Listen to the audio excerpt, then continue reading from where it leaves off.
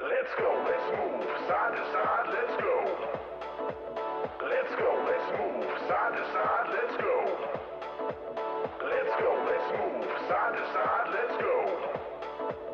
Let's go, let's move, side to side, let's go. Let's go!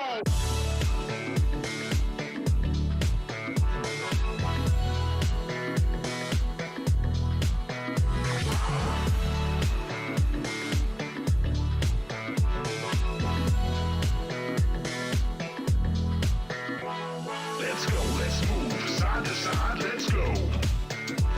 Let's go, let's move, side to side, let's go. Let's go, let's move, side to side, let's go. Let's go, let's move, side to side, let's go. Come on, everybody, bring it in.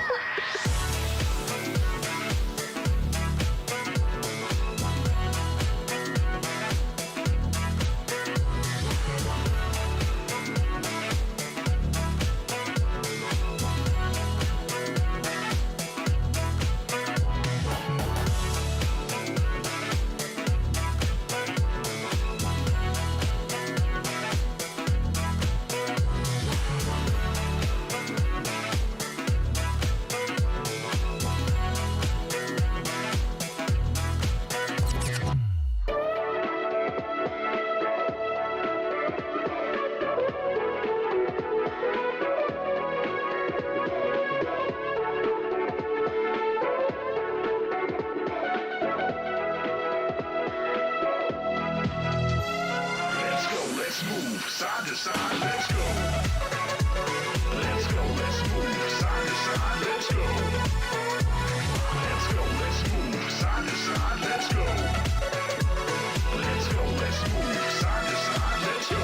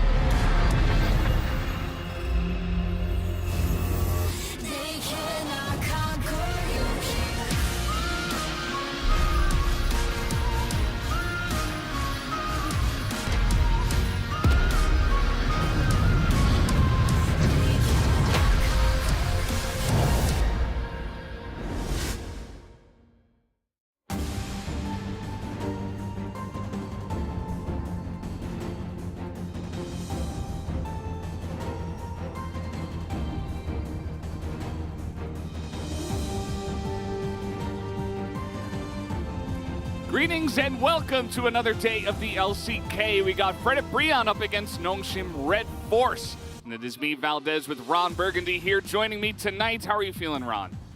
I'm feeling great. There's no teleprompter, which is kind of unfortunate. I'm used to that being there, and I don't know why we don't have it.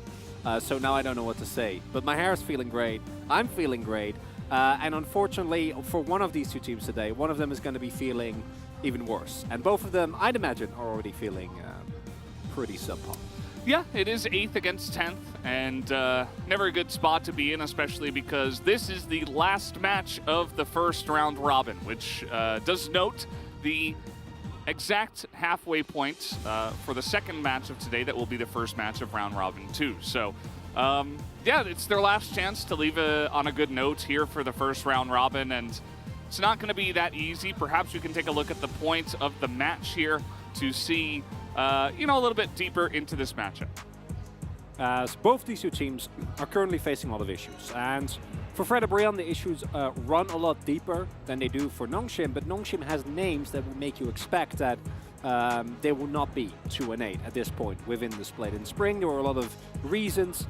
This time around, it just seems like the team's still not coming together. So both of these two teams in crisis desperately need a win. And that will be the upside of today. At least one of these teams is going to catch a break after what has been a very rough first round robin. Yeah, definitely rough. At the brink of a winless round, Bro starts Morgan, Umpty, Lava, Henna, and Delight. So Henna will be starting here. Bro returns with the original lineup after 8 losses. What is their game plan? I think at this point, basically just try to get a win, try to revitalize the team a little bit. I don't think anybody has expectations of playoffs at this point in time. It's not like spring. It is not the same feel. And just trying to rejuvenate and get some confidence back into some of the guys will be big. And Sylvie has been brought up as Dread is dealing with health issues, and Dread was, especially in the early game, one of the stronger players. Even in the late game, he was one of the more active players. Didn't always work out, but Nongshim really needed that activity. Sylvie, within the context of challengers, has been great, was one of the main reasons this team was actually able, together with Vital, to make it to finals last time around. They were a really big underdog. But as has been mentioned before, we have seen that junglers really struggle the most when being brought up. Junglers and supports, because the role is played on such a different level than it is in challengers, where there's a lot less movement, and Umpty has been around for quite a while. Yeah, 6 years for this veteran jungler. And yeah, Sylvie does have a lot on his plate coming into this matchup, so we'll see if he can try to revitalize Nongshim in his own way. As you can see here, the stats not going to be great, but overall, Nongshim actually has the 3rd highest in the league goal difference at 8 minutes. So it's not really the early game or the laning phase issues, although they haven't been noticeably strong, but it's just been a lack of anything else after that. And that's the key thing. The stats aren't great, but they're an 8th place team. They've only won 2 series, so that's to be expected. But it really is kind of a signal that these players individually still have their moments. It's really about actually closing out games, finding angles, setting up team fights, playing the map that Nongshim is just not finding anything in. For Fred Brion, the stats really tell the story of this team. If you are sitting on a -15 game score, no surprise that your stats are going to be not great to look at. Yeah, and here's Fred Brion. The original lineup, as it was stated everybody here from the beginning of the year will be starting, as well as Morgan in the top side. So, yeah, Umpty still smiling, still laughing. That's all you can ask for at this point in time. This team has only won one game. So not only are they 0-8 in terms of match score, but they've only had an opportunity once to actually kill the enemy Nexus before theirs was destroyed themselves. As the fans are still here, there's still a lot of Fred Brian's fans. They don't really care. I think that a lot of the Korean side as well, they're like, they kind of relish in the joy of like, oh, this team is really not doing well. Let's come down and cheer for them anyway. We're still going to support them. I don't know what we're showing off the haircut. We're showing off the Fred Brian win. It's his birthday. Aww. I also saw Cloud Templar in the bottom. I don't know if he was looking for a shout out or anything, but Fred Brian, they are still a very lovable team. Even outside of Korea, this is one of the teams that people love to love. There's the Lord Morgan memes, there's Umpty and Lava. But overall, the results, unfortunately, unlike in spring, have not been there. And apparently it's the same age as Cloud Templar, so that's an achievement in of itself. Yeah, making it that far. As here is Nongshim. The entirety of the team effort will be starting today, but of course, importantly, Sylvie will be there in that jungle role. You don't have Dread, who I remember in the beginning of spring, he was really popping off. You know, he was playing Talon, which was kind of popular at the time in solo queue. He had a Yuumi on his back. He was having a lot of fun, but unfortunately not feeling too well today. So Sylvie will be stepping up. And Peter, of course, sent down to the dismay of Brendan Valdez right beside Very me, sad. to Very challengers, where the team has kind of had to recalibrate, playing with a sub player, Goliath, making it in, and not having Sylvie. And for Nongshim, and this is nothing against Dread, but maybe Sylvie is just the mental reset that this team clearly desperately needs. It's not even the individual performances, although those have been up and down. It is about specifically being able to actually get something done. And this is what I mean. Look at the stats for BDD. Yes, obviously a damage percentage being that high isn't great, but DPM looking good. Actually being able to output a lot of damage with very limited gold.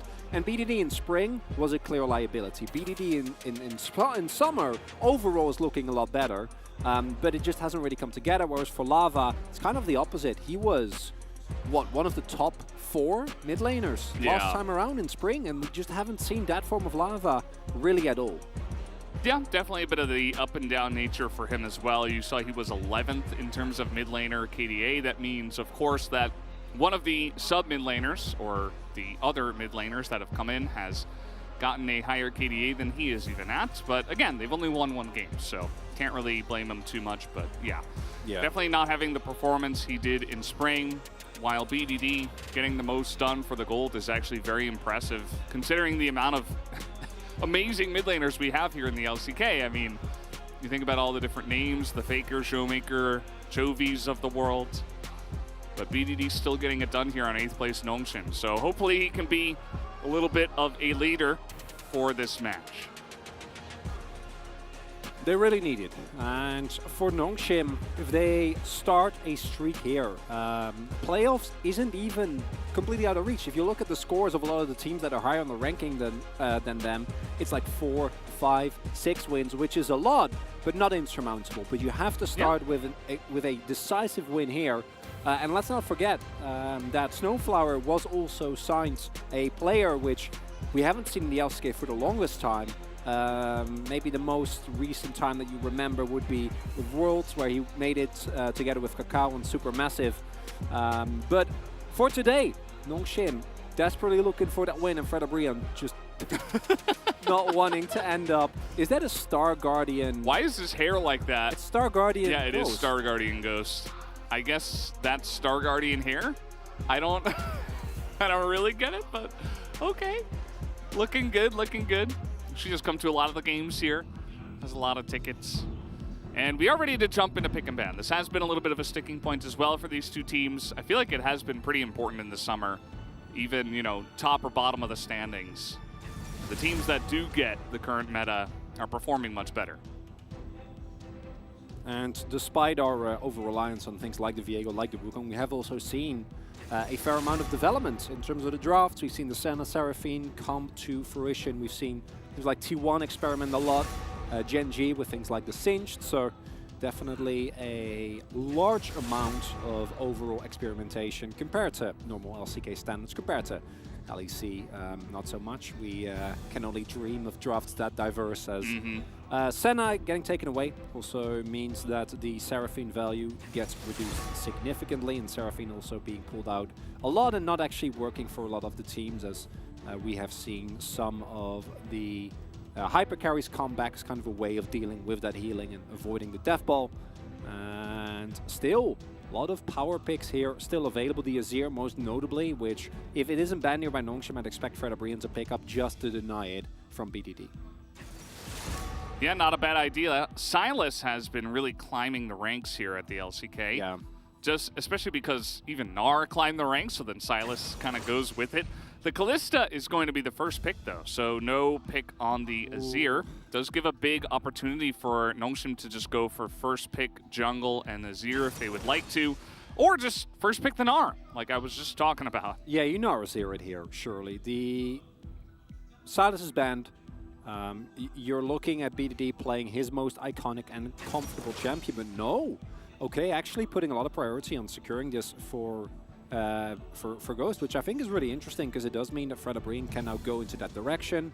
Renata and Kalista has been a very oppressive lane, has actually been able to deal with what I'd expect will be a third pick Kench here for Nongshim, which has been, it's still a really strong combo, as there is indeed the Azir, unsurprisingly.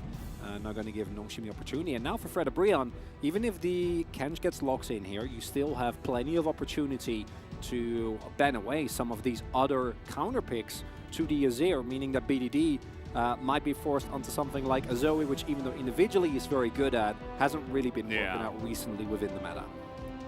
Don't really want to see that Zoe, but now that you mention it, we might have to in this game. I'm feeling it, Valdez.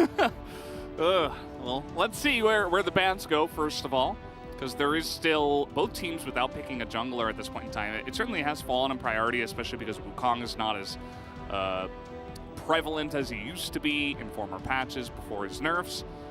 And of course the Viego's already banned. So let's see what they do decide to ban here, as GP is going to be taken off the list. Nongshim just banning away potential counters to the Gnar. Yeah, like that. Gwen ban also would not be surprising. Camille is another one, which is not necessarily a pick that always works well into the Gnar, is very reliant on jungle attention, but is the Morgan pick. So banning that away does mean that he will have less comfort in one of the first games we've seen of him in a while. Taliyah ban, I double appreciate. One, Taliyah is incredibly strong into everything that Fredabrean already has, barring maybe Renata, and it's one of the old school BDD champions that he was extremely successful on. I'm not the biggest fan of the Veigar ban because I feel like BDD's Veigar has been a bit of a trap card for them. And other counter picks that are still available include the Akali, but I would not be shocked if we do actually see BDD go towards that Zoe. But that will be an R5 pick, expecting to see the jungler picked up here. Wukong would make sense. Poppy, amazing. It's so good. It's so good. I mean, just in general, like there's not that many dashes. Yeah, you see the Azir, the Kalista kind of hops around. But the Poppy in general, just as a straight-up pick, is just pretty good. As Bel'Veth is going to be the selection here for Umpty. That has seen no success in the LCK, but junglers keep trying it. Perhaps Umpty has the reason and the answer for that. And the Poppy, playing Kalista into Poppy is just the worst, because as soon as Poppy is on you, you can't do anything. Yeah. You can't auto, you can't really get any damage down. And I've been very outspoken about my feelings regarding the Victor, but I don't think the pick is great. It is definitely punishable. The Azir has a very, very good win rate because of post-6, you just shuffle them in. But I do see Nongshim's problem here, where they want a reliable threat. They want something that can actually front back team fight, because that is 100% what this game is going to get down to. And the Victor, even though the win rate and the overall power level of the champion doesn't feel great, it's still going to be better than the Orianna, which has kind of been the other go-to. And a lot of the other picks run into issues that we talked about. Otherwise, maybe it's a Zoe, maybe it's an Akali. But with the state of Nongshim right now, Victor feels safe. I don't know if safe is the right choice, but I get it from a perspective of we're a team that is currently struggling, and Victor is very plug and play. That last sign just said hope with the clover in the middle. We'll see how it goes. I don't know about the Victor. I just think it's, It's not that good. Even more than the Zoe, I feel like it's a trap card. So far has a 23% win rate, and I think most of those games were against Azir. And not only is it Azir, it's the Kalista, it's the Ornn. There's so many reliable ways to make the Victor kind of just a one rotation and then die because you don't really have anybody to protect you. I mean, they have the Tahm Kench, but you would think that mostly that would be for Ghost, but I don't know. We'll have to wait and see. Maybe Poppy can peel decently for the Victor. I'm willing to see if BDD's got an answer for this as well as the Bel'Veth. That's another pick that we see here that we haven't seen a lot of success with, but maybe in this game we can find it, as we will hop into the rift for game number 1.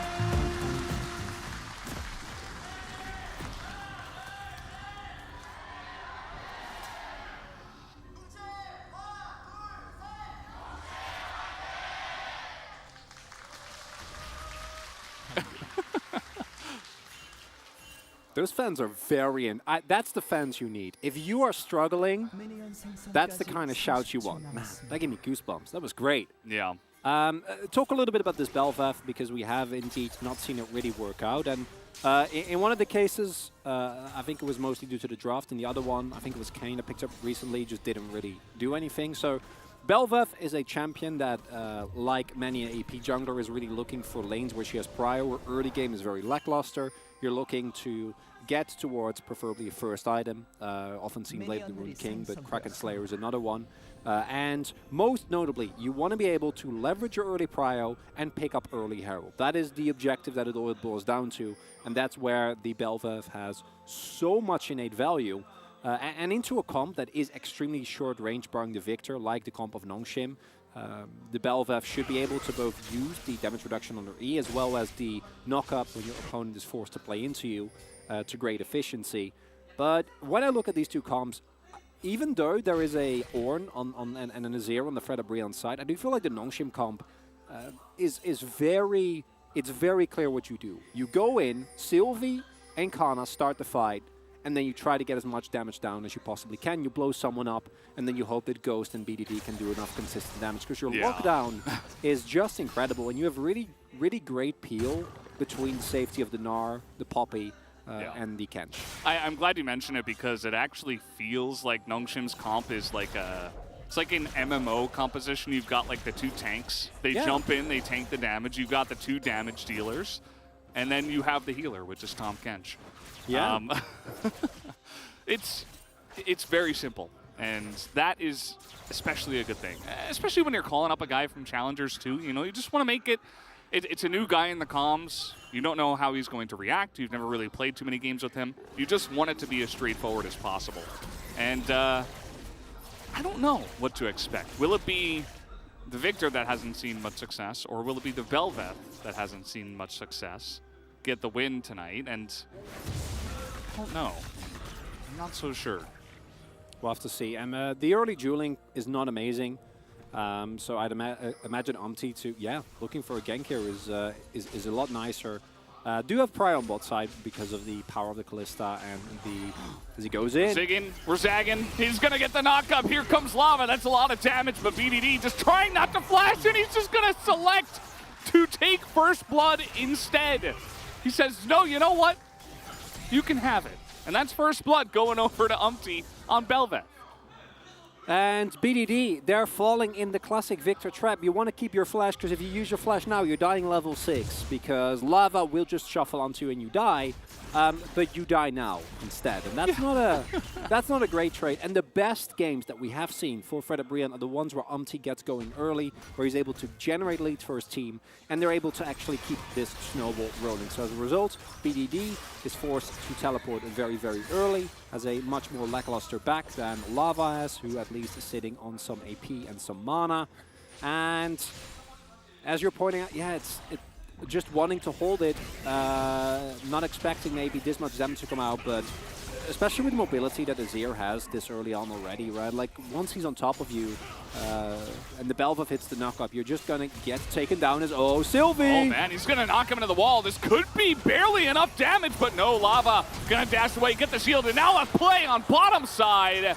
And Effort is not able to heal that up or peel for that as the Kalista Renata continues with its dominance. Oh, and this is looking good for Fred Brion as they are snowballing very, very hard, and that's going to make the play for Nongshim subsequently so much harder. In addition to that, Sylvie's play, while good, isn't able to actually get the kill. There is a big wave that is currently going into the turret, so this at the very least saves mid lane. So mid lane is now no longer a place of desolation and despair for Nongshim, but then you've replaced that with bot lane, as it is a 2v2 being set up here. Maybe a misread, thinking that the back has come through. They don't have vision in the brush, so you need to play respectful. Don't have devoured this early, and that's the end of it. Yeah, not really a lot more to say early on. You're not going to win the all-in against Kalista and Renata. Yeah, I think you're exactly right. I think we missed a little bit of the, 30 seconds before that happened, the perspective on the bottom side play, because it seemed like Ghost and Effort had no idea they were in that brush. So, once again, another guy is going to be caught off guard by that. So, Fred Brion, a pretty big lead, bigger than we've seen them have in almost all of their games, as it looks like Umpty's going for another wraparound here. It's only level 5 right now, so if he can get the flash now, then BDD might just lose the lane. Oh, Delight also roaming. Really nice timing here. Oh no, BDD puts down the stun. He's like, oh god, please, I don't want to lose my flash, but he's not even, oh, he's actually still going to use it. But why? He's just going to go down anyway. That's a second kill now to Umpty. As BDD, you saw he was not happy on that cam. Amazing play there by Delight as well, because he's the one that actually secures that. Otherwise, BDD can just walk off into the jungle. Sylvie will be there. But because Delight is there on the roam, as a result, BDD, as you pointed out, last time around, I think he should have flashed. This time, he shouldn't have. Should have just saved it, because now Umpty gets another kill, really gets going early, and then in addition to that, as I don't... he definitely has to smite earlier, but there will be no contest, so it's fine. Fred and Brion coming out swinging or getting early leads. Sylvie, though, going to try and at the very least secure some vision, because this already is all good for Fred and Brion. If you can now get that early Herald, utilizing the fact that Kalista and Bel'Veth are both fed, and you can chuck it down, utilize the push, and really swing that gold lead, then maybe we avoid the dreaded Fred and Brion get an early game lead and then do nothing for 20 minutes, which has happened a lot. And snowballing a Bel'Veth is a really good way to get that going. Yeah, used to happen a lot. Nowadays, they kind of just fall over. But, yeah, it's nice to see them back on track here with Umpty kind of leading the charge, as you were talking about. A couple of kills for him already on the Bel'Veth. Would love to see him actually utilize the push with the Herald that we haven't really seen just yet. And everything so far is Fred at Brion's. Let's see how good they are at really pushing the envelope. Oh, boy. Such as teams like T1, they would immediately be looking for dive spot, more plays. For now, it is just going to be Umpty invading in the blue buff area, and this could get a bit dirty in there. As Handshake comes in, Effort actually getting ignited down. He has to flash, as this is just them laning. It's just 2v2ing. Nothing else happening, but again, they go down to it. Oh, Sylvie going in very, very deep. Might have a good wraparound here, but they are definitely weaker, so they need to play very, very respectful here. And yeah, Sylvie seems to identify it themselves as well. And I want to highlight a little bit, like, BDD is having a rough game, but this is also the result of bot lane getting completely doomed because of Effort and Ghost being permanently shoved in, and already that's always going to happen a little bit with this matchup, but like dying in a 2v2 makes it way worse. Yeah.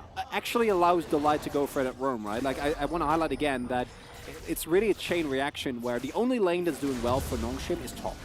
Sylvie has actually been making plays, so is looking for proactive moves around the map, but they haven't really worked out. And Ghost and Effort are bleeding gold. BDD got killed early on, and then in addition to that is also suffering from what is happening in bot lane. And as a result, Fred Brion is able to pick up a really big gold lead. And now the test. Do you actually turn this into a successful Herald? Will you be able to get the ultimate form for Umti, in addition to utilizing the passive, getting all those little void minions and actually getting a lot of gold for your team. Because if you don't, you let that Herald go, or you try and go for Herald, but you overinvest, and Nongshim can set up a dive on bot side. This is a nice little play onto Henna, because there is no Renata at all, as...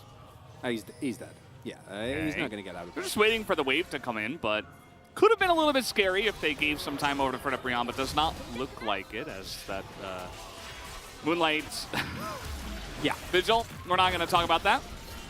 But either way, they are going to get the kill, and this is Crescendum Aphelios on this bottom turret. So actually, this is a nice amount of power going back to Ghost and Effort. Yeah, a little mistake from Sylvie there, using his Steadfast Presence a little bit too early, which is the reason why we do see Henna live there for a little bit longer. It doesn't actually end up mattering. I also want to highlight that Kana bought a recurve bow, which I assume is going to build into a Blade of the Ruined King at some point, although maybe I actually have no idea what direction he's going into, because I haven't seen all the directions build anything but Triforce and tank items, or a cleaver maybe for the longest time. So interested to see what will happen.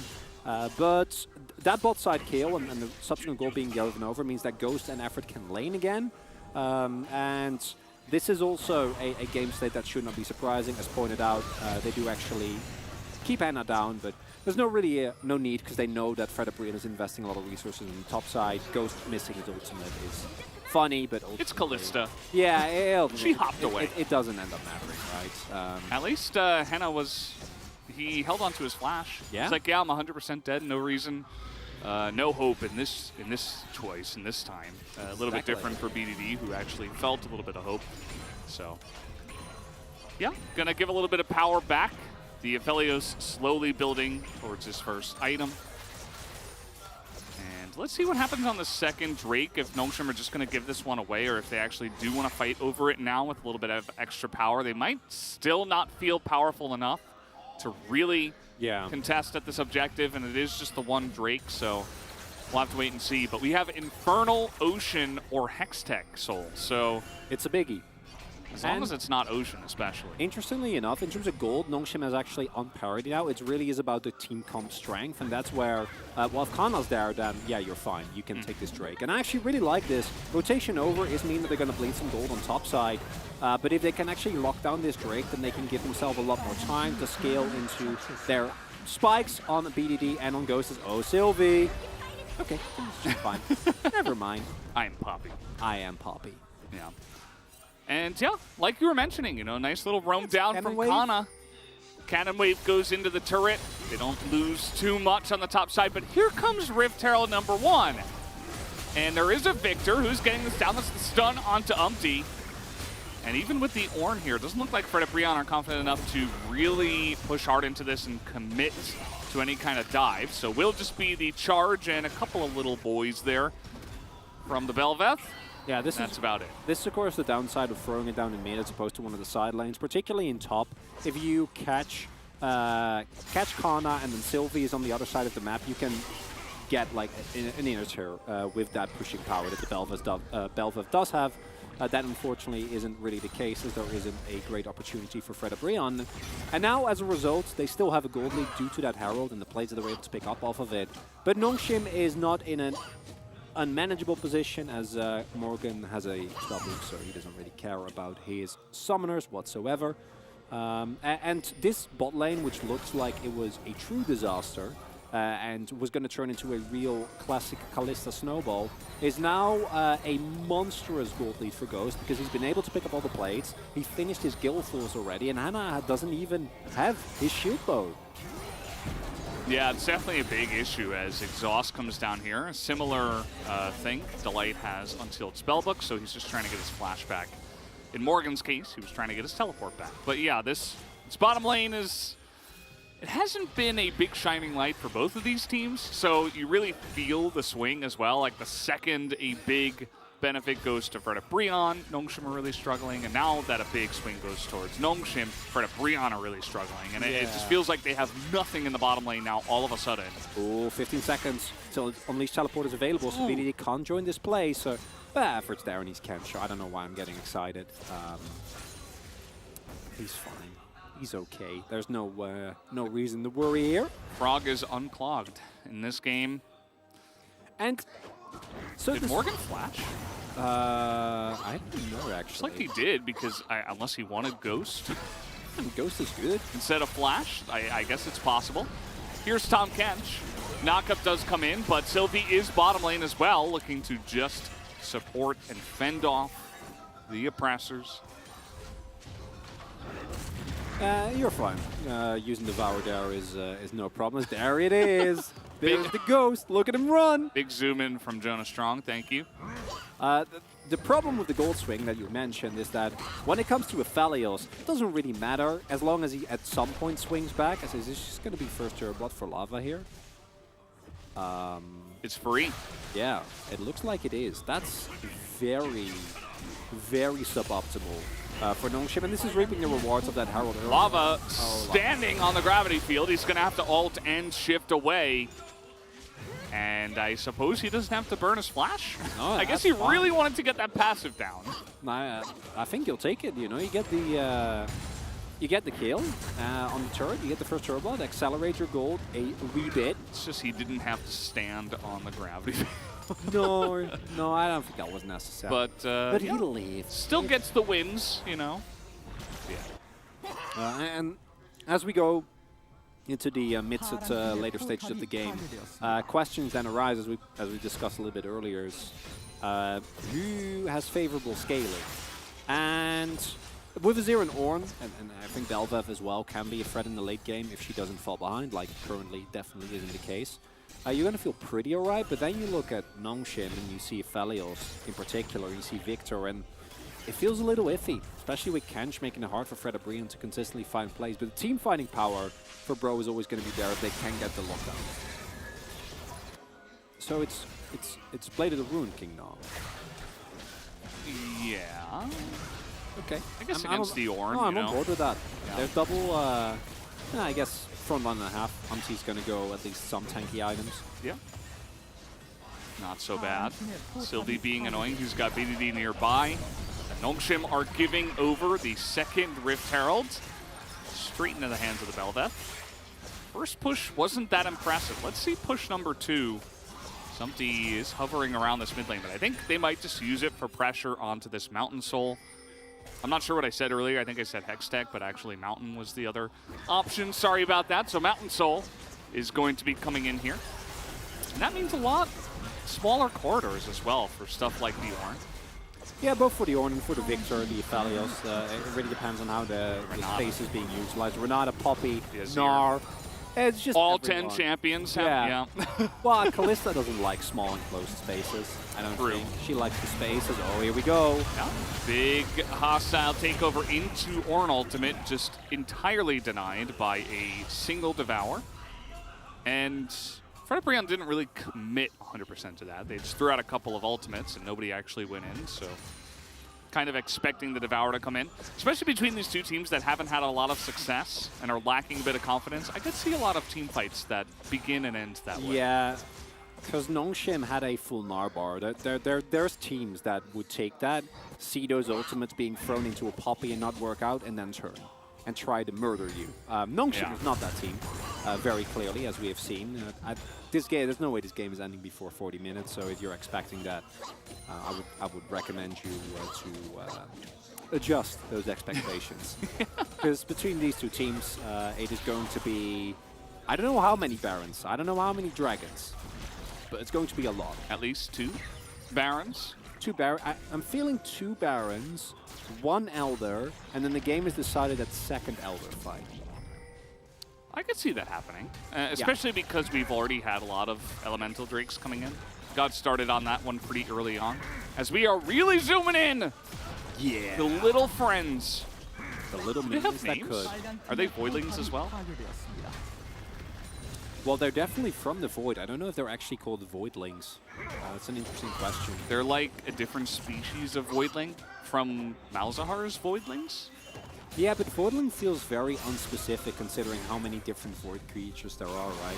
Yeah, it's just like a small Void creature is a Voidling. Yeah. Just like a Zergling, you know, it totally makes sense. But I wonder if I suppose it can be in the grand collection of Voidlings, but they might have a specific. Well, yeah, I should know this because I'm lore guy, right? Like I will come back. I will research this and I will get back to you. As well, Kana's dead unless somebody can teleport in to save him. Otherwise, I don't believe he will survive. As that is another kill to the Bel'Veth. 400 gold. Here's Delight by himself, trying to ward, perhaps, and he will die as well on the opposite side of the map. But take a look at this. Nobody's bot. 3 people were top. Here comes the Rift Herald and Umpty's Bel'Veth. Uh-oh. Should be at least this turret. At the very least, I love the teleport here as well. Very, very confident play. They just need to be careful that they don't get turned onto. But I don't think they will. And that is a ton of value. A lot of gold going into the pockets. 2k gold lead now. Coming through here for Fred Yeah. And the fact that the bottom lane as well. Ornn is not really a huge split push champ, right? But with Umpty really hovering a lot down to the bottom side, they open up another lane now to say, sure, Nongshim, go for the Baron. We don't care. We'll just kill your base because Bel'Veth's bot, Ornn's bot, Lava's TPing. You know, you can imagine a late game scenario where Bro just give up an objective for pushing into the base of Nongshim. And Kana walks in, takes a second as well to realize that Morgan is there, and Umpty, again, being the old Umpty that we haven't really seen this split, the main instigator of any action for Fred on the map, sitting on a 2.2 gold lead over Sylvie. Now Sylvie is also not getting any resources anymore because everything is being put into people like BDD being into Ghost, and yeah, unfortunately for Delight, goes in while there is a play being made on the bot side of the map, so trying to aggressively contest for vision in that scenario is a big risk. If there's no collapse imminent, then you can safely surmise that there are plenty of enemies on the map. And with that, what we do see is that Umpty sitting on a 2-item spike. Lava Cruci also has the Shadow Flame done. So across the board, 2-item power spikes for Fred Brion. Everyone is looking very, very strong. Whereas if you look at Nongshim, BDD hasn't his item finished yet. Sylvie is obviously very, very far behind the curve. And as a result, I wonder whether Nongshim was actually going to contest there. Kana as well, with this Blade of the Rune King, his damage in the 1v1 against Ornn is very, very good. But in teamfight, you are going to miss the health of some of those other items that we see the Ornn or the Gnar build normally. Yeah, and look at the side of Fred Brion. Like already, of course, Ornn at level 13, he's leveled up his item, but everybody's got a big mythic that they are just waiting to upgrade and get ready for that. Oh, we're going to get the fight, Valdez. Consider Mountain Soul is on the way. Everybody should be fighting over this, especially with all of the tanky stats, especially on the side of Fred Brion here. So Nongshim trying to poke ahead. There are the lasers, but the soldiers also coming in from Lava, trying to contest, and this is going to go the way of Nongshim for now, but who's going to win the fight? Here comes the hostile takeover, and it's stolen by Umpty as well, who is just in the pit and doesn't care about the damage from Nongshim. He's trapped in here, but so is the rest of Nongshim as Sylvie tries to go in, has to flash the wall, and now they don't really have a front line as here comes Ghost trying to turn it, but doesn't look like he has the damage nor the items at this point in time. Double kill already for Lava. As Fred Brion now will look to get the cleanup. Umpty is so almost overly confident, but he does keep them around as another kill will go into the hands of Fred Brion. Here comes Lava to take his third, and that is just massive for Fred Brion. And if you are able to actually get this Drake as Nongshim, then maybe it's a very unfavorable trade, but at least you're not going to feel supremely terrible around it. But now you do, because you don't get anything. You get so far behind in terms of gold, and you're unable to actually get the smiter. Sylvie not able to actually take out Umpty, so Umpty is able to steal, and then we see a very split fight where I think if Kana goes in there and actually slams some people into the wall, but he already used his ultimate, right? Yeah. A lot of team fighting power was already thrown out very early, and then Ghost tries to turn him. He doesn't have his IE yet, crucially, so he doesn't have the one-tap damage. And an Umpty, at this point, you are a fed Bel'Veth. The damage reduction that you have with your E is very big. This is very unnecessary, but it's going to mean that they pick up the kills regardless. Yeah. And BDD, again, doesn't actually have the power that Lava does at this point, so you're a little bit behind in items, and then your execution on the team fight isn't crisp. As a result, now, Nongshim very far behind.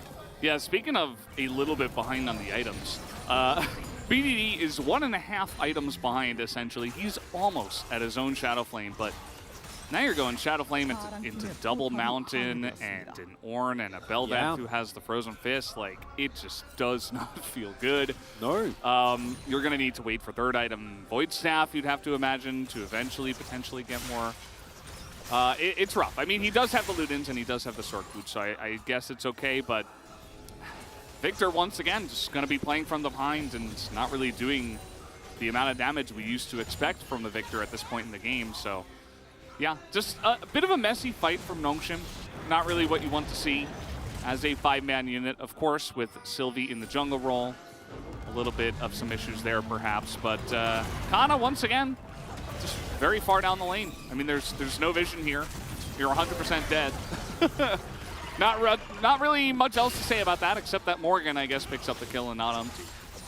And the problem is, for Nongshim, is that they don't have a comp that can just pull the trigger and start a fight in mid, because the disengage from Fred Brion is really, really good, and there's still a turret there, 25 minutes in. So you don't really have the map control that you need to turn and punish, and this kind of ties into the issue that we've seen from Nongshim basically this entire game, which is the punishers just don't really seem to be there. There were some couple of nice dives early on Hannah, or the one dive rather that they got, but as a whole, they seem to not be able as, oh, Delight. Okay, well, Victor found a target. Yeah, Delight definitely, guys. Yeah, and he's been very aggressive with his positioning in this game. So, nice little plays, I suppose, to punish that. As now, with no vision on the Baron. Oh, I thought Lava maybe was just going to start it up here with Henna nearby, but not going to happen just yet. It doesn't even clear the control ward that's in the pit. Just lets it sit. Because they don't have vision, so he doesn't want to risk getting engaged on. As, yeah, Kana has built for the 1v1. But I don't even know if he would win the 1v1, to be completely honest, with how little Morgan's health bar is going down. And currently not. No, and it's not a 1v1. So this Blade of the Ruined King is not going to get as much work done as a tank item would for Nara in the team fights. And clearly the 1v1 is not really benefiting from it either. Now it will help if you're playing into Lava, but Lava is so fed, nearing his death cap, already sitting on 1 rod, that I don't even think that is really going to matter in that matchup either, because you're so far behind. And now, must-win fight coming up for Nongshim. Ghost is huge though, and that's the one saving grace, the one maybe for Nongshim fans that you can desperately cling on to. Last time around he didn't have that IE, this time around he does. But I don't know if that's going to be enough, Eldes. Yeah, for the Brion, they have taken control of the mid lane. This is going to allow them to push. They're trying to isolate BDD. The flash knock up, and immediately into the bouncy castle goes BDD. Again, not able to flash away from that. Our Ornns have evolved into the next level of Ornn. We'll call them ornaments. And yeah, I mean, it's just insane. It's so hard to get away from that flash play, especially when you're not expecting it, and it's just a very nice snap call from the side of Fred Brion that allows them to pick up the Dragon and the Soul. And it's BDD sitting on a stopwatch and flash as well. Yeah. And BDD, unfortunately in this game, just getting punished continuously. Kana is going to pick up a bounty here, but you're giving up the Soul, or rather, you already gave the Soul, you're giving up the Baron here as well. So if you want a hero moment, Sylvie, well, good luck with this one. They're going to try to fight it. Well, what else? Yeah, I mean, otherwise the game's over anyway. Okay, well, that's a lot of damage from Ghost as Fred Brion just group up for it. Henna now in position to get taken down. Ghost very low, though. He will be taken out by Lava as BDD will get his revenge. Finally, as now he's coming around the back here, he's like, uh-oh, that's a very scary Manta Ray. I should probably run away from that thing, as getting to work was Umpty, but there are 3 members of Nongshim here. He is actually so tanky, and he is going to survive. As Morgan comes in, peels very nicely for him. As here comes Nongshim with Mega Gnar. And will they be able to kill this Ornn? I don't know. I mean, that's a 3-man knockup coming in as it's got Morgan against 4. He takes down 2 and nearly gets a 3rd. As Nongshim, I suppose, at least they'll take some of the Baron buff away. That's Mountain Soul Ornn! He doesn't die, ever. And doesn't matter what you build, not going to be enough as we go all the way back to a BDD that... Stopwatch or flash or something? You have to stopwatch, because even with Effort not having his Devour available, at the very least you give your team the opportunity to maybe do something. Get in position, yeah, but heal just for you. Isn't the case at all. And then Sylvie isn't going to throw his life away and trying to get the 50-50, but crucially does knock away the Ornn initially, and that's why this fight looks so good from the get-go. Ghost going in this aggressive, I think, could have been avoided. But he does do enough damage so that BDD can pick up the kill on Lava. And now he has 350 armor and 200 magic resist. And this is the only damage dealer here is BDD. Spamming into the tower. no. Let's go. 오케이. Okay. 살렸어. 배려 살렸어. Lord 괜찮아. Morgan on the Ornn. I saved Umpty, and he said Belda, but yeah, that's just one Baron buff. It's enough, especially with the Belvath as now just popping that Solari, or rather the Australia is looking to get out of there. As the rest of the team, they rotate into mid. Credit Brion with this Mountain Soul, like we talked about. I mean, they are just almost impenetrable now. Yo, yeah, it's horrible to try and get through. Would not be surprised to, even after BDD finishes his Void Stuff, not see him do damage until he has actually gotten his death cap. Yeah. And even then, it's going to be heavily mitigated. On the flip side, Lava is very close to his death cap. Umpty just gets his upgrade as Ghost. Okay, the Ornn is denied as Sylvie gets into position, as now the front line of Nongsim is getting to work. Umpty just going to go into that stopwatch, but he is definitely not going to get bailed out this time around. So, nice little play there from Nongsim to put an end to the push. Very important. Able to, in the end, it's a minus 800, 900 gold Baron power play. So Nongsim actually getting the better end of that trade. And this is the one thing that, as for the Brion fan, is going to be very, very scary. The Nongsim comp still has a fat Aphelios. And you can criticize Ghost, his laning phase, as much as you, and I think he does deserve at times.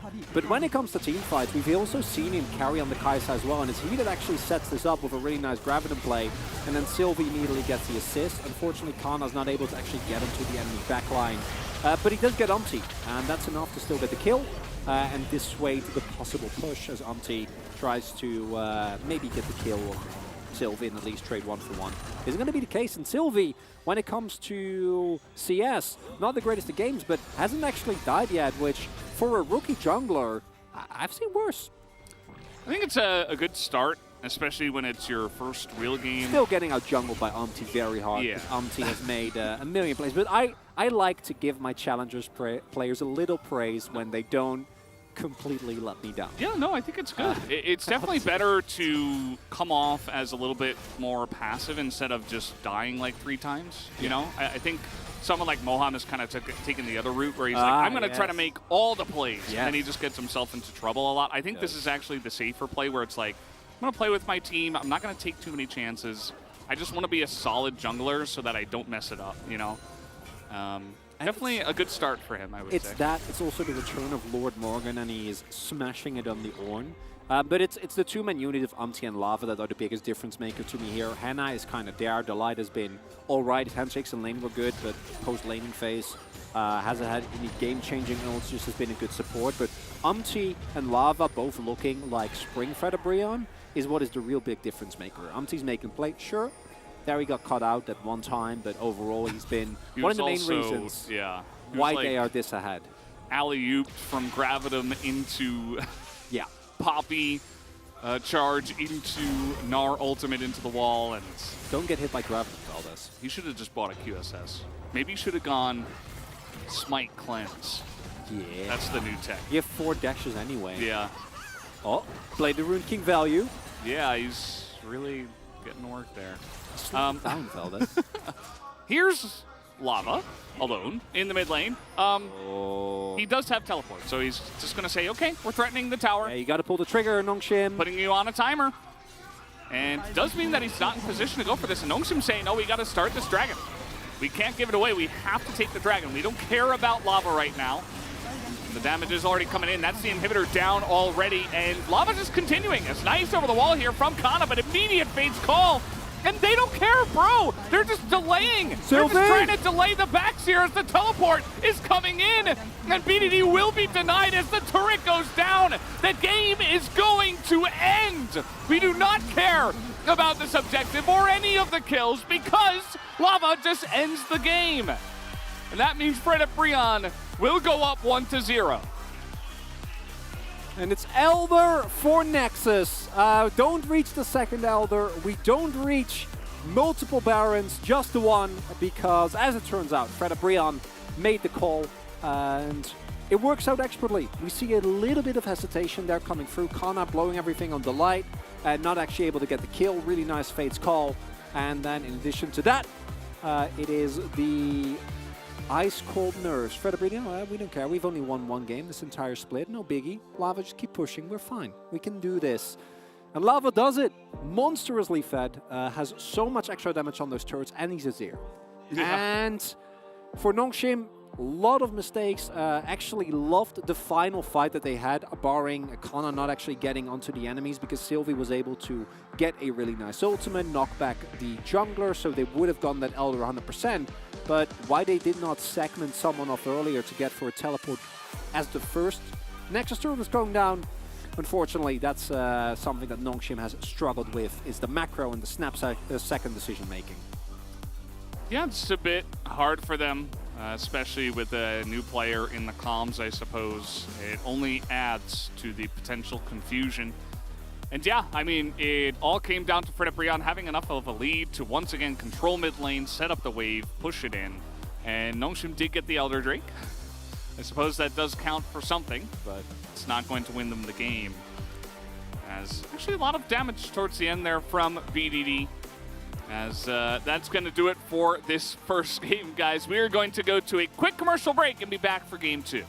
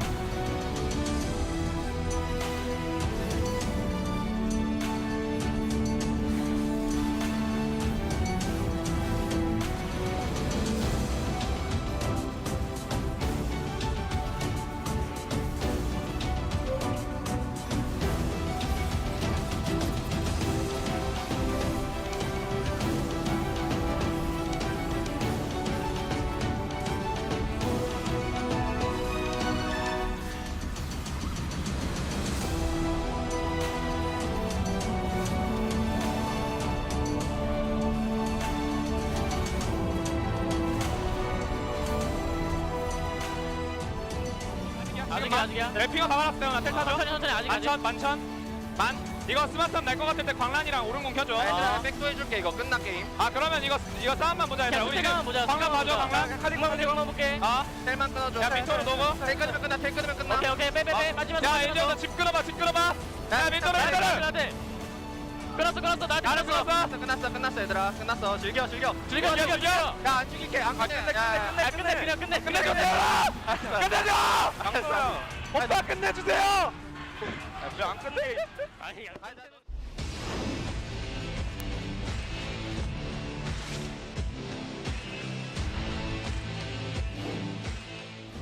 아 이미 상당히 좀 위험한 상황인데. 땀이 팔이 떨어져 나가라 때리고 있긴 한데 상대가 체력이 뭐 다 있든 쇼메 강력. 근데 와 베릴 또 들어가요. 베릴. 하면서 전멸까지 활용하면서 헛장 또 들어갔죠. 파는 이 협곡 지금 오늘 롤도사가 지배합니다. 근데 가볼게.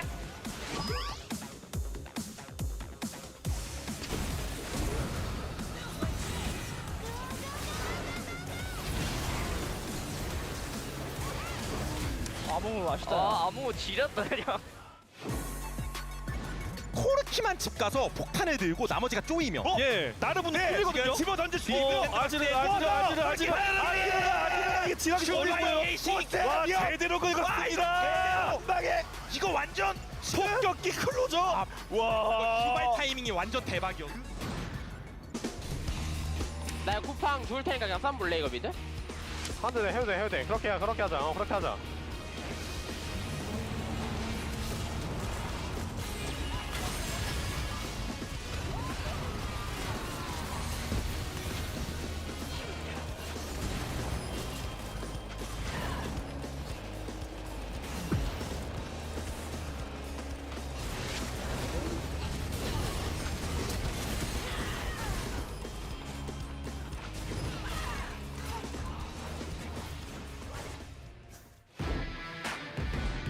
서로 병력 움직임이 중요합니다. 다음에 파괴자.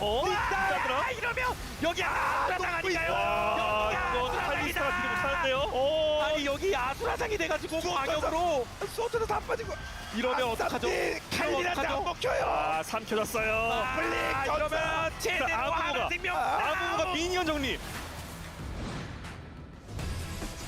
네 박아볼게 이거.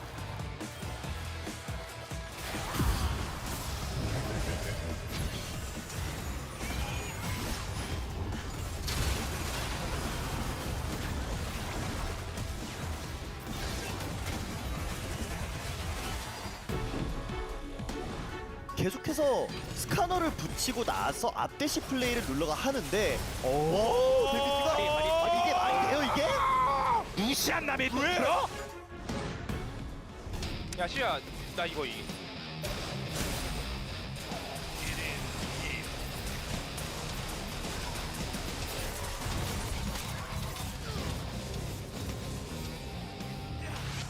잡았어. 나이스.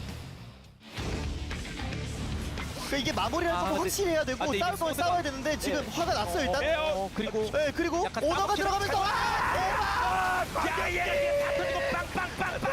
받쳐주고 이렇게 되면 그래도 나르랑 오공이 열심히 돌긴 하는데 문제는 이미 너무 콤보가 잘 들어갔어요. 맞습니다.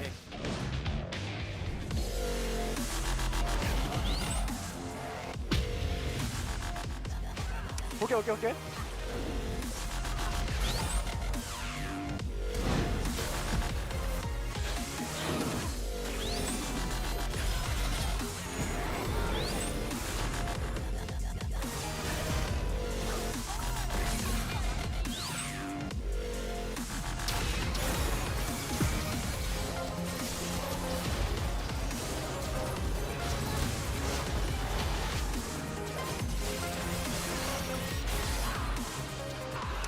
이만 시대. 나이스.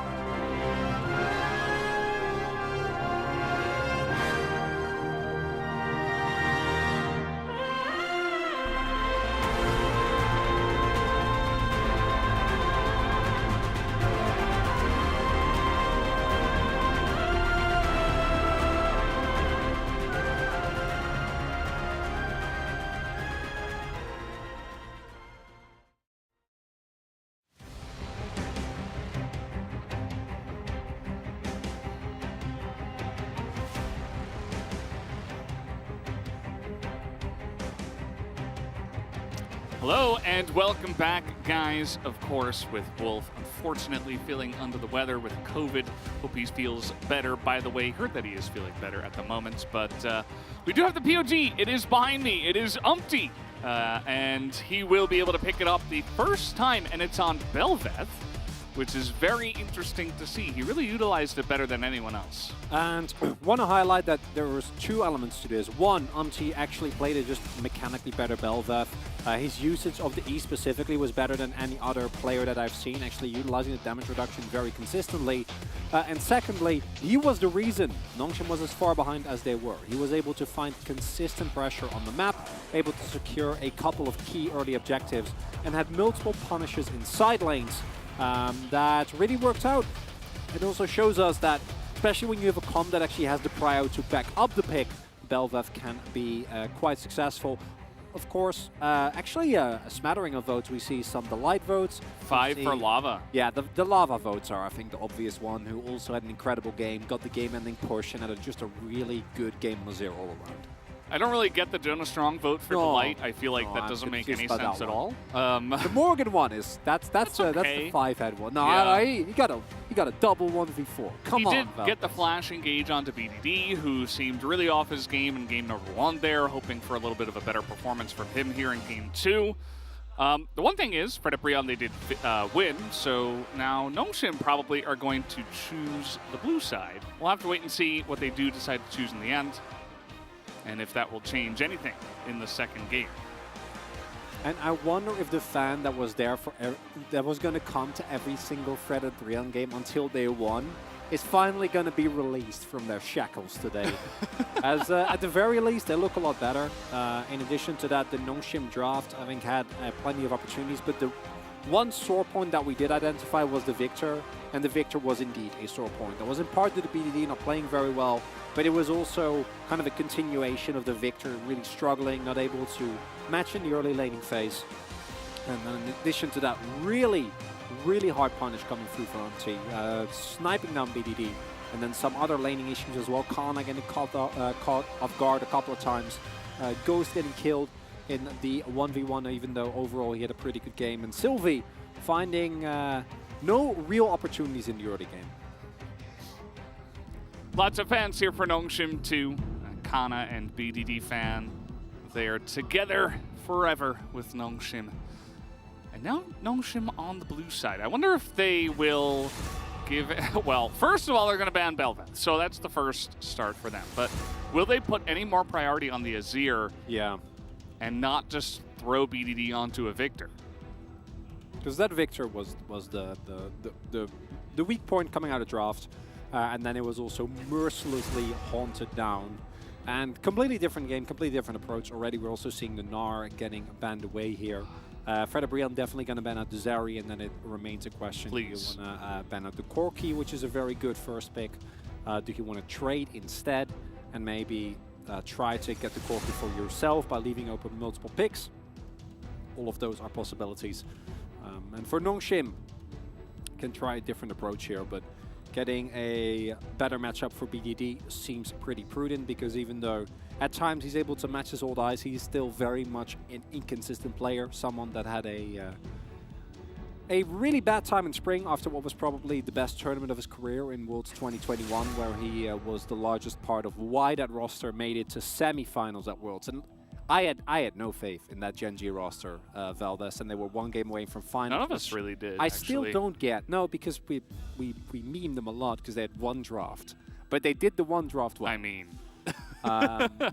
they did do the one draft well, and that was a takeaway. As a Corki first pick is a kind of a no-brainer here. You don't want to give Lava his most comfortable champion. And what about Azir? I think you take Corki over the Azir here. How about Azir Corki? Just both. Imagine they first pick Victor. We just flip the desk and leave. They won't. Tom Kent. Okay, we're okay with this. Yeah, that's fine. I'm not For that. That Corki's also makes a lot of sense. Fred Brion, Lava in particular, has been such a front runner with the Corki pick that I don't really oppose picking that away as opposed to getting yourself the Kench. Senna Kench, this time around available for Fred Brion if they want to go in that direction. Kalista was banned by Fred Brion themselves, so They're not going to be able to get the bot lane again. Can pick up Renata and Azir here if you want a very strong, well-rounded opening. That also has a lot of the elements of your previous game. The Wukong this early on, I don't love. I think Wukong has been nerfed considerably. And the Poppy pick, I actually think that the Sylvie Poppy was maybe not as much action in the early game as we have seen from our best Poppies, Peen and Mo in particular. But the pick overall, I think, was piloted well, and it's really good into the Wukong. Now, my expectation here would be Azir, but you can save that until later as well as okay. I was going to say, you know, especially with the Wukong, it can go with a lot of drafts, but does excel with a bit of a dive comp, and now the Poppy is just, it's screaming at you. Yeah. I think you can take the Tahm Kench and then go Poppy and then select from whatever AD carry is left over. Now, there are a lot of AD carry bans, so that might be something that Nongshim consider. They might say, well, we can play some other jungler into it instead. But it really does feel like Poppy's getting a lot of value right now. Poppy's already insane here. Alternatively, though, and this is an interesting one, is that the chance that both the Poppy and the Taliyah get banned away is not super high. And both of those would bring an incredible amount of value here, as this is a pick that we have seen at varying success. The Samira, in my opinion, takes priority over the Draven, because the Draven is definitely a lot more hit or miss. Instead, it's going to be the Gwen, which is a comfortable pick for Morgan, and on this patch, still quite strong. Not as strong as the Gwens that we've seen in the past. I think her win rate is also pretty low. But they have the opportunity to, as I was going to say, ban away some of the rougher matchups that have been played into the champion, and make sure that you're not running into Tryndamere, which is mostly a Kana special, but something like the Akali also comes to mind that recently has been having a lot more success into this pick. Yeah, it's a good time to ban away some counter picks when you are on the red side. Now, we did see Draven and Samira hovered. I wonder if Nongshim will get mind-gamed by that at all. If they say, oh, well, maybe we should ban the Draven. We weren't really thinking about that, but perhaps we can. They are going to ban away Renata, and the Fiora as well will be taken away from Morgan having to play into that. I don't think Henna's form right now warrants you being really worried of either the Samira or the Draven. Samira does really work well with this team comp, so in that way I think the Samira ban does make sense, as it is with Gwen, with Ahri, and with Wukong. Like, it synergizes very well once going forward, but you can also do that with Kai'Sa. This is actually a really nice ban, because it means that the Light doesn't get to play one of his, not currently, but older trademark champions. And Henna going to completely forgo laning phase and just go for a scaling pick. Might end up going for the Yuumi here, which is a natural punish to the Kench, as generally if the Yuumi and Ezreal played well, you should never really get punished. Poppy also just made it through the draft, so I think the Poppy really is a no-brainer for the top side of the map. This is going to give a lot more power over to Sylvie in terms of early game 1v1s, but does reduce the pressure that you have in team fights. And there's a lot of confidence, I think, from Nongshim here. You can go for the Sejuani maybe, although I don't think it's a great matchup into the Gwen, mostly for the synergy that you have with the Viego, but wonder what actually is going to be the top lane pick in here for Nongshim Red Force. Yeah, Effort just doing his troll Nasus hover, as he always does. Gragas the consideration right now, but Kennen is going to be the swap, so Kennen comes in, and Yuumi is immediately locked, as Prophet Chronicler does mention. And yeah, I mean, they were outside of the Corki lacking a little bit of damage, I suppose, but Kennen is definitely a pick we haven't seen too often. Obviously, you can run straight into the mist and put up a Slicing Maelstrom and say, haha, Gwen, you're not immune to anything. I don't believe that the lane should be too difficult for Kana. Yeah, what's also interesting to note is that the cannon, while historically has been a very strong flanking tool where you get a deep teleport and you're able to get into the enemy backline, into the Fred Brian comp, it is a zoning tool to enable BDD and Ghosts. Now, BDD and Ghosts do need to have a good time for that, which in the previous game, Ghost was okay, especially post-laning phase. BDD was not having a great game at all. And you need the Corki and or the Senna to be a threat for this comp to really work. Because outside of that, I think the Nongshim Red Force comp is run into some issues in the early game where you don't have a lot of power. So Sylvie's going to do a lot of the heavy lifting. And if you look at the level 6 spike for Fred Brian's comp, I'm really liking what they have. Very cohesive. If anyone on the team gets fed, the Yumi can really push them over the top. So Fred Brian comp, all around, I think looking really, really strong here. Can play towards the top side with Henna being on a self-serving pick. So maybe Fred Brian is actually going to do it here, Valdez. Maybe. Maybe. A 2-0 would be huge to get their season back on track. As let's see what happens here, guys. We're going to hop onto the rip for game 2.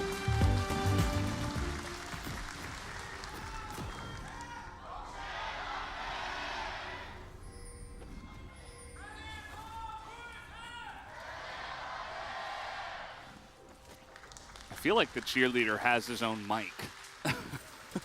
It's really heartwarming, and one of the coolest things about Lore Park being fully open again, that these are teams which are going through such a tough split.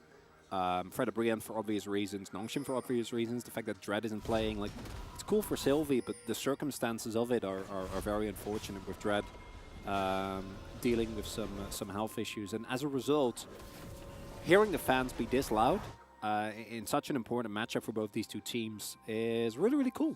And it's a nice touch to what is a very heated series. Yeah, certainly Nongshim will be wanting to turn this one around. I think they have a much better shot this time. You mentioned the cannon as kind of a anti-dive tool. It can have a lot of success in that manner. And then you've just got Senna and Corky to just always push off, and Kench to save the both of them. Feels very nice, especially if Fred Brian will be fighting into you, which the top side of the map obviously will be. The question is, how fed can Henna get? And can he be kind of the trump card here for Fred Brian? In addition to that, the 2v2s and the 3v3s for Fred Brian are a lot stronger, in my opinion, where if you can get an early kill and you can start enabling someone like Lava, if Umti or Morgan gets fed by some early attention, some early game ganks, which Umti in the last game already showed that he is definitely going to be looking out for, then the light can really push anyone on Fred Brian kind of over the top and make them an absolute menace. So it's very important for Nongshim that they don't have the same mistakes in lane that we saw last time around, where people just randomly get killed. BDT saving Flash for the next game or the level 6 game for any situation, and then when he does use it, it also doesn't work out. And giving over free kills like that to the Fred Brian comp is going to make your game effectively unplayable, as you will just not have the damage. Because the comp from Nongshim really is lacking CC. You have some roots and you have like a cannon ultimate, but you don't really do a lot if your damage doesn't make it. If your damage doesn't cut it, you're not actually able to deal with the Fred Brian comp. So it is definitely a little bit scary. That said, overall, I think, as you already pointed out, the comp is very, very strong, as here he is again. Yeah. Umti trying to make early game plays. That was a 3-camp red into gank, level 3. And you can see that the Valkyrie just going to keep the Corky safe. I feel like we are really on the cusp of the resurgence of Corky. You know, at the beginning, I guess it was at the end of spring as well, where Corky was just all over the place, but also the beginning of summer we saw it a little bit. But I don't know, with the new builds and the fact that it feels like almost every lane that you play is completely safe, even against Ahri and Wukong, it feels pretty oppressive again, Chronicler. I'm not too happy with it. I think it still feels better than old Corky did. Isn't saying that much, because old Corky was truly horrible. But it definitely is not as bad as, at the very least, there's some risk, and I do think with the package getting nerfed as well, there's a lot more punish potential. But yeah, it's still a very strong scaling pick, and as you pointed out, really hard to punish in lane. Yeah, I feel like as the champion got nerfed, it got nerfed but not super hard, so players continued playing it to the point where the builds got even more fine-tuned and the playstyle got more fine-tuned. So as he received nerfs, the players got better at playing it, and now it's like, not at the same level, but it's pretty strong again. Well, yeah, and on 12-13, we're also, which is I think should land next week, we're also seeing a shift of more of his powers away from his rockets and into his Gatling gun, right? So it's short-range damage, and as you already pointed out many a time, to much frustration and dismay That's actually how he's being played now. He's played as a very aggressive backline dive champion once you finish your GA or once you have a stopwatch, where you package in, Gatling gun, maybe shoot a rocket, and then immediately either stopwatch or GA, and the damage that you do is effectively uncounterable. And I wonder if that's going to be offset by the fact that the champion in neutral is going to be weaker or not, but remains to be seen. Also, it is the LCK, so we just love scaling picks, don't we? It's like the timer on the package got nerfed, but the damage, I believe, is still the same, right? So everybody, even if you don't get hit by the direct effect of the package, you cannot walk into it, so it's actually just a Talia wall again. Because if you walk onto it, it's just... You die. You die. Or you're so slow that you're going to die anyway. It's not just from the damage, it's from the slow as well. And yeah, can be pretty oppressive, but I don't want to go on my Corky tirade here. He didn't pick up a call just yet, so... You are a bit of a Corky tirade, but I think it's understandable, Veldens. We have some hurt still left from summer, or from spring rather. I also want to highlight something that has been happening. While was looking, last time around when we went for the mid lane gank, he wasn't punished at all. This time around, Sylvie was able to get his Krugs. Also, I think now has prime timer to go up again if he wants to, if Kana is able to actually secure Prio. And oh, they might have a punish opportunity here on Morgan as well, who isn't gonna know that Sylvie is there, but we'll see that the cams are down. And oh, I'm loving this from Sylvie. Already a big farm late, and Morgan has gonna no idea. Safe. He's making his way over as well. Kana has ultimate. Yeah, Morgan has no idea, just baited into this one, and now the entire team is making their way up. The Ghost has been used as here comes BDD, but the stun is going to come in with the Shuriken anyway. BDD does not even get the assist, but he will help push, I suppose. First blood given over to Sylvie on the Viego. And BDD is going to, as you point out, actually get shoved in mid. In addition, Sylvie should be able to pick up the entire top side. At the very least, he's going to get the red buff. Might also go for the Crux if he's feeling feisty. So, yes. Oh, I was about to say, if Hannah gets caught there, it might get real bad, but that's not going to be the case. So you get a Drake as counterplay, but a goal or early kill into Sylvie. He further snowballs his CS lead on top side as he's able to pick up the red buff. Now he's going to be able to go back, continue his own clear, and is going to set even further behind. And a lot of power here for the Viego, and strong Viego means that the chances of you actually reaching the power spikes on BDD and on Ghost suddenly becomes a lot easier.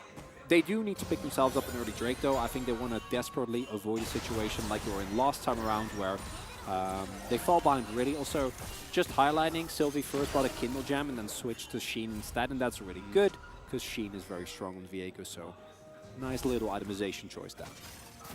Yeah, just to watch this again, this is after Morgan walked into the enemy jungle, put down a ward, did not see an enemy jungler at all, but he didn't have any vision in his river, and eventually 3 people from Nongshim made their way to the top lane.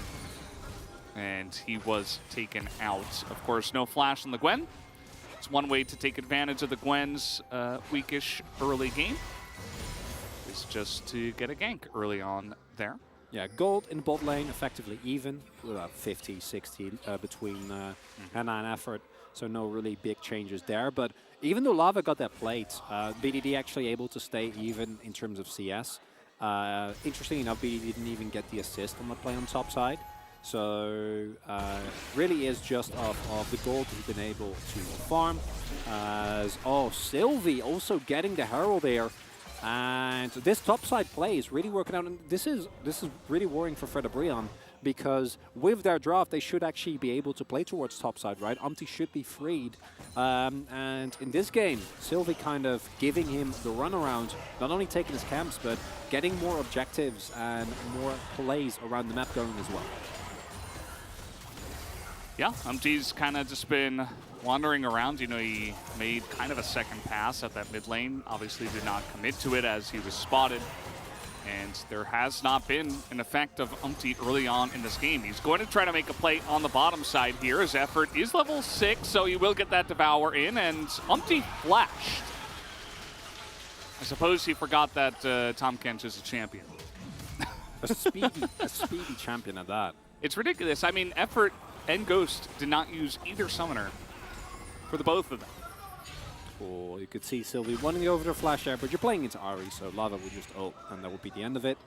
And with now also not having his flash and this top side being relatively low, I wonder whether they are looking to set up a dive on Morgan, which into a Gwen is always going to feel very, very risky. Alternatively, you can just throw it down mid lane and accelerate BDD further, who did have to go for a Hex Drinker in this matchup, still wanting to play it very, very safe. So as a result, is definitely going to be a lot later on that crucial power spike of the Manamune and the Ludens. Morgan ghosting. And gets the slowdown here on Takana, who just pops that Slicing Maelstrom. still very far behind, doesn't have flash, remember, as they will commit to the dive under the turret, and yet it is enough as that turret shot will hit on the back on their way out. But top lane, a very long lane, they make it happen, but it takes a while, and here comes Nongshim with a Rift Herald as teleport from Lava will be used to try to keep this alive. Actually not going to put down Herald yet. You force a teleport, so you'll take that as a big win. Main question becomes, where do you put it down? The time pressure slowly starts to come through now. And with Kana having used his ultimate, topside is not going to feel as easy of an option. Can still just throw it down mid as the timer is close to expiring, if you're not feeling too hot. And while all of this has been going on, bot lane, still nothing is happening. Feel like we should mention it, but Afred and Hannah are just farming. That was never a lane. No, no. There's no laning phase in that matchup. You just kind of farm. And Morgan really gives this one away with the early ghost, but also it doesn't really matter. As Kana, unfortunately, has to use really early, try and get away from the damage, and even without flash, he still has the gap closer that he needs. And yeah, Kana, I think, trying to get his reset there by actually shoving the wave, but not going to be enough as Sylvie is fed and dodges the charm, so completely fine.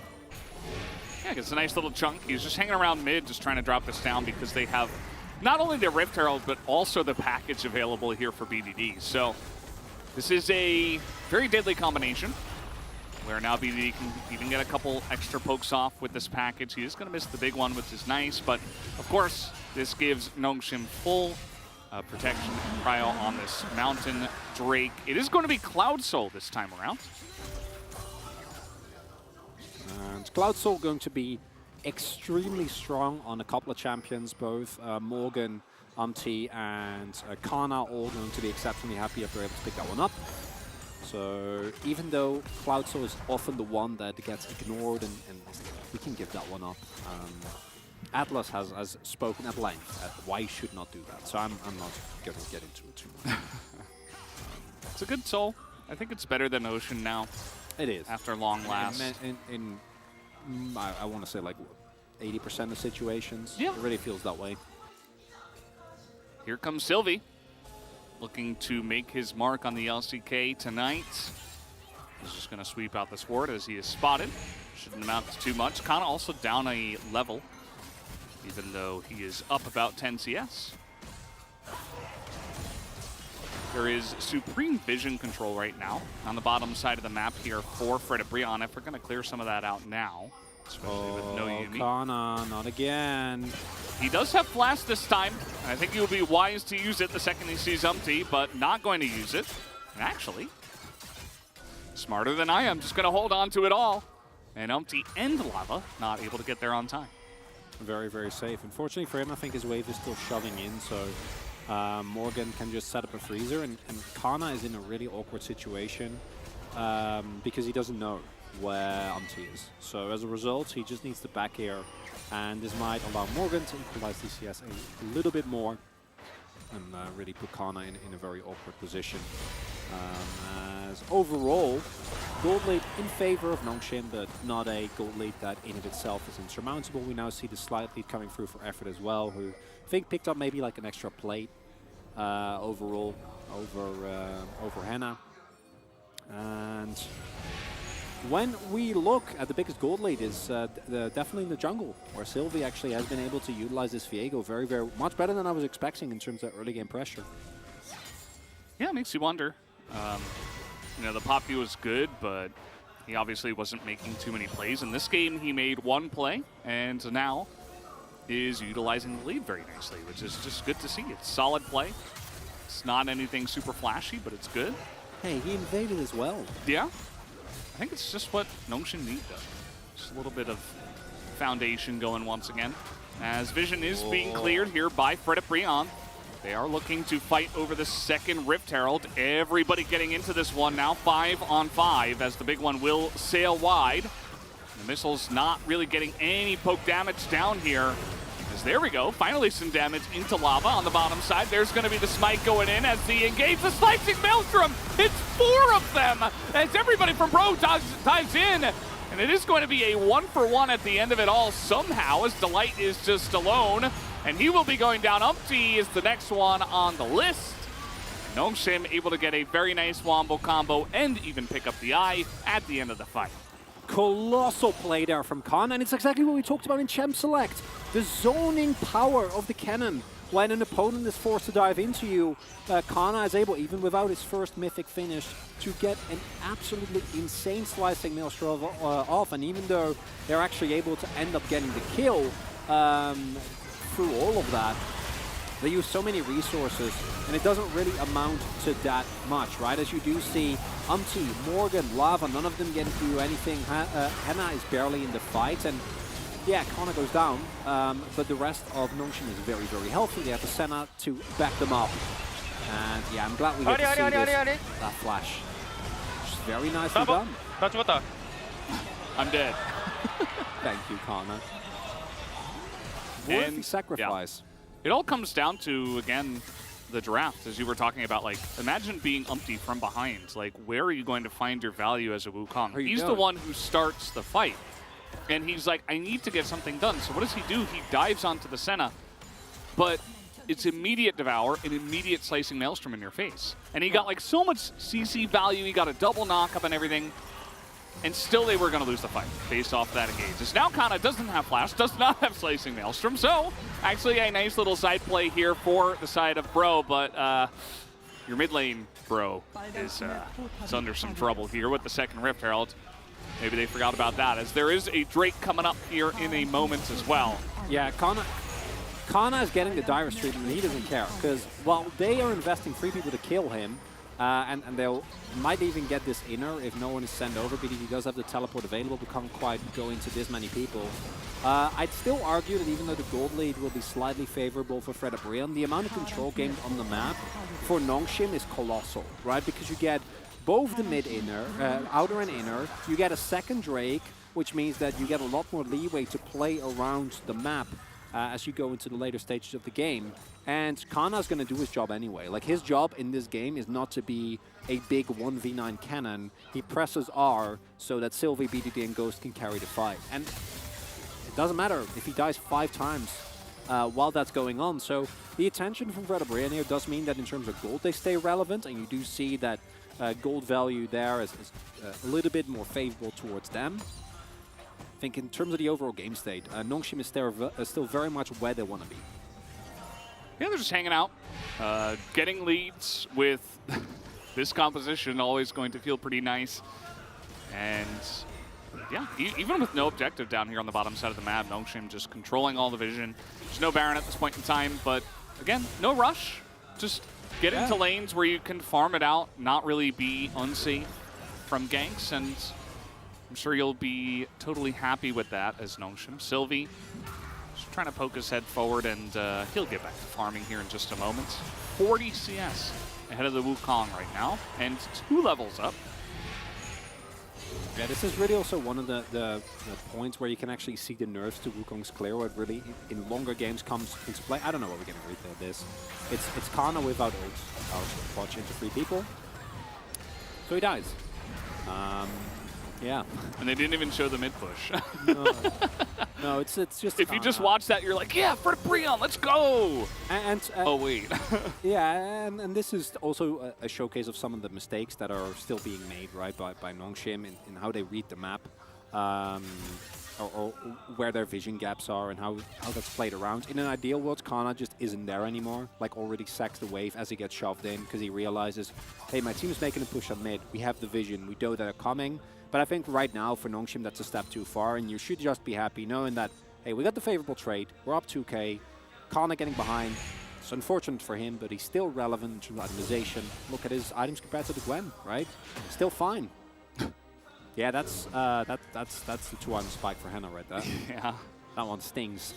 Didn't do much to effort, but he actually has resistances and health, whereas Ghost is basically a wet piece of paper at this point in time.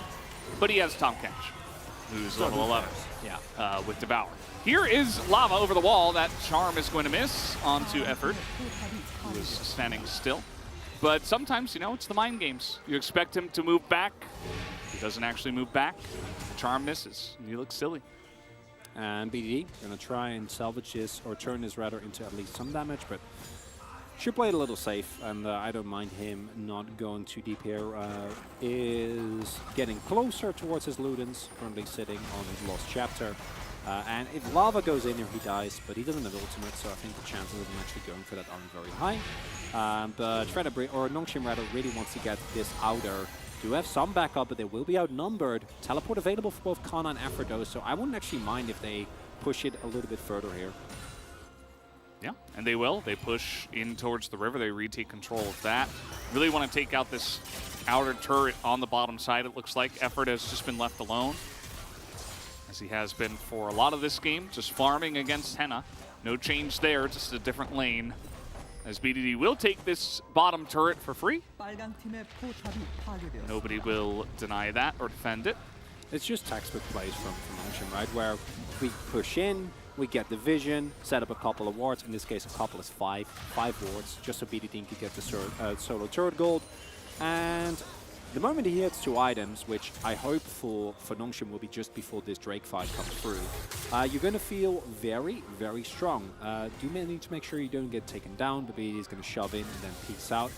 And as a result, I think that for Fredabreon, you can definitely still win this fight. And I'm loving the vision traps that they set up here, but because of how much vision was available for Fredabreon, and that ward not getting spotted, so much intel is there for Nongshim. And there it is. Yeah. Ludens gonna be done. 2-item spike for Sylvie as well. And they have Effort who can face check pretty reliably. I believe I heard a package. Yeah, I don't think you can fight this Fredabreon. Well, they might try, because they still do have a lot of 100-0 power. Yeah, there's no stopwatch right now, I suppose. And there is a Yuumi on the side of Fredabreon, so some of that poke will be denied at the end of it all. Nongshim just hanging around the mid lane. They finally find this ward, which is very nice. They don't quite have a huge amount of damage onto objectives, so they're not just going to start this up for Fredabreon. They're going to allow Nongshim to pull it out of the pit and then go from there, as Morgan has a pretty nice angle on the left side. Henna is doing his best to get the poke down.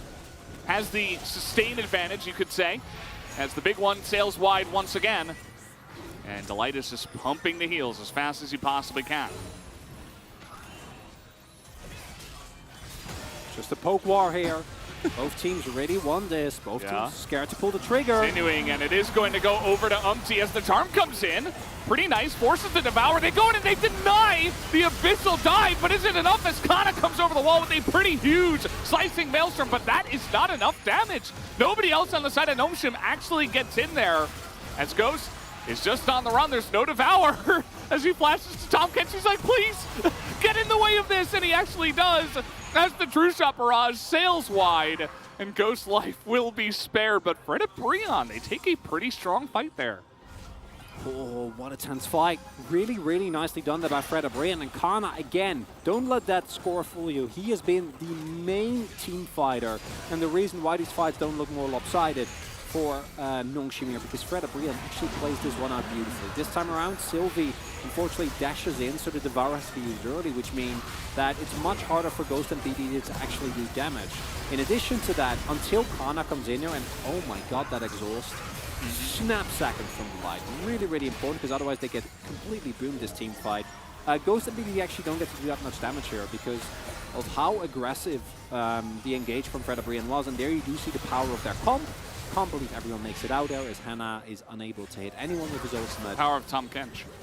And in the end, it's just a 1-for-1, but Drake goes over to Fredabreon, so they're definitely going to feel a lot better about this trade. And overall, Not a lot changes, really. As maybe this is the game where we go all the way in terms of Drakes. I think if anything changes, it's Fred Brion's confidence to take team fights. Yeah. They're like, oh, we actually can fight. They have to pull a trigger because especially as we get further into the game, BDD is now building towards his GA. And ooh, he built the wrong item first. It should have been stopwatch. Should have been stopwatch. Classic Valdez. It actually should have been. I mean, unless he's considering that the important fight is not going to happen for like the next, I don't know, five or so minutes. I am sure that as we get into the actual into the assault point fight, he will not have a stopwatch and have a stopwatch instead. Yeah, in that case, he wouldn't let you down. The F-Ward is going to be better for farm. Well, it's BDD. He has had some itemization choices in the past, so maybe he will let you down, Valdez. I shouldn't speak prematurely.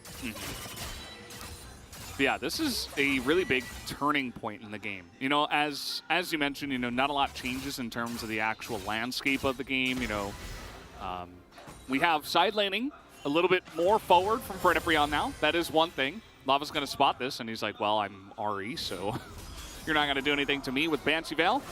But the bottom lane, note that Umpty was just down there, and you see that Kana, he's not feeling good to enter that lane just yet. He's taking it very slowly, and some of the map control is, in fact, being given over to Fred Brion. We see the gold lead getting smaller. Now, that's not in of itself a big problem for Nongshim when you look at the overall scaling, but it's more about the feeling. Nongshim has been in this position so many times where they get a lead, and then what? And then what is a really big problem for them that they have not really been able to solve. And that might continue here. Also note the itemization from Hanair going for the Maul. Wouldn't be surprised if he picks up the Mao of Maudies. I know how long you've been sitting. No, but yeah, I've been waiting a long time. So Chronicler's first name is Mauritz. Yeah. Right? Everyone calls me Mal. With a American English pronunciation, of course. Nah, you're fine. Everybody calls you Mal. No it's one. The Mal of Maudies. No one besides the Dutch, and maybe the Belgians can pronounce Dutch names. It's just not how it works. Well, maybe Germany. But that's it, and that's a stretch.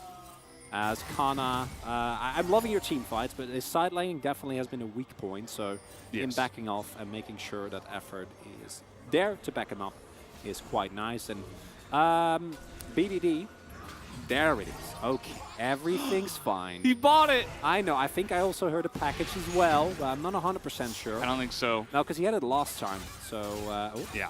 This Ghost is going to be fine, and no package, but is very strong. Regardless. Again, though, Nongshim doesn't have vision, and the Frederian comp is very scary to play into if you do not have any vision control. So they need to move over.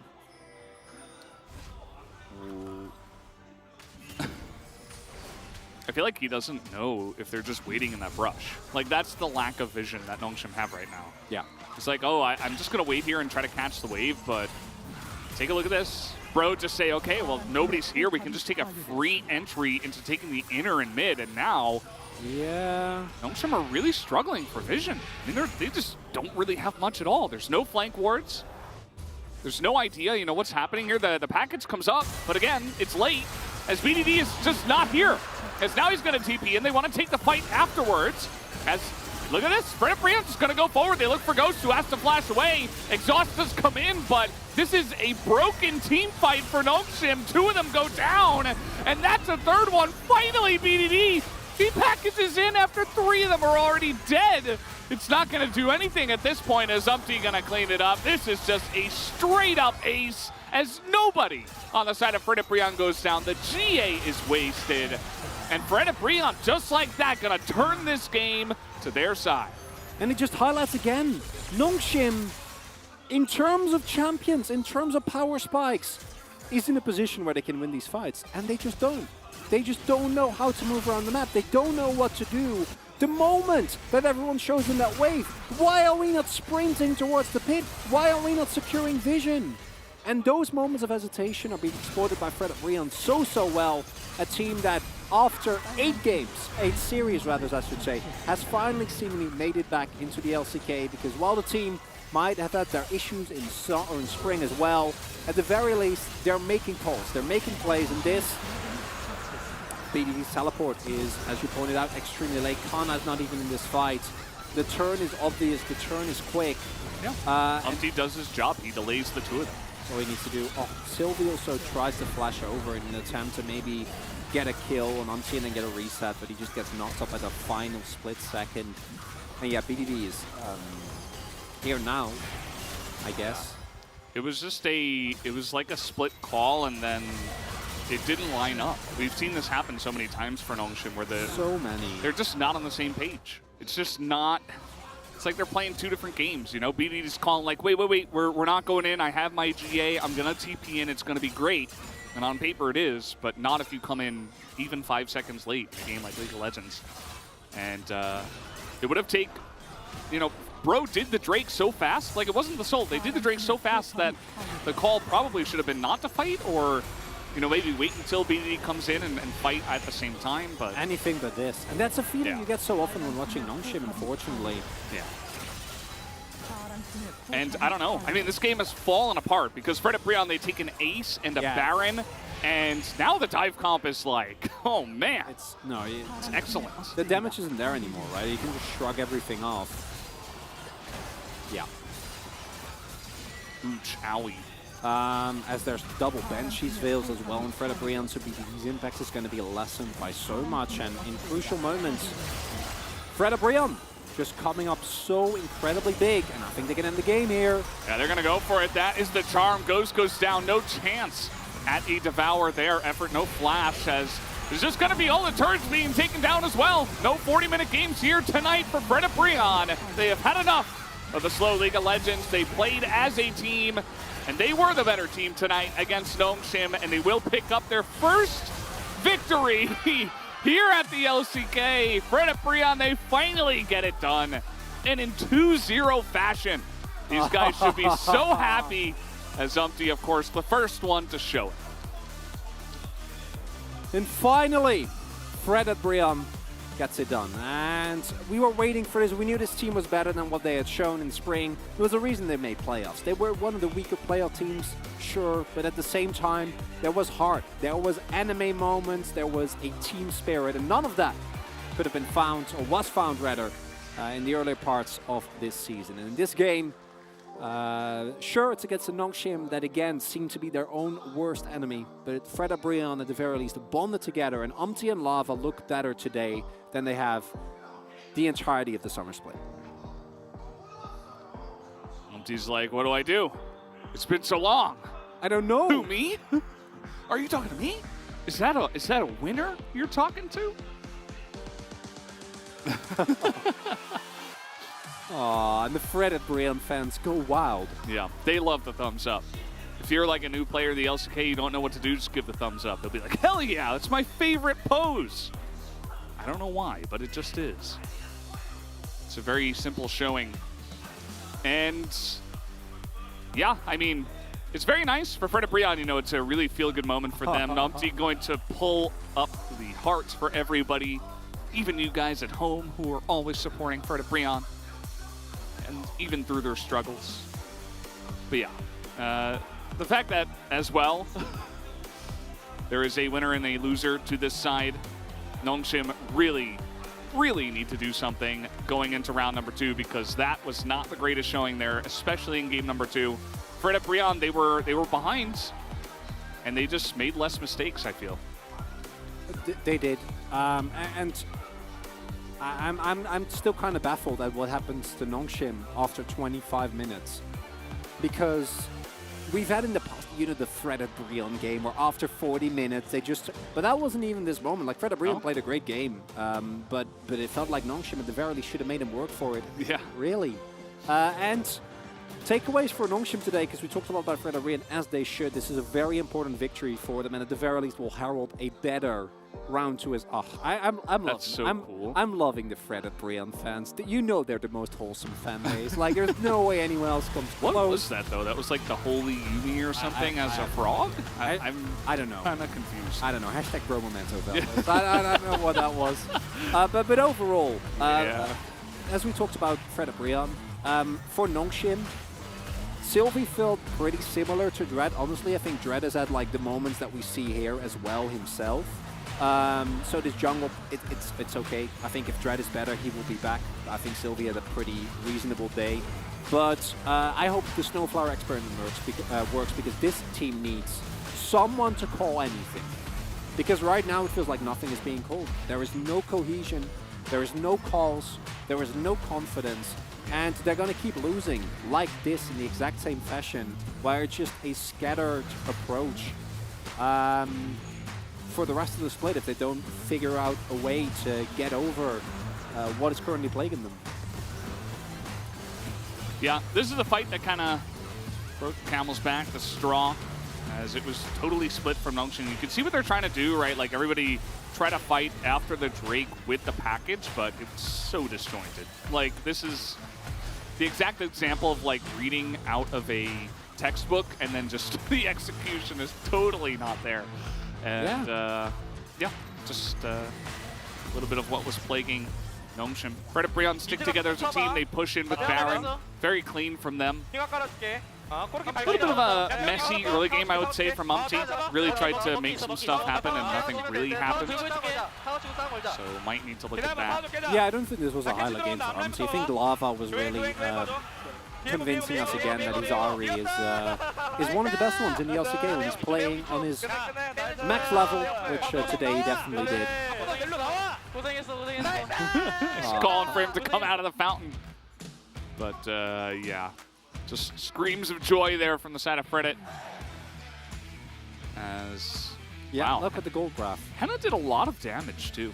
He had so many huge true shot barrages. He was just like stacking up 1,000 damage at a time. Just a great job from him. There's definitely a big boom damage coming through. Sure. I don't mind it. But overall, I think Lava and Umpty, that's the core. Delight also having quite a nice game, but it's Yumi, so the actual skill expression is always it's a little questionable. Unless you're Peter. Unless you're Peter or Carrier. Sure. Or Lahans. I guess there's a bunch. But it's still rough. It's still hard. And after today, old roster gets it done for Fred Brion. Yeah, they do get it done. Felt like a long time coming, and they won double the amount of games that they've won so far in this one series. So let's take a look at the standings and kind of show where we're at, as now Nongshim will fall to 2-7. Fred Brion will essentially tie in terms of match score Hama Life with the 1-8. That streak is incorrect. Fred Brion are on a 1-win streak. Yeah. Change that right now. No. And it also means that they stay away from the Esbenu Sonic Booms, from the Kongdu Monsters, the Jin Air Green Wings. Ooh. All those are now... No, yeah, I got the list right here in front of me. All of those had worse game scores after round one. We've Hanwha Life in 2020. How about DRX? They don't have DRX on those? No, I don't think their game score was as bad. DRX was 1-17, if I'm not mistaken. I think so as well. Maybe their game score was better. 0 and... But if I remember correctly as well, Hanwha Life Esports 2020 was in this. Didn't they have Viper and Lahans in the bot lane? Yes. Yeah. So just world champion Viper and Lahans were 2-18. Yes. Which is I never get tired of that fact. As Fred Brion, so they got a win here, and then it's Dom1, DRX, and T1. So that's not great. But then Kwangdong and Nongshim come back to hopefully provide them. And as you pointed out, at this point, this team, playoff hopes are not relevant. It's just about trying to get as good of an ending as we can. There is still a chance, Against especially Dom1. now that we have, not against Dom1, well, maybe, I don't know. But in terms of score, we did have, I think, 2 teams now making it into playoffs with 8 and 10. So 8 wins and 10 losses in matches. So if Fred Brion, they started the train tonight, and they swept through Dom1, Kia, DRX, and T1. Or even if they lose 2 of those matches and they win 1, there's still a chance. They're not knocked out of playoffs just yet. Okay. Well, I'm not saying they're mathematically eliminated. True. I'm more commenting on the over expectations for the split. And if you thought it was rough for Fred Brion, Ooh. yeah, Nongshim have Genji, which So you and Atlas are casting Nongshim versus Genji. That's not going to be pretty.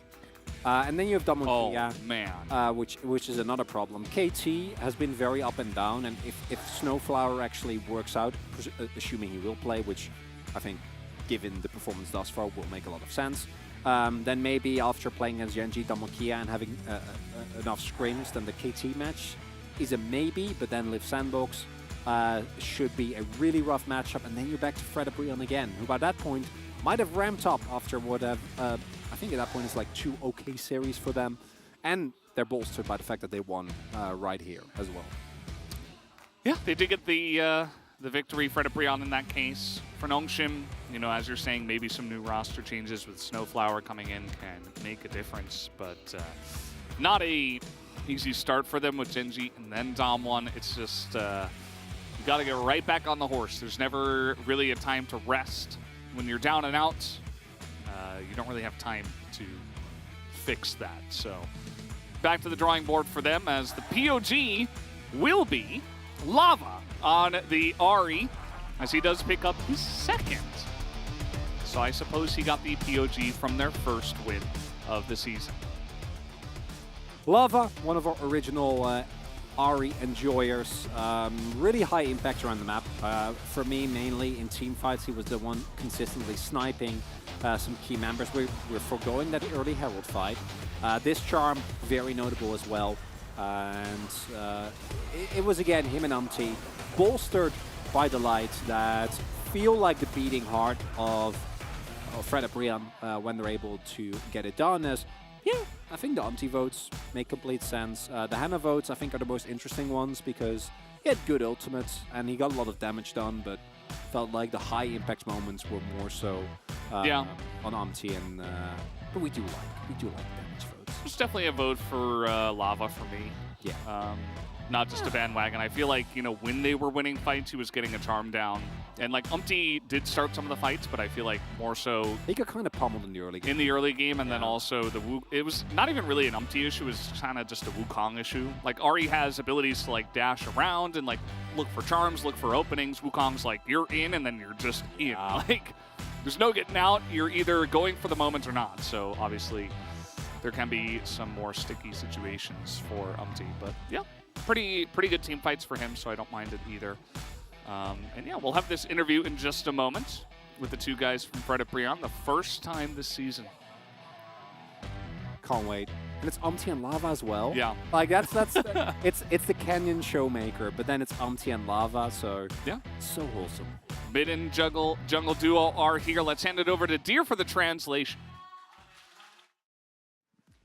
Thank you. Hello, this is Deer for the POG interview, joined by Umti and Lava. Congratulations on your win. I think you've been waiting for this win for a very long time. How do you feel? I feel like it's been such a long time since I actually won, and it's actually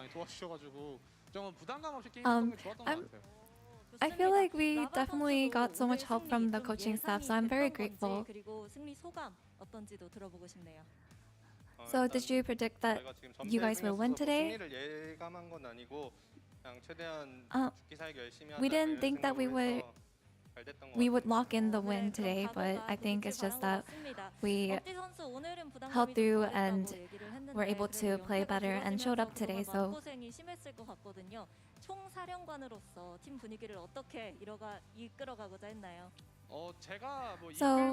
with such a long loss streak, I feel like it would be really hard to try to lead a team like this and keep a positive vibe.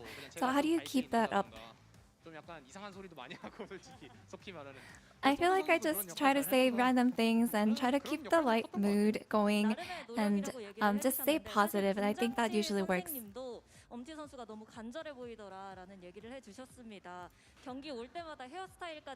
So even the makeup artist today told me that you were looking a little more desperate today for a win, and it 이 looks like 생각도 드니까 막 안 해보기도 하고 머리만 she 만지고 did your 이기나? hair really 이러면서 well 하고 today. How do you 했었는데 feel 오늘 about? 머리 안 만지고 이겼거든요. 그래서 이제 앞으로 메이크업은 없을 것 같아요. So I feel like actually I didn't actually get a makeup or hair done today. And I feel like from moving forward from now I will not get my makeup or hair done since I won today. 라바 선수는 뭐 I'm 그런 거 sorry. 없었나요? 개인적으로 좀 신경 쓰였던 부분이나 What about you, Lava? 이게 징크스인가 하는 부분 등등. Was there anything that stood out to you about this win today? 오늘은 먹지 말라 하셔가지고 안 먹고 아, 게임했는데 so 이겨가지고 I usually 먹을 것 같습니다. eat a meal before my game, but someone told me not to eat today, so I didn't. So maybe that worked. 않는 모습을 확인해 볼 수 있었습니다. 엄티 선수도 오늘 벨벳으로 좋은 예를 보여줬는데 엄티. 사실 그동안 다른 So 팀들이 you showed up with a 중심으로 조합을 really 꾸리는 good 것과는 velvet 좀 game 다른 today. 방향성을 보여주셨거든요. 뱀픽 준비는 어떻게 하셨던 걸까요? 조금 How was the 그냥 draft 벨벳을 preparation 솔직히 like 말하면 today? 옆에 있는 라바 선수가 엄청 어필을 했어요.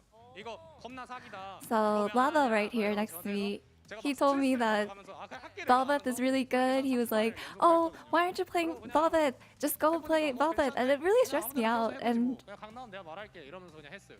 그럼 라바 I just told him, you know, if I see an 선수는 angle, then I'll 어떻게 play. 벨벳을 Fine, I will 선택하게 play. 된 건가요? And that's how it ended up being Velvet. 처음에 벨벳 나왔을 때는 좀 똥챔인 것 같아요. So why do you think Velvet is so good? 지나면 지날수록 좀 잘하는 숙련도 올라오는 잘하는 사람들이 있으니까 되게 좋아 보이더라고요. 그래서 좀 I've always noticed in solo queue that there are a lot of good Velvet players, and as long as you're mechanically good, you can actually have really good carry potential. 엄티 선수 오늘 벨벳스 완벽하게 소화해냈잖아요. 빠른 갱킹도 그렇고 또 오늘 갱킹을 So 성공하면서 you know that played Velvet very well, really good ganking. 그냥 솔직히 말하면 So can you walk us through how he played? Can you walk us through how you played Velvet in the first half of the game? 제가 여기서 설명드리기에는 너무 긴 시간이 될 것 같고요. 그냥 갱잘 I feel like to explain every single thing that I did today, it would take a long time. 우위를 점하게 됐는데 So maybe next time. 마지막에 좀 장로 한타를 유도하면서 한타를 하고 있던 도중에 정신 차리고 보니까 So it 제가 looks 미드를 like 뚫고 있더라고요. 그 장면 보면서 이야기 나눠보도록 You guys 하겠습니다. were fighting at Elder Dragon, and we noticed that Azir was in the enemy base. Let's take a look at the replay. So what was going on here? I noticed that they were all walking bot to walk towards Elder. So I told them, 말은 했던 거죠. 네, 당연히 전달은 했고요. of course I told my teammates that I would actually go ahead and backdoor. I told them, yes, just make sure to cancel TP and then we will win. 우리 너 믿는다 이러면서 그냥 약간 And then- 믿었던 것 같아요, 다들. 그런 믿음이 또 승리에 And then the rest of the team definitely told Lava, yeah, we trust you, we believe in you, just do whatever you want.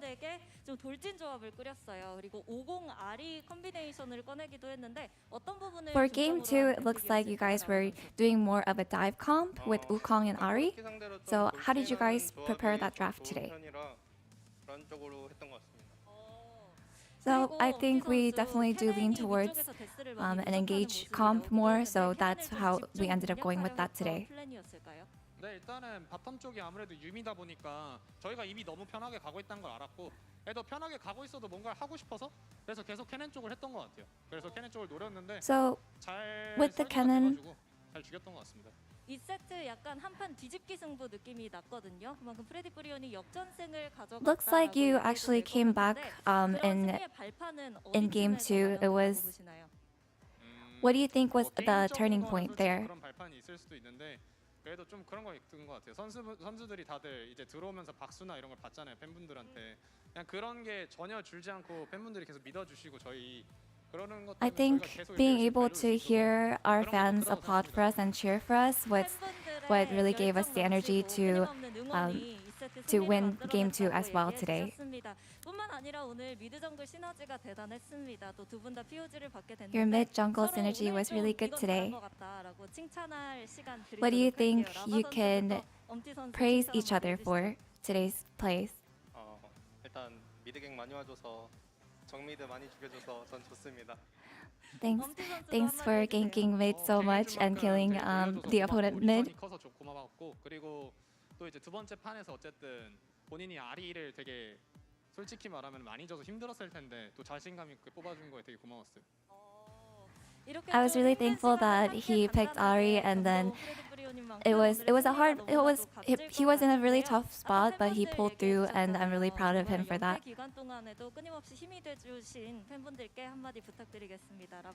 And any words for the fans today? 1라운드 때는 좀 성적을 좀 많이 아쉽게 낸 것 같아서 아쉽지만 I feel 2라운드 like 때부터 다시 재시작하는 마음으로 열심히 해보겠습니다. round 1 was a little bit of a shame that we couldn't get a lot of wins, but our round 2 will definitely be a lot better, so please keep cheering for us.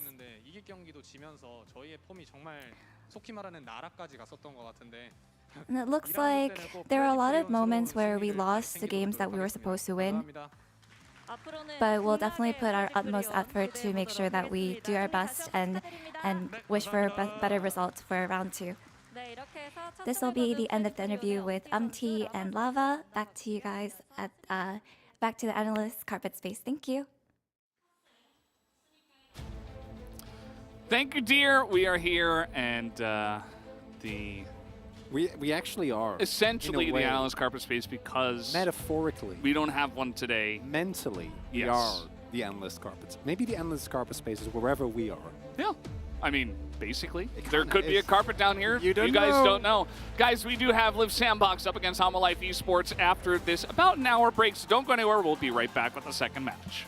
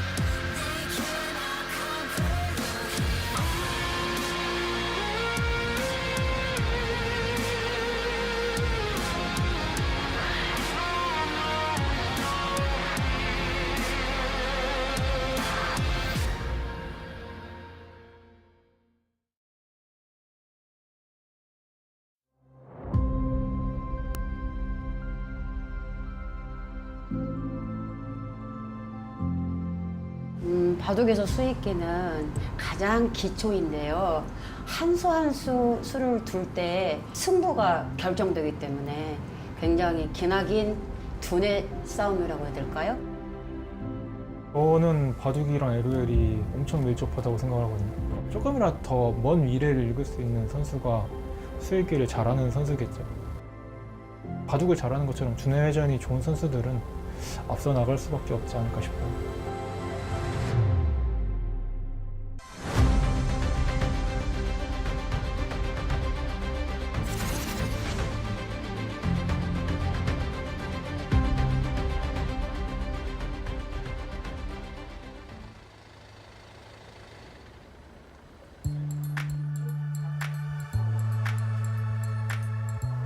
연수는 너무 예쁜 아이.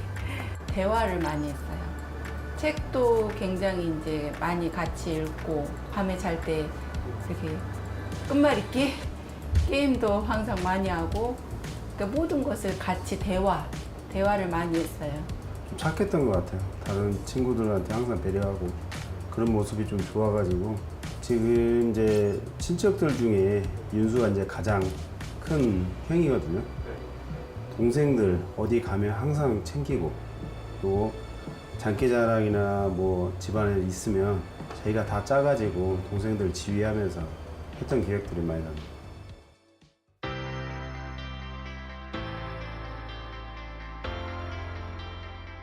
외삼촌이 굉장히 브레인이에요. 그래가지고 외삼촌이 동네 장기 왕이었어요. 그래서 제가 그 얘기를 해줬어요. 외삼촌이 이렇게 동네 장기를 잘했으니까 너도 이 세 가지 중에 잘할 수 있는 게 있어. 그러니까 이제 초등학교 1학년 때 어떤 걸 선택할 거야? 그러니까 본인이 바둑을 가겠다 하더라고요. 53 살아야 돼 이거. 54.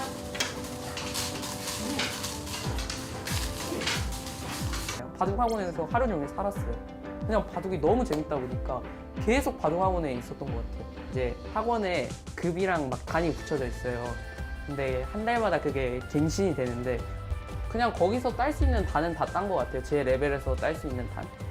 전라남도 중학생들이 다 모여서 바둑을 둬서 거기서 3명을 뽑아요. 윤수가 거기에 뽑힌 거예요. 이게 전라남도 3등 안에 들었던 거죠. 어른들 아니고 초, 중에서는 최고까지 올라간 거죠.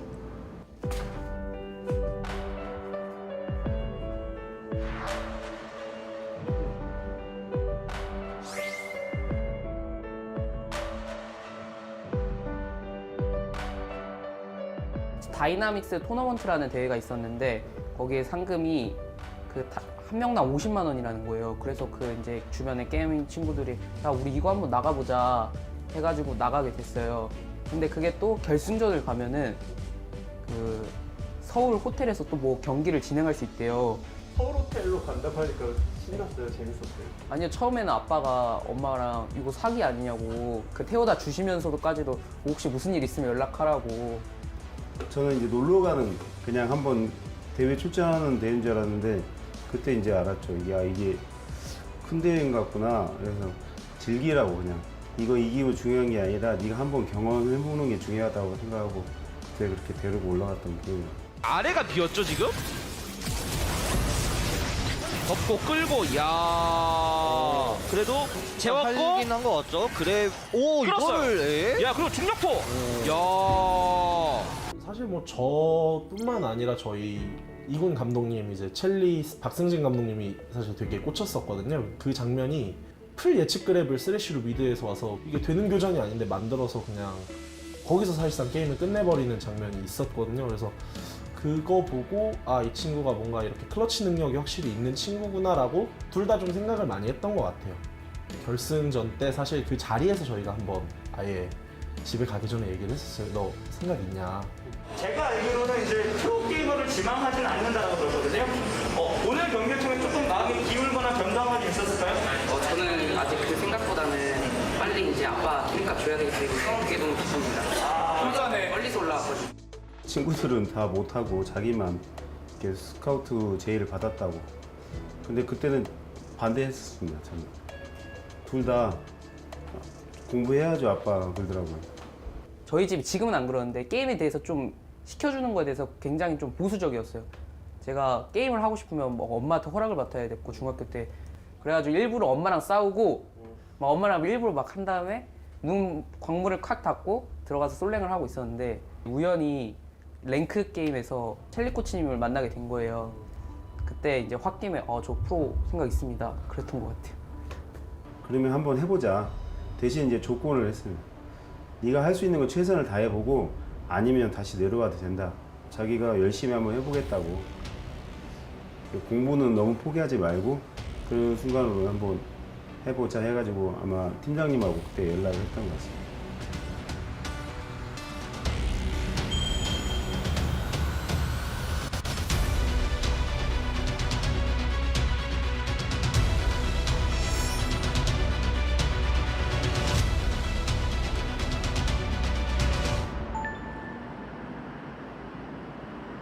자, 경기에 나서는 두 팀이 입장하겠습니다. 먼저 농심 레드포스입니다. 네, 농심 레드포스 분명히 선수 면면을 보면 엄청난 선수들이 많이 모여 있었는데 지난번에 일종의 충격의 패배를 겪었다 이렇게 볼 수 있거든요. 피터 선수까지 기용되면서 다른 이제 변화를 꾀하고 있는 만큼 다시 이제 일어서야겠죠. 치고 나가야 됩니다. 네. 그렇죠. 네, 피터가 약간 걸려 넘어질 것 같은데. 그때 당시에는 그냥 재밌게 즐겨보자 이런 느낌이 강했던 것 같아요. 뭐 딱히 긴장되는 것도 없었고 기대된다기보다는 그냥 즐기자는 마인드가 강했던 것 같아요. 어차피 즐기면 잘할 수 있다. 좀 열린 게 많아요. 오, 이거는 선택의 문제였거든요. 저는 카르마를 픽하지 않을까라는 생각을 했는데 유미를 가져갔네요. 네. 그때 윤수가 원래 그러니까 아예 근접 서포터만 하던 애였어요. 그래서 오자마자 윤수야 너는 유틸 서포터를 하려고 준비된 카드니까 유틸을 해라. 그러다 보니까 애가 이제 자신감이 붙더니 어느 순간에 그냥 카르마 유미만 하는 거예요. 자신 있었고 좀 잘했어서 그렇게 지어줬습니다. In order to have skill expression with Yubi is very impressive, kind of like Lahen's. And so for him to be able to pull off a huge highlight play, but also consistent support play, yeah, we got really hyped about him. 그냥 먹으면 되는 거 아니냐 하고 올라가고 있죠. 여기서 카일. 나 실드는 못했습니다만 MB가 근데 이거는 농심 레드포스가 이기는 그림인데 사상전이 막타 일단 BDD가 도구를 받고 BDD가 떴어요.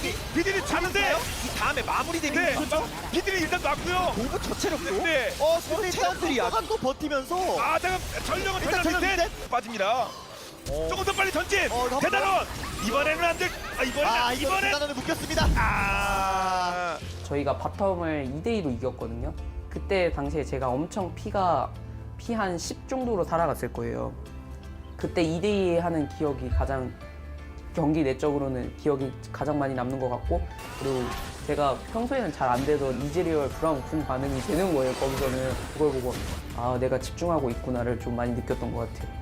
되게 성공적인 데뷔전이었고 임팩트 면에서도 상위권으로 치부할 수 있는 그런 좋은 경기 퍼포먼스였다고 생각을 해요. 유틸 챔피언도 잘하고 또 이니시에이팅을 담당해야 하는 그런 류의 챔피언도 너무 잘하고 그래서 굉장히 준비가 잘 돼 있는 상태인가? 그런 생각을 했던 것 같아요.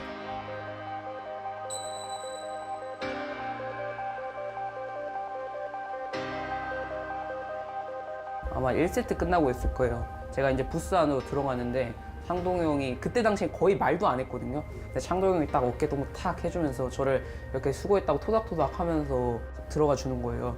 그때 좀 감동이었던 것 같아요. 사소한 건데 일단 딱 긴장이 딱 풀리고 나서 또 그런 칭찬해주면은 감동받을 수 있죠. 잘했고 일단은 긴장하는 내색도 별로 없었고요. 그리고 어쨌든 같은 한 팀으로서 좋은 플레이를 보여줬기 때문에 저희가 승리를 할 수 있던 거잖아요. 그래서 그 부분에서 잘했다고 칭찬해 주세요.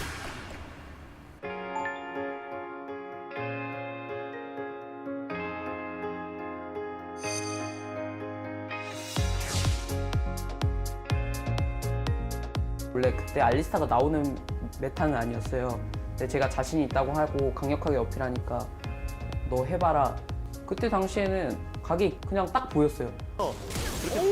달려들었죠? 일단 잘못인 것 같은데. 이번에 뛰면 퇴로가 이러면 라이프 위험하거든요. 서로 교대. 이거 줄 거면 그냥 주고. 스테이시더라도 이거 알리스타가 나가주면은 오히려 레오나를 보고 있죠 지금. 그죠 레오나 폈고. 레오나 폈죠? 그리고 잘 봤어. 제대로 떴어요. 빡! 그렇죠? 안 되네요 진짜. 그거 안 돼요. 왜 이렇게 잘 뛰어요? 이거는 알리스타 있어요. 그게 뭐예요? 어디 있어요? 알리스타 비전이 빠졌어요. 잠깐만요. 근데 아직 왔는데. 그렇죠? 근데 일단 에이밍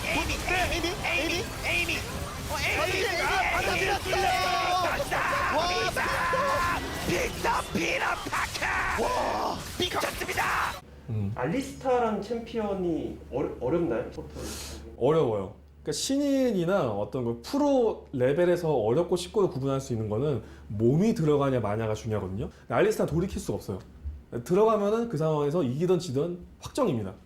근데 내가 잘못 들어간 거 지는 거 확정은 나니까 판단이 좀 어렵거든요. 그래서 본인 주도적으로 생각하는 게 중요한데 그런 점에서는 잘 나은 것 같아요, 경기력이. 3 times that we had it there. Big thumbs up from him. Ooh! Oh! Spider-Man! He knows the meme! I heard a Peter Pan. Gotta love it. For us, that was enough for us to kind of make jokes about it, you know, like, oh, it's Peter, you know, Peter Parker from Spider-Man, or it's, you know, Peter Doublelift, you know, Peter has the same name, you know. So it was easy for us to make like a lot of jokes, and it's kind of cute to watch a young player come into the LCK and come in with a lot of energy, and we just thought it was great, you know, when he had some great games and he was willing to like show his charisma and show off some celebrations, like, it's just hard not to like the guy.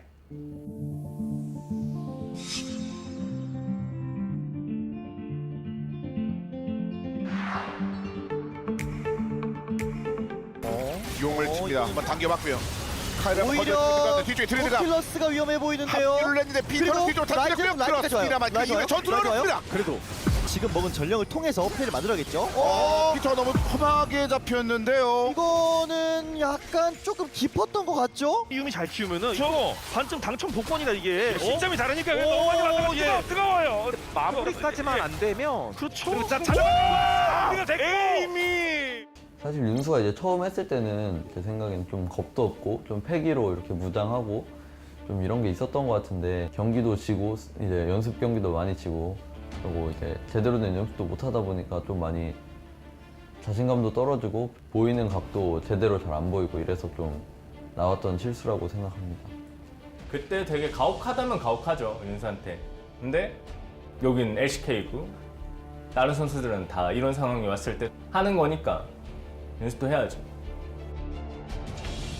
스프링 때 성적이 그냥 그 정도로 나왔으면은 지금 이렇게 열심히 안 했을 것 같고 많이 자만했을 것 같아요. 바닥까지 찍어보니까 아 내가 진짜 되게 열심히 해야 되겠고 자만하면 안 되고 이런 생각이 진짜 많이 들었던 것 같아요.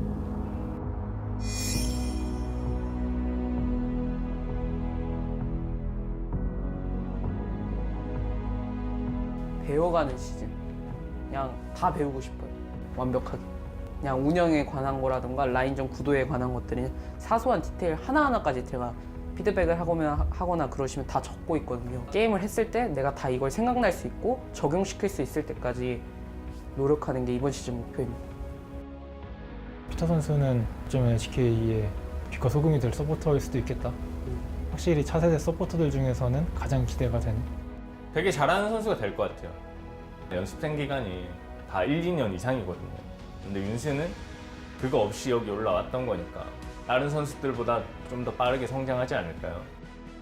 So for Peter, I just want to see more games, and then I can see is he going to become one of our best supports? Is he going to become just a really good engaged support? What we saw from Peter in those first few games, if he can learn to do that consistently, then he would be a really, really good support.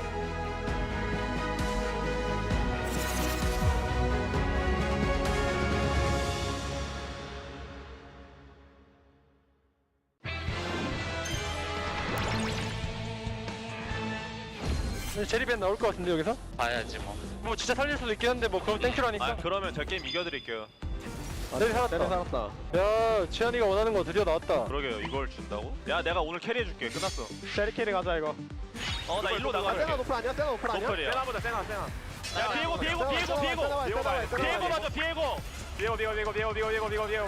아무. 아칼리 노플. 오케이. 잡아줘 치안아.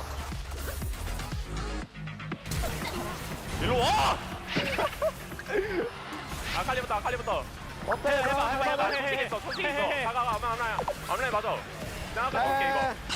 아칼리. 다 와봐. 쭉 가. 오케이 끝내.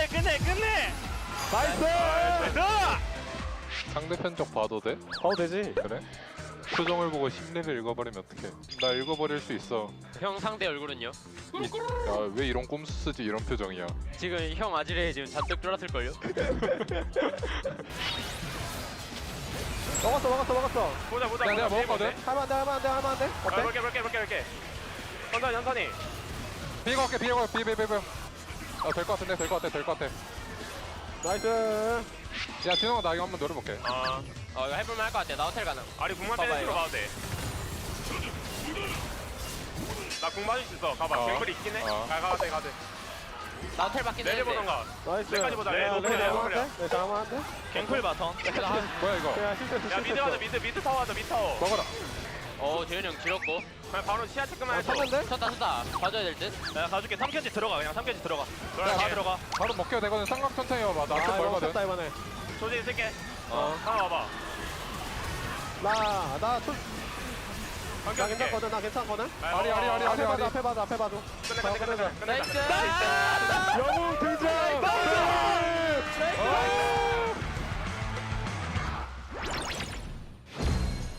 낙하나면 세라핀 하냐? 야, 안 할 거잖아. 아, 나 설렜네. 할 수도 있어. 서폿 만만한 거 뜨면은 세라핀 가자. 네, 땀캔시도 있어요. 처음엔. 내줬는데? 야, 세라핀 마트야. 가는 거야. 우리 궁이 없어. 캔치 높여. 캐지 보자. 쿵. 뒤에. 나가. 당기. 야, 그래. 형 세라핀이야. 야, 뜨리 밀어. 밀자. 캔치 물어갖고. 야, 세트했다. 야 옹호 볼게. 야 봐줘. 야 아주. 나이스. 잘했다. 야, 징탐이다. 야, 세라핀 먹고 애쉬 할래 진짜? 형이 FJ. 애쉬 할게. 내가 있지. 가자. 나 고함 쓸게. 개불. 나이스, 세대. 야 블루 먹고 있다 얘. 야, 리산 찍자. 궁대. 볼게 이거. 오, 나 스키 개잘 쓰는데? 야, 나 죽었어. 세라핀 없어. 빼야 돼. 아 빼면서 할게. 살아. 나풀 아낄게 이거. 라크레바. 야, 봐봐. 나로 와봐. 오케이. 야 볼수 있어? 볼 수 있는데. 리신 노플. 리신 볼 수 있나? 볼 수 있어. 넘어갈게. 리신 노플 롱이야? 야 아이고. 야 미드. 한번 그을게. 박아. 지금. 오른이 미래다. 오른이.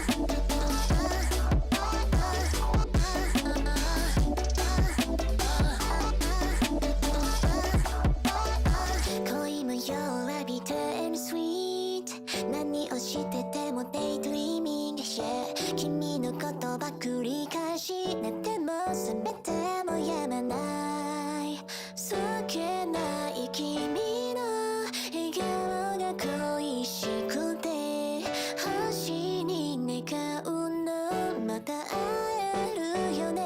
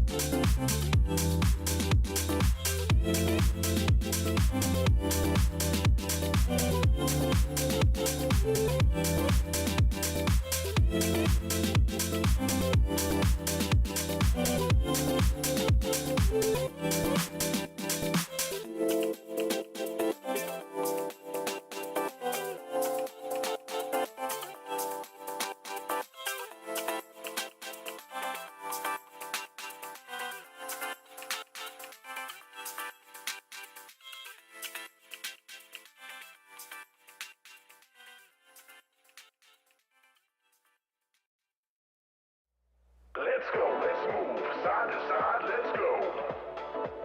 Let's go, let's move side to side, let's go. Let's go, let's move side to side, let's go. Let's go, let's move side to side, let's go. Let's go.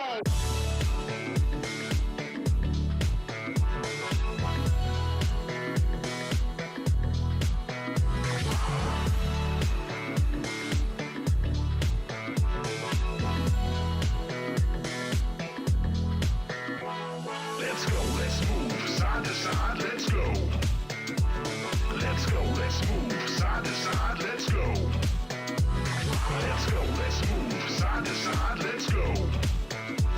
Let's go, let's move side to side, let's go. Come on, everybody, bring it in.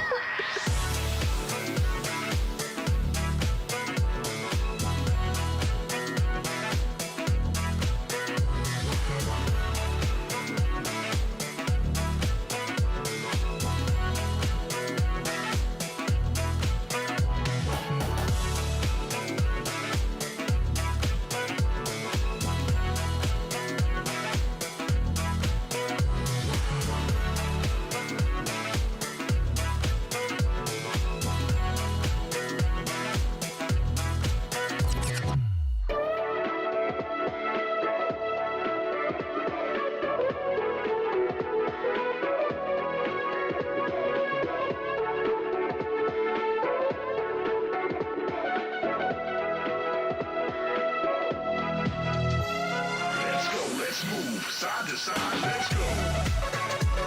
Let's go, let's move side to side, let's go. Let's go, let's move side to side, let's go. Let's go, let's move side to side, let's go.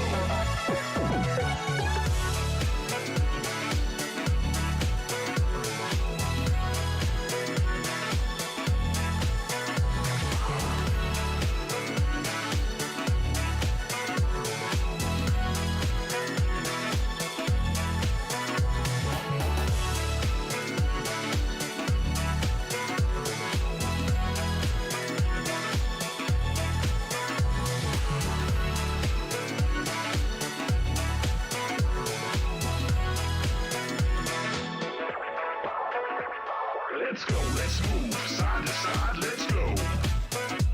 Let's go, let's move side to side, let's go. Let's go, let's move side to side, let's go. Let's go, let's move side to side, let's go.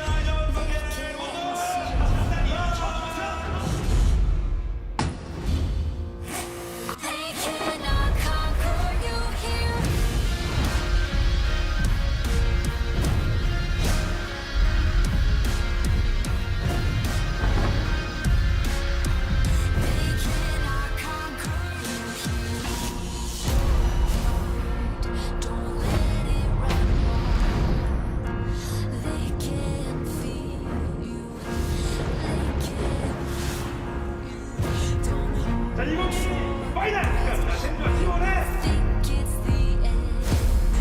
They cannot defeat you. They cannot conquer you. They cannot conquer you.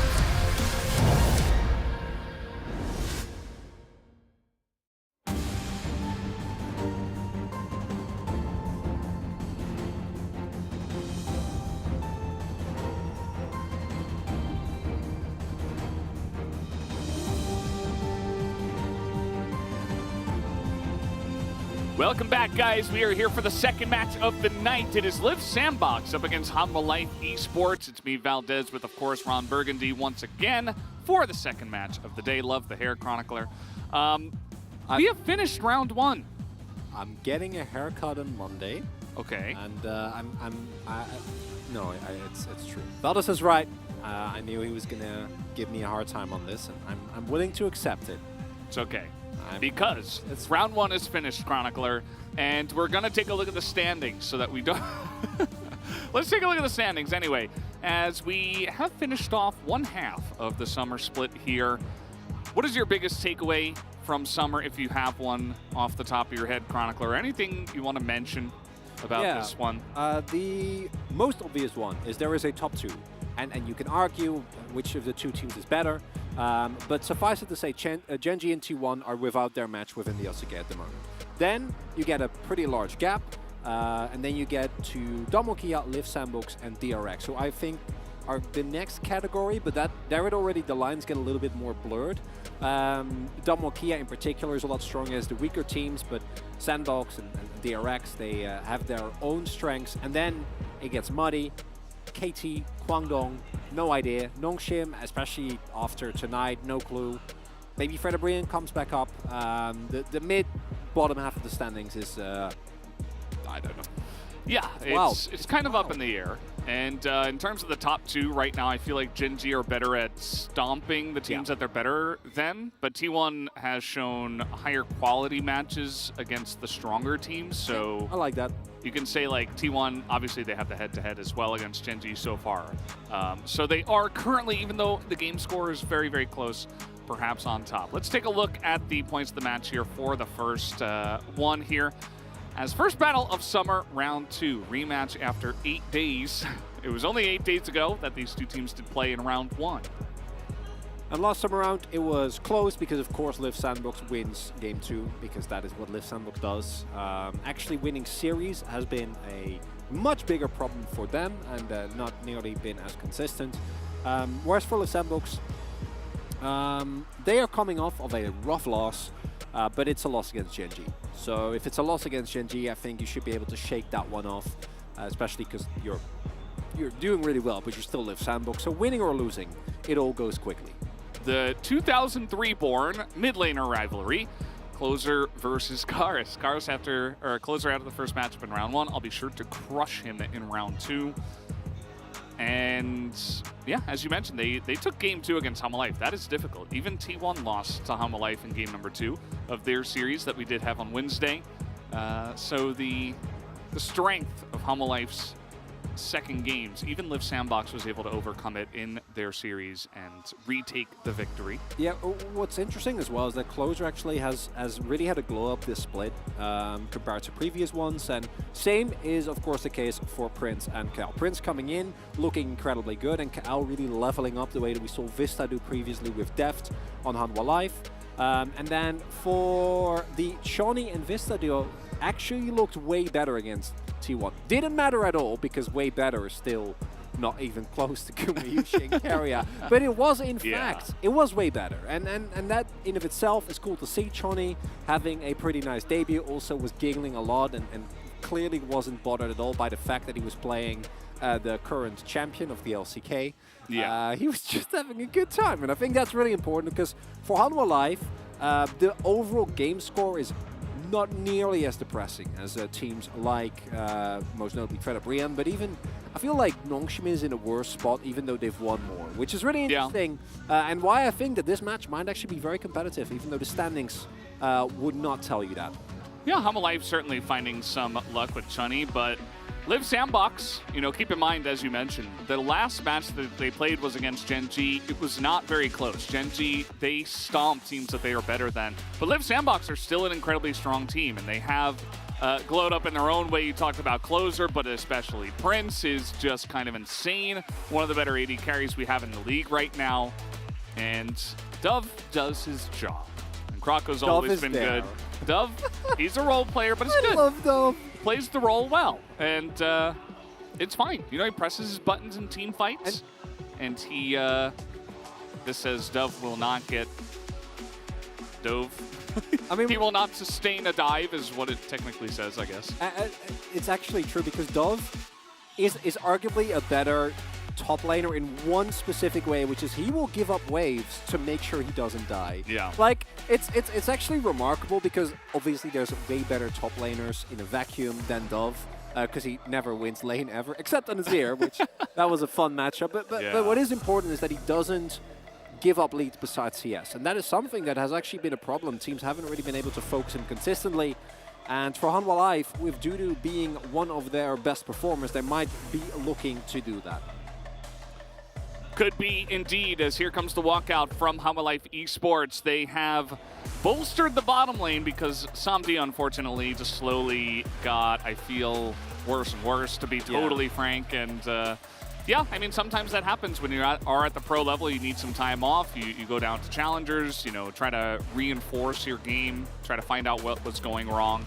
And Chunny, you know, kind of a fresh breath of air into this team, as they did look pretty nice against T1.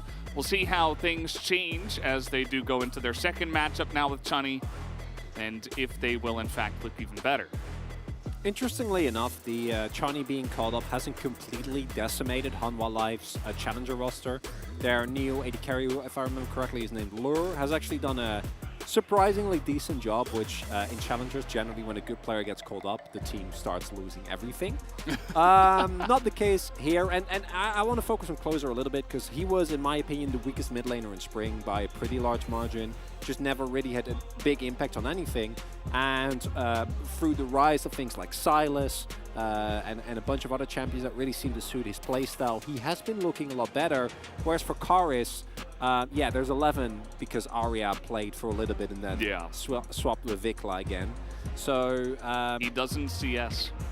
Karis just has not been playing that well, and I was a really big fan of Karis. I think he was the best part of this team in Spring, but this split, it's been, well, mostly some on Fleek moments, a couple of Dudu moments, and that has been it. Karis has just not been very consistent, has been having an incredibly tough time even in lane, but also outside of, not even the gory effect that we sometimes see where players struggle in lane and then as soon as they get out, they get a lot going. So I think that mid-jungle 2v2 is going to be very pivotal, because it used to be Summit and Croco, which had a lot of issues, as good as they were sometimes. But Closer and Croco right now actually feel very consistent, or you just camp bot lane and feed Prince. And that has also been working out very, very well for Live Sandbox. I'm sure that would work out well in this game. Yes. I think that's actually a great strategy. Yeah, I think that's a good idea. Get Trundle for Croco. Flash walls and just gank bot. It doesn't matter. We've seen it. Will. We've seen it multiple times. Like, this is Krako's way that he plays the game, okay? Crazy is his game, actually. And he will be flashing walls and looking for ganks, and I hope it is in the bottom side. And one thing I do want to see in this game is no Zeri, please, okay? Like, sometimes we get these bottom teams, especially in this matchup, obviously Hanwha Life Esports, they're like, oh, no, we can handle the Zeri, it's totally fine. And then they give Zeri to Prince, and it's like, okay, well, you just lost the game. Don't do that, please, so we can have a real matchup. LEC imposters scouting for World. Ho, ho, ho, ho. Chronicler, they're among us. They're here. I thought I only had to be word in the challengers coasters. Now they're coming to the LCK as well. Apparently they are always on fleek. Oh no. With the draft diffs as well. We'll see how that goes for them today. As I was just talking about it. Live Sandbox starting on blue. And with the Gnar taken away, Zeri. That is the only non-negotiable one, in my opinion. Even though I really like the Live Sandbox bot lane, we have seen the Lucian actually be answerable. The nerfs have definitely hit the champ. It's still very strong, and if it's ruler, then don't. But Prince and Kyle's strength is more so in how they play out team fights, not necessarily just their laning phase. So if you're Humble Life and you're like, you want to go for a Cog Lulu, then I would be okay. As Valdez's blood pressure is very rapidly rising. As I guarantee you, it doesn't matter what you leave open. If Zeri is there, Live Sandbox is gonna B1 that. The closer's smiling because they're banning him out, and yes, Azir and Corki are very strong. You can still go play Silas. Yeah. If they ban Silas, then you get Zeri, so there's no losing. And Nar's banned as well, so even if Hama Life were like, oh, we'll just take the Gnar. Okay, there's the Zeri. Do they first pick Silas here? That's a very... I don't feel like they should. It is technically flexible. I think first rotation here, generally you're going to be wanting to pick up something like Viego. Trundle has been very high priority, although that is not really a B1 type of pick. Senna is still open. Kench is there. Kench is also a pick that Kyle is very comfortable on. And yeah, I don't hate this. I don't see Humble Life answering with some of the counters that we have to the Aphelios, like the Ziggs. I think MF is still very strong into it, but those are not champions. And if you go like Kalista, Renata, we've seen that laning matchup work out very nicely, but I think it wasn't a team that wasn't Nongshim piloting the Aphelios last time around. It might have not actually worked out that well. But Chani gonna throw the gauntlet here. Yep, Kalista comes down, Renata available, Vista loving the Renata, it will be selected. Now, with Live Sandbox, you can say, okay, that's all good and fine. The laning phase is what it is. We're picking Tahm Kench, and we're gonna move on with our lives. And it's probably what's gonna happen here. Tahm Kench's very strong. You can select your bottom lane, potentially grab a strong mid laner for closer next, as the jungle priority in the drafts have not been very high in this last week. It really has dropped ever since the power level of Wukong and Viego has dropped. They're still they're still high prior, like sometimes they're getting banned. Ooh, I love that. Oh. Yeah. Poppy likes Hex Flash. Yeah, and not only does he like Hex Flash, but I think Poppy, I mentioned this previously as well, makes Kalista's life an absolute hell. Also means that On Fleek is going to be picking up the Trundle here, which is a very strong champion. Biggest difference, of course, with the Trundle into the Poppy specifically is that Trundle's really good into Wukong and Viego because of the amount of AD that he takes away. In terms of the Poppy plays out a little differently. You're not really looking for 1v1s, you're looking for just ganks and punishes. So in an ideal situation, it's not until post 6 where the Trundle can subjugate you and it kind of becomes a question of can you survive. As now we get to the Dove champions getting banned out. So Ornn and Sejuani, I assume. Although I don't think you should ban Sej because you have Trundle yourself. Yeah, but they have Trundle against the Ornn too, which I was kind of like... Yeah, the Ornn is... I think I'm okay with because the value of Ornn, even with Subjugate, is like his ultimate remains really good. Well, you just pillar him, and then he can't hit the ultimate. You can flash it, Val. You can. We all know what Dove is playing. It's Gragas, so we can move past this part. We know he's going to be throwing barrels and regenerating his health and going back when things get difficult. Oh. So the Gwen is going to be banned. Maybe it's Poppy top. Maybe they're just... No. And now you pick something to make Trundle's life very uncomfortable. I don't think that's going to happen. That's, I think, a little bit too deep for our LCK drafts. I can see it. I wouldn't mind it. It would be a pretty cute, you know, Uno reversal on them. Yeah, it depends what Humble Life picks up here as well, as I'm expecting him to R4 a top laner here. Aatrox. Yeah, there are situations where Aatrox is really good. Got him. Aatrox, yeah, you got me good. And there's a reason. It is a very niche pick, but it is a pick that is good in specific situations, which is why the win rate is so high. Into 4 dive. out of 4. Yeah, I don't necessarily think that this is one of those situations. Aphelios is definitely a champion that can actually shred through his health bar once you hit the item thresholds. Poppy makes your life pretty miserable. What? As that is a throwback What? stuff, but I knew it. I knew it. Okay. I knew it. Just self-counter. I just thought it was 100% going to be the Gragas.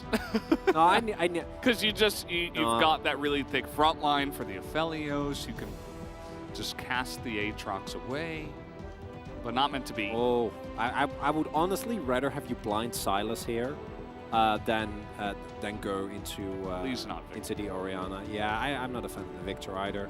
It's again a comp where I think it does work, and it's not into Azir, so it's a little better. It's still not great for reasons we have covered fairly extensively. But I do think the Liv Sandbox team comp extremely well-rounded, right? You have a lot of team fighting power. You have 2 very reliable damage threats. You have a great front line. You have a ton of lockdown in CC. But the Humble Life comp, if it gets ahead, will run over. I think that's good. That's 100%. You throw the gauntlet. It's a good matchup into the Victor. And this comp, you're winning early or you're not winning at all. Like there is no plan B. And I don't think there's a mid laner here that like kind of bails you out and gives you scaling. Maybe someone like a Zillion, which is really out there. But outside of that, this is a skirmish comp for Hanwha. You're looking to snowball around objectives. You're looking to fight. You're looking to snowball every lane. And you need to, because if you don't get ahead, then Liv Sandbox comp is going to absolutely demolish you. Yeah, I mean, it's something that, you know, our good friend LS would call a sinful comp, right? It's either you get ahead or you lose. Yeah. There's no second chances. No. You're taking a big risk. But, you know, when I first saw this and I was like, what would go well with this comp? I was thinking Ahri, but then I looked, hey, Ahri's banned.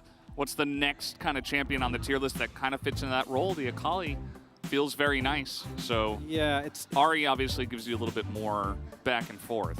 It's still into Poppy and into Kench. So I think the Liv Sandbox comp has a huge edge here. But I also know Liv Sandbox can't help themselves but fight at every point in the game, everywhere, all the time. And if you take 2-3 bad early skirmishes against Hanwha, or you really bot shit in like the mid game, like 1-2 items once, you lose the game. So not a lot of opportunity for mistakes for either teams here, but if you play it slow, Sandbox should be cruising. Could happen. Let's see. Let's jump onto the Rift here for game number 1.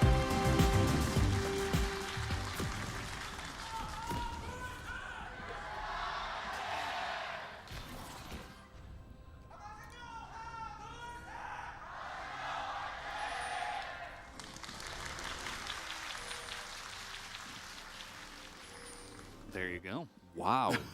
I hope you could hear that as loudly as we could. That was wonderful. It's very nice to be back in Lol Park. It's really good. Remember when we were saying that last year? How it's very nice to be back in Lol Park. Well, I wasn't really back in Lol Park. I was just in Lol Park for the first time. Yeah. It's so crazy how humans are so good at adapting to different environments and just like accepting it as the new thing, you know? And now that we're back in Lol Park, it's like we've never left. You know? Yeah, this has just always been the way it has been, you know? It's remarkable as well because obviously right now it's looking good, but I can now really understand for you guys how sad it must have been to not have an audience after having it. Because it's fine to not have an audience from the get-go, but going back now would be a huge loss. As taking a look at the overall setups here, on Fleek going full BTA, no shocker there.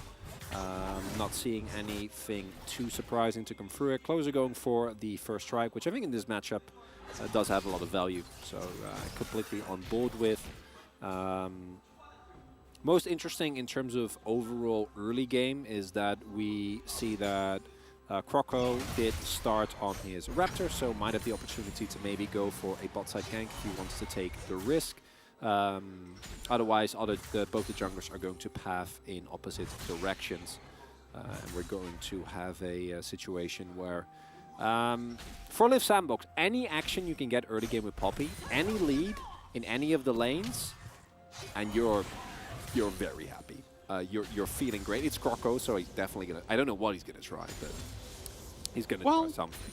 How about you clear your bottom side and then wait until level 2 and just flash the dragon wall. Doesn't look like that's what he's going to do here, but there is a lot of warding in the bottom river, but not in the tri-brush, funnily enough. So Croco's totally unseen right now. Yeah, they're going to look for it, and I think that's wonderful if you do decide to do so. Croco instead going to take an early back here.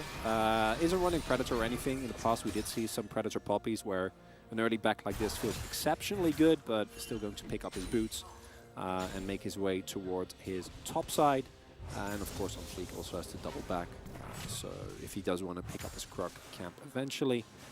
And the Victor is a champion, as mentioned previously. You have just seen a lot of problems with this. He gets ignited. Yeah, it's a really nice trade here for the side of Homalife Esports. Obviously not going to be lethal, but certainly is going to make Kyle feel a little bit less good about his lane.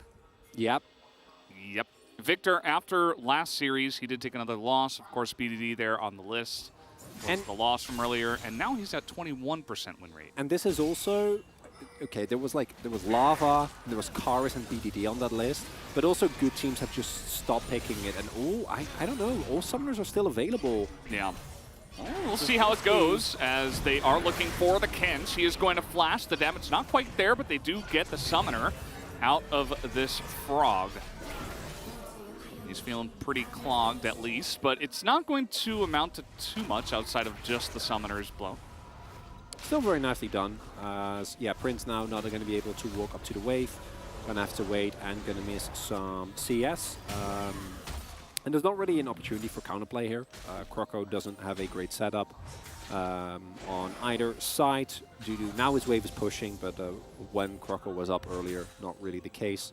And as a result, the only upside that you're going to get here is Liv Sandbox's Croco is going to get a pretty sizable experience lead because Unfleek has in fact been foregoing jungle camps to make sure that the bot side play happen. But yeah, if you get the summoners with that earlier ignite play, then I think you definitely get a kill there. But now it doesn't quite work out, and it's a nice lead. It's a wave that you get because Prince and Callisto are forced to back, but Aphelios just picks up a call. And as long as you can, again, mitigate the damage as Sandbox, falling behind a little bit early is not the end of the world. It's to be expected. Yeah. It's just good on Homalife for trying to make plays. You know, in the past, especially the past years, when teams used to pick comps like this and then just do nothing, that's why we used to get very peeved by it from time to time. I remember Renex in the league comps. Yeah, that was a time. And then they would just sit there and farm the whole game. Yeah, I know. Some teams were good at it. I think Genji used to, obviously. Oh, yeah. Be pretty good at making plays early. They were. But other teams used to try to copy it and then never find plays. And we're like, why did you pick this comp at all? And that's why it got a lot of hate from time to time. But yeah, good on Homalife for looking for at least a play, as now Kyle went for the lick, and now the flash grab comes in from Vista, but it's a Tom Kench. They're looking to turn it. There's the Ren, though. First blood comes in. Croco right here to turn it, though, as in comes on Fleek. They finally take down Tony, but it's not enough, as he's bailed out at exactly the right time, and the Callista picks up 3 kills to start off the bottom lane. Call him a super sub. Johnny picking up a triple on Callista. And that's exactly what the comp ordered. There's a reason why Renata Callista has been very high prio for a lot of teams. And that's pretty much the ideal scenario right there. As we're going to get a replay, and it's understandable that Liv Sandbox tries to go for it. But with no real aggressive summoners, because you have the cleanse on Prince and you have the exhaust on KL, which wasn't even up, and Croco not actually having the damage, it's kind of a disaster. Note also here on Fleek's pathing is really, really nice. And crucially, the kill comes through very, very early.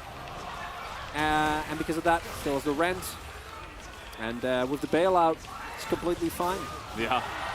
He holds the Ren for after he gets taken down while he has the bailout on him, so that he can make sure He comes back on a life Vista saying, yeah, that's it. Let's get it going.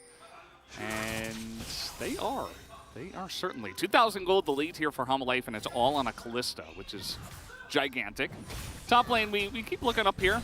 It's very nice to see how, you know, Aatrox trades into a super safe Sejuani that just, again, he's going to forego even CSing to survive. No, Val, it's okay Yes, to give up. It's okay to give up creeps when the wave is in a subpar state and you don't want to take risks, but you should. Dove is just hanging out. As here we go again. Kyle in a really rough spot, but again, here comes Krako, and this time they are going to get on top of Tunny, and there is no escape for him, so the shutdown goes to Prince, of all people. A timing working out much better for Liv Sandbox in this trade, perhaps what they were looking to do the last time around. And that was very risky, Sandbox, because Unfleek was also on his way, and if that play backfires, you lose the game. It would be the same thing again. But I have seen Kroko do this on top side with Summit, and then it backfires, and they go 0-7. And you know what happens now? He's like, I'm going to try it again. This time, it's going to work, and it does. And I was very happy for the Callista, but you also now gave a 600 gold bounty over to Aphelios. Yeah. With the call. Yeah, and Aphelios is the main win condition, isn't actually behind, as it's understandable because what you want to do, and you again have your jungler on the way, right? So it's understandable that Chani and Vista feel very comfortable taking this fight, but unlike last time, there's no flash. So when Kroko locks down Chani, there's nothing to be done. Like, you can't hop out, you don't have any defensive summoners. Welcome to Poppy. Yep, welcome to Poppy. And the Poppy pick, again, proving to be a real menace. And there's still a lead for Hanwha Life. Chani is still fed, so this is not end of the world, but I just want to highlight that this was a very important moment because without this, or if that play backfires, the game is done. And right now, Sandbox is behind, but still technically should be fine, as they're actually going to contest here as well. Yeah, I think Prince should have just stayed bot and taken plates. Sandbox. But instead, we're fighting. And they're going to knock out the Aatrox. So there you go. Krako single-handedly is potentially going to win this fight as Unfleek is in a world of hurt. He's burning down. Krako is going to take the kill. And now Prince is in position for a 4-man Infernal. And, you know, it's not a huge amount of damage, but it's enough to get the win here for Liv Sandbox as 2 more will be taken down. And the Rift Herald is given to Liv Sandbox. If you're going to fight like that, then sure, be my guest. Take the fight. Well, Hanwha Life. That was your lead. I need a moment after that one, Veldas, because that was very unfortunate, and it's a testament to what has put Liv Sandbox on this score. The reason why they're 6-3 is because they are more decisive than any team that isn't like T1 or Gen G, God forbid Gen G when they're better than a team, because that's on a whole nother level. But it really is. But what we're seeing here is Liv Sandbox in these type of skirmishes. They're romantic. They're gonna fully send it, and if it works, it works. If it doesn't work, it doesn't. But them first hitting the ultimate on Dudu, and then secondly going in that hard on Fleek, who I think was not really expecting to be hard focused because he's Trundle, right? Like, there's a Sejuani in the game. You press your ultimate and generally you're going to be fine. And then also the rotation up from Prince, as you pointed out, Prince didn't have Chakram, so I think that might have been a big reason as to why. Also, it's Sandbox, so even if he did that, it's also called Kushin. God, well, I'm very sorry. You know what I mean. I know, I'm just... Nah, it's okay. Yeah, it's very straightforward. They blow everything on Fleek, and then that in of itself is fine, but everyone makes it out of it but Kroko, but this is a Poppy. So killing Poppy is very hard. KL with a beautiful Devour, and now they're stuck in the pit. Prince's Blue Roll is actually bait because it doesn't actually do that much this early on. But it's very scary, and still... and he hit 4 of them. It looked really cool. It did, and it did enough damage, and then you're all stuck in the pit. Yeah. And you can still, I think you can still afford this as Hanwha Life, because this is still a comp with so much innate power on a 1-item spike. Like, we've seen comps like this kind of blow it and then still get in a position where if Liv Sandbox win one more fight, then it actually should be over. You get one more as Hanwha Life. But that wasn't it. The last That was couple not the have one. been big ones too. I mean, you got to worry. Oh, you got to be worried about Lord. giving over that big of a lead, right? We were at 2,500 gold to lead, and this feels like another game, by the way, where I don't know what it is about the meta or whatever. I used to really like Trundle, but nowadays I'm just like, no, I don't want to see Trundle. I always feel like it just doesn't do anything. He's just sitting there pillaring, and like the pillar's good, and pillar's a great ability, but that's all he does. Then he just ends up sitting around. Like I feel like Poppy does about 7 different things better.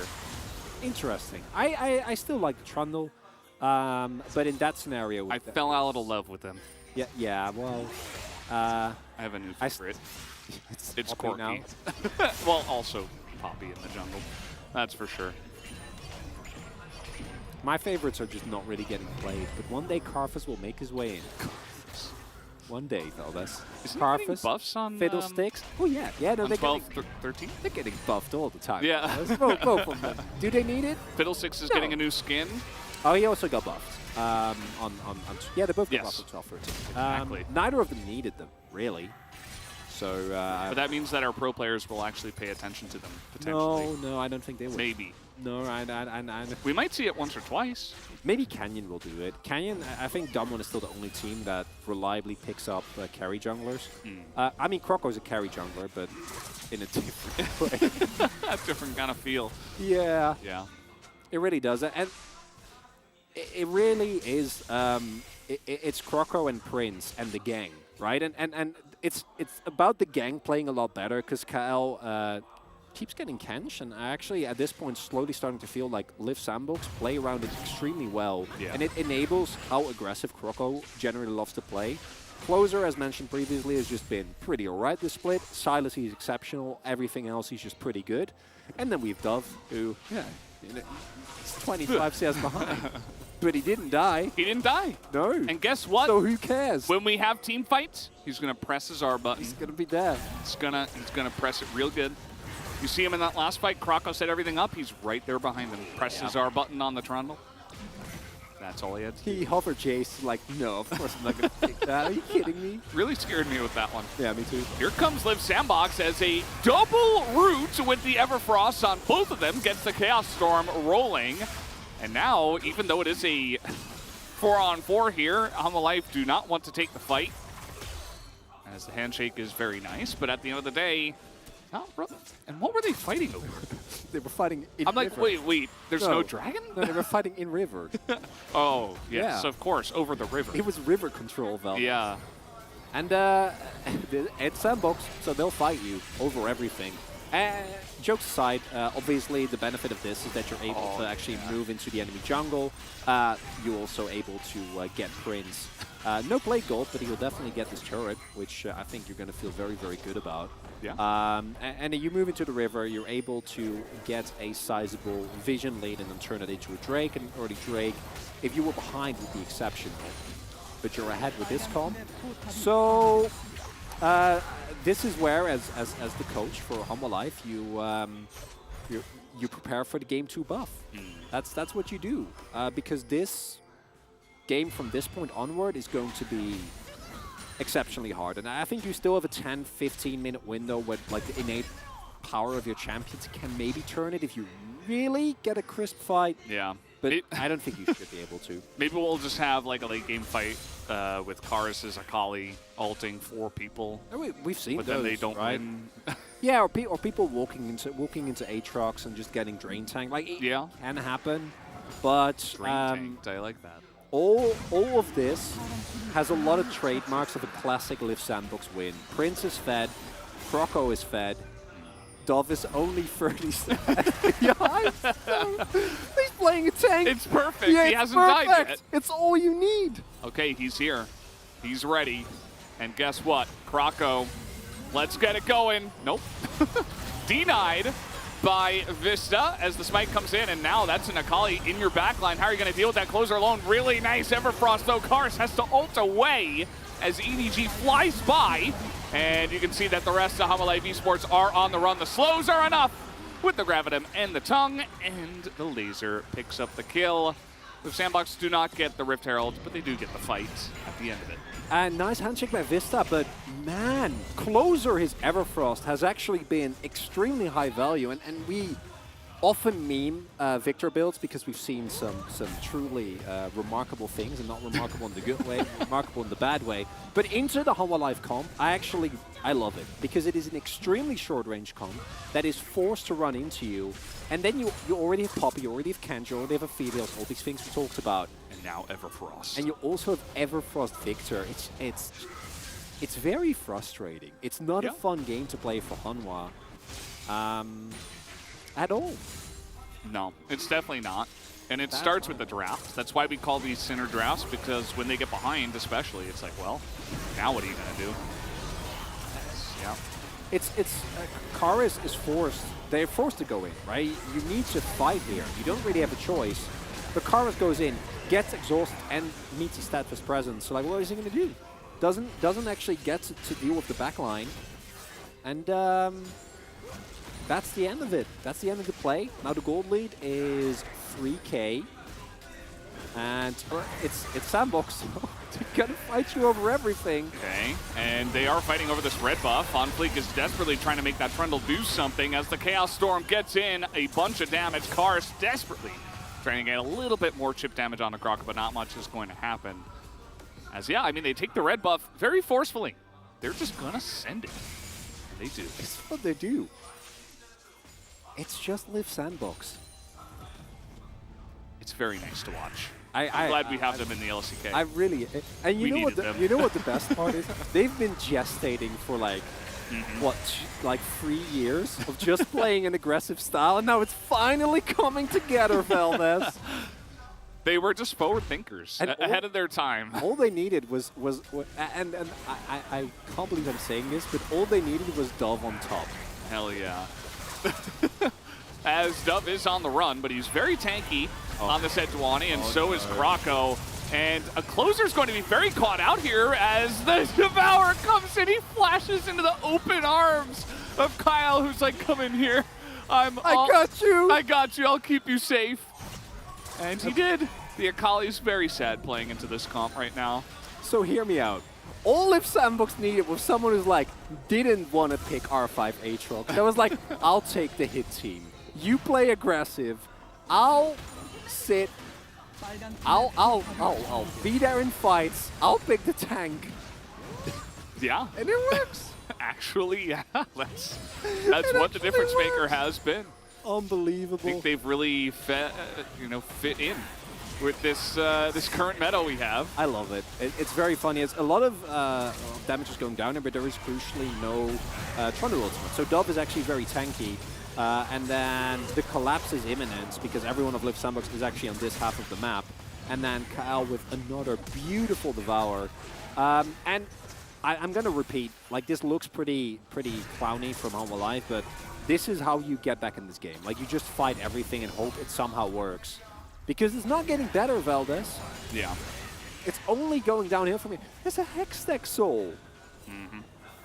And Live Sandbox got that Infernal as well, so they can get the one Infernal, stack the Hextechs, and maybe get Hextech Soul. I doubt the game is even going to last that long, to be honest. I don't think we're going to get 3 more Drakes. No, it's Sandbox.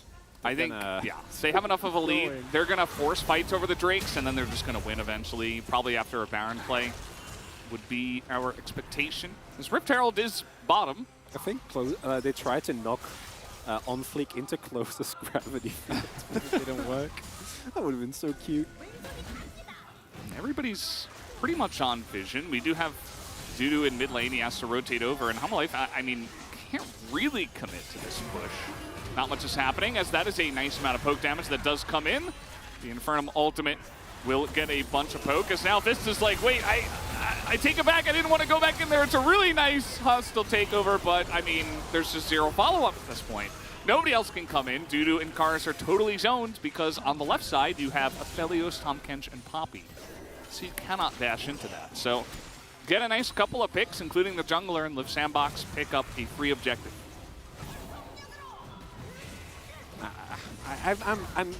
The hard part for me is that I have been a big fan of Sandbox. They've been kind of I have had a weak spot for them for ever since I joined the LCK. Ever since I saw Croco debut in Kespa Cup in end of 2020. And it's just never really come together. And seeing it actually come together now is beautiful. It's great. And of course, this is how life, but this is how every Live Sandbox game looks, unless they're playing a top team where they lose. And I do truly believe that a team like Live Sandbox, which I don't even talk about this fight because it's just a complete blowout. Like the comps have a really tough time due to encouragement. The analysis there. in this game is kind of. It's we finished about 10 minutes ago. Yeah, because Kars and Dudu, like, even if you do get onto the back line, Devour wasn't used, I don't think. Croco still had his stats that's present and his ultimate. Like, it's just there's not a lot of ways where your comp does anything for Hanwha. But seeing Live Sandbox play the way that they do, which is with higher baseline of aggression than most other teams, again, the really good teams notwithstanding, it's lovely to see. And I joke about Dove a lot. But actually, I think it actually does really benefit them to just have someone that's willing to take the hit. Say, I'll pick the tanks. Yeah. Unflake is trying desperately to do something. He did use his subjugate ability, and somehow Live Sandbox are able to feed the kill to Prince. So it's a big win for them at the end of it all. Of course, they are denying vision around the Baron. That is why Live Sandbox are this far up in the enemy jungle. And now that they have their pick on the enemy jungle, they can just take the Baron. I need to be honest about this. I'm scared. Do it. I'm scared. You're scared? I'm scared to open up my heart again. You think Live Sandbox are going to somehow not make it to playoffs? Could happen, as they are just so tanky. Even the Victor's tanky. How is that even possible? Like, nobody on the... Tunney's 3 levels down on Closer, and even he can't do any damage to the Victor. Because, of course, he is 3 levels down. What do you do? Kars, like, look at his face. Yeah, of course, you didn't get to play the game here. That's his first death. I mean, it's just...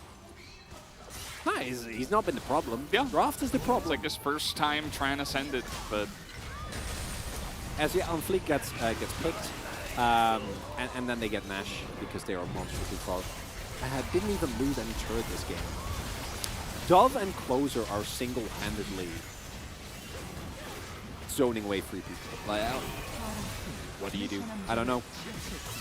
I don't know. As again, Prince picks up the kill because of course he does. So back to my trust issues. Vel. Yeah. I have Tell us about it. so many times that this team would make it, and then they somehow find a way not to. And I don't know if I'm ready to trust them. And is this actually going to be the time? Is Listen, it actually Chronicler, happening? we all deserve second chances in life. I gave them including second Live chances. Sandbox. And yes, but chances sometimes as well. people need a lot of chances. That's just the way it is. I wanna maybe they really open up my changed heart this again. time. Maybe they did. really are different this time.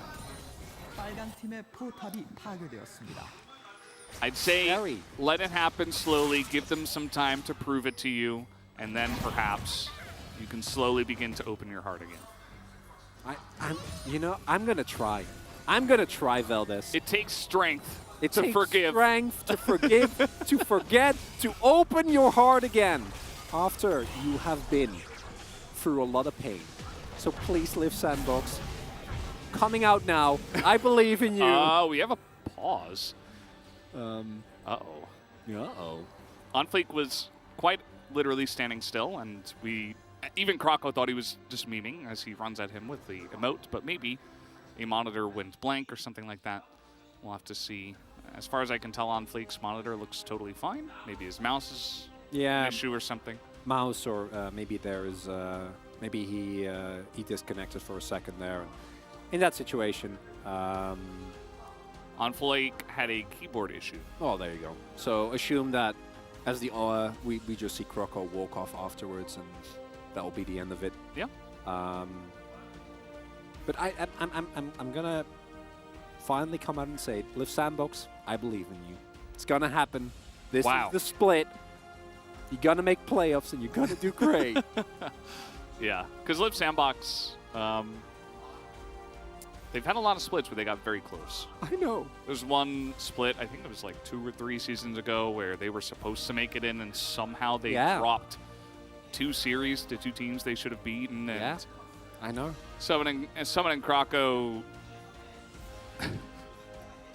Summoning Krakow, they had a rough time at that moment in time. Yeah. But yeah. Don't bring that up, fellas. I'm already very emotional. It's okay. It's okay. It's a different Live Sandbox now. Humble Life Esports, you know, we talked about the draft already. I think that's the biggest thing. It really where they is, yeah. and of course the bot plays. You know, if we were doing an analyst desk segment, no doubt we would pull the two bot skirmishes. One where Humble Life won it on their terms. The second one where they did not win it in a very similar manner. And then subsequently went on to lose the Rift Herald fight somehow. And biggest difference in this game has been Krakow versus On Fleek, where the tempo of Krakow has been very on point. And On Fleek had one play where he was able to get the better end of Krakow, which was the first bot side play, where Chani picks up the triple. There he actually had really nice timing. He was just on time, able to save him. And I also think that Chani and Vista just executed that very well. But that was the only moment. This guy is really... He is so happy to be on camera. He's shouting out the Korean casters. Aww. Love this guy. Saying, I love you. And you guys have great voices. Of course, only talking about the Korean cast. But it is true. They do a very fantastic job. They do. Sungkae particularly has a very awesome voice. He has a wonderful voice. You know who also has a wonderful voice? Dove. Dove, yeah, he does. He does. I'm not going to hear him a whole lot this season. Yeah. He definitely has a supportive role in the team. And it's really interesting as well because we talk and we meme a lot about Dove. Again, comes from a place of love. But Dove... But all else above. Oh yeah, you wouldn't really lay on the rhymes? Yes, because you started it. Well, yeah, but I didn't. I just had to follow up. I was throwing it back to you. Thing, Valdez. Well, I was became still a thing talking. because of you. You didn't have to sure, throw go it ahead. back. No, I don't want it anymore. No, the interesting thing is that Dove in spring was actually one of their main win conditions on Liga Jace, his Tryndamere, after the first round became basically permaban because he was so big on it.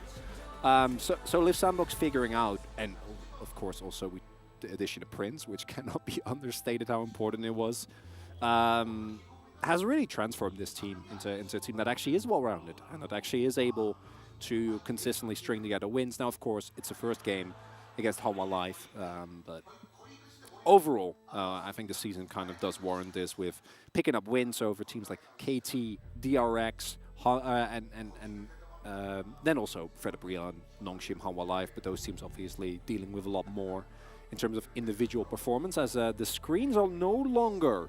Yep, I think we're getting back into it. Here we go.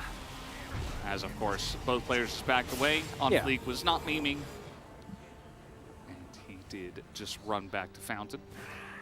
Yeah. As Krakow, I think you take it. Like, no, you can leave. That's okay. We're fine with that. Yep.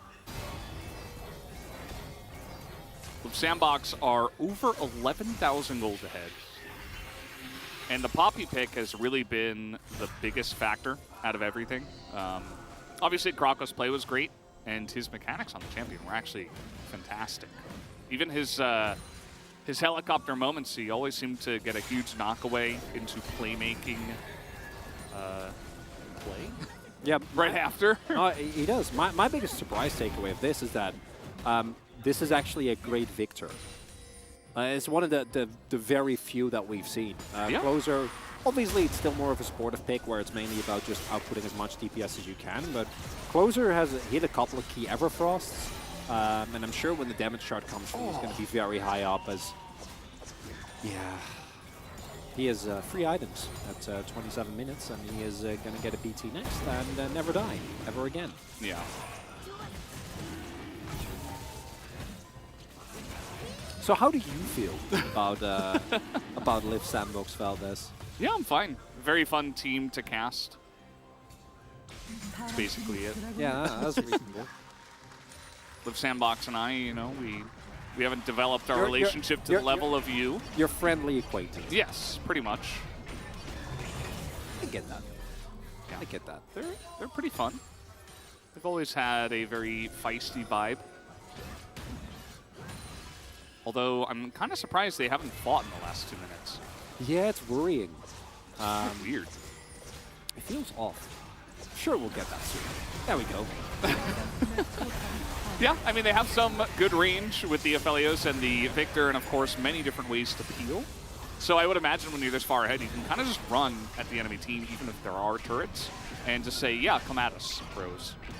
Even though it is Hama Life. But that's essentially what they're doing. They just push in, take an inhibitor, their little bot, do this, and it'll be up to Hama Life Esports to find an opportunity to take a fight, either here or on the next. There we go, double TP. Yeah, double TP come in. And let's see how it does go. Steadfast Presence is down. They get onto Prince here. The Devour is right there. And the wallets are quite heavy. Very nice charge of the wall there by Krako as Karis. You know, the mechanics were there, but unfortunately the items were not. And he just did not have enough output at this point in time, as even Chunny's being shot from miles away, from screens away. As now the teleport will come back in here from Closer as Liv Sandbox move in to end this game. And there were some early highlight moments for Hama Life, but as we've said countless times, this was a draft that needed an early win. They got the one early win, but just one's not enough. Not again, Trundle. Yeah, he needs to consistently string them together for this comp to work out. Yeah, and overall, Liv Sandbox taking an extremely dominant game here, bolstered by the draft and some big mistakes from Hama Life Esports.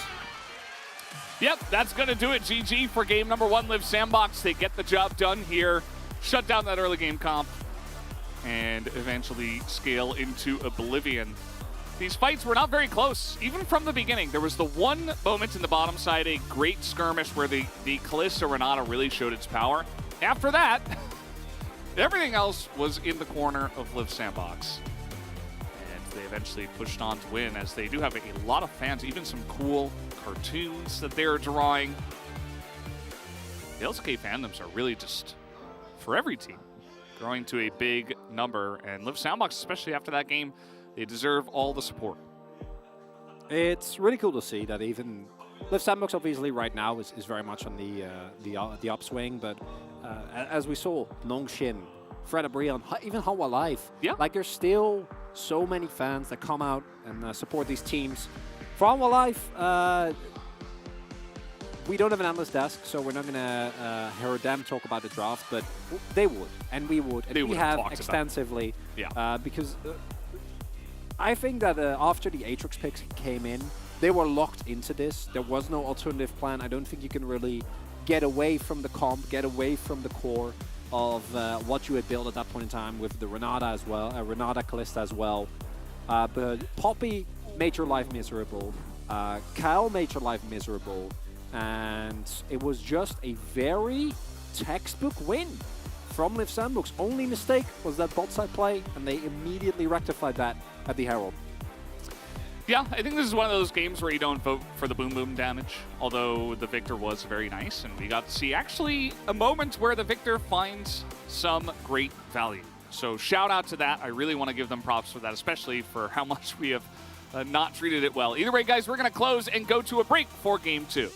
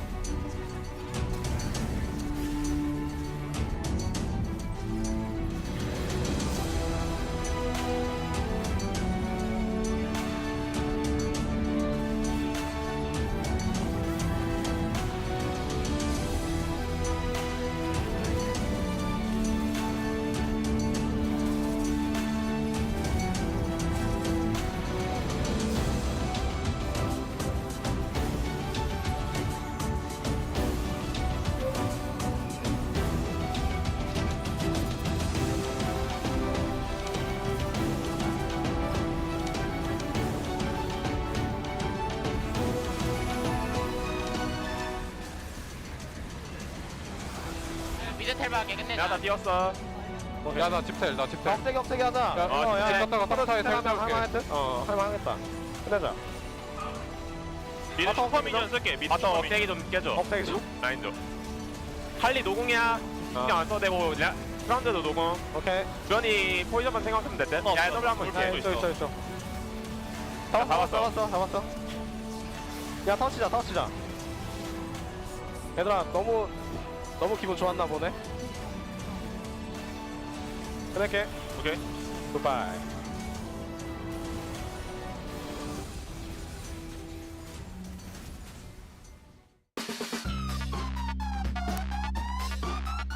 많은 분들이 제보 영상을 보내주셨어요. 여러분들이 그 제보 영상을 보고 피지컬, 내지컬적으로 이분의 티어는 무슨 티어인지를 알려주시면 됩니다.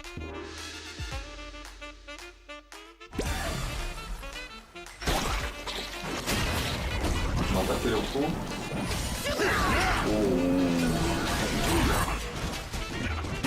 돌아보면서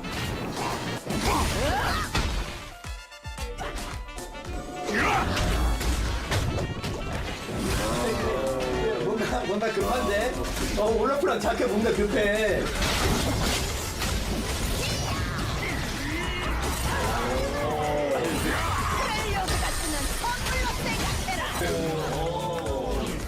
일단 제가 장담하는데 여기 티어 높지 않을 것 같아요. 제가 확실할 수 있는 거 올라프랑 자크는 내 거예요. 되게 치열하게 싸우는데 되게 착하게 싸워요. 착하게. 살짝 그 스킬 던질 때 야 스킬 던진다 이런 느낌. 일단 거의 풀핀데 이걸 먹는다는 것부터가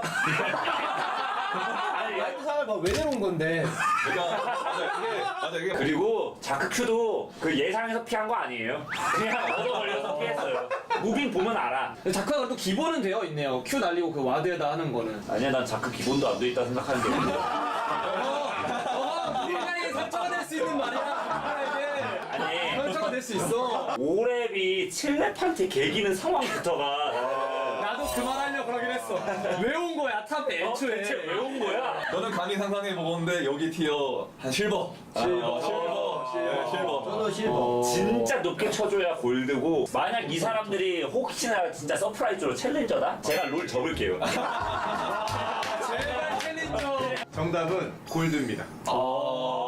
여기가 골드라고요? 골드가 딱 어느 느낌이냐면 자기 스킬은 굴릴 줄 안다. 딱 여기가 골드인 것 같아. 그러니까 세조하니까 자기 스킬은 그래도 최대한 열심히 썼어요. 자기 스킬은 잘 맞췄어. 다음 거 보나요?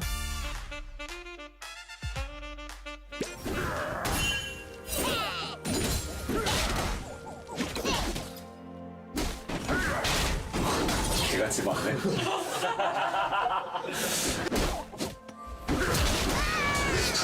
이거 나를 약간 서형식인가 나를? 나를 큐 어디다 쓰죠? 그러니까 제가 뭐야 다시 모두 이유가 있었겠지. 아니 럼블이 피지컬이 좋은 것 같은데?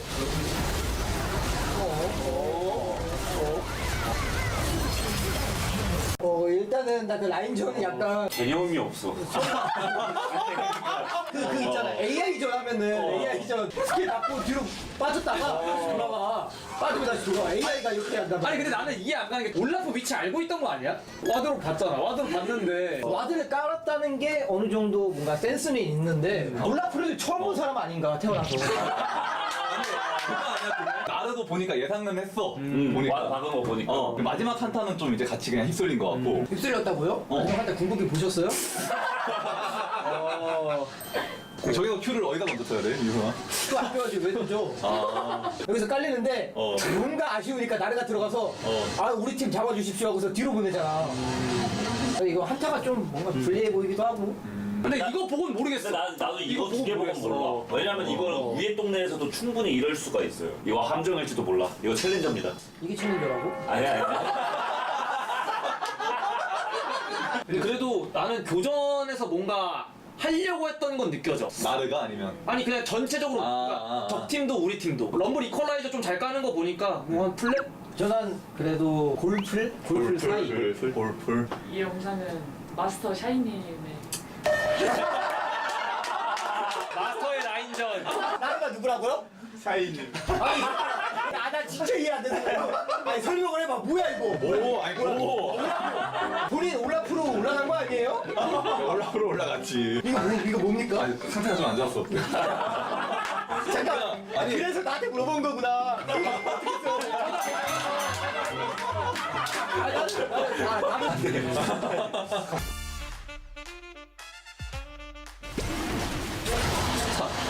용 잘 먹네. 잘 썼는데?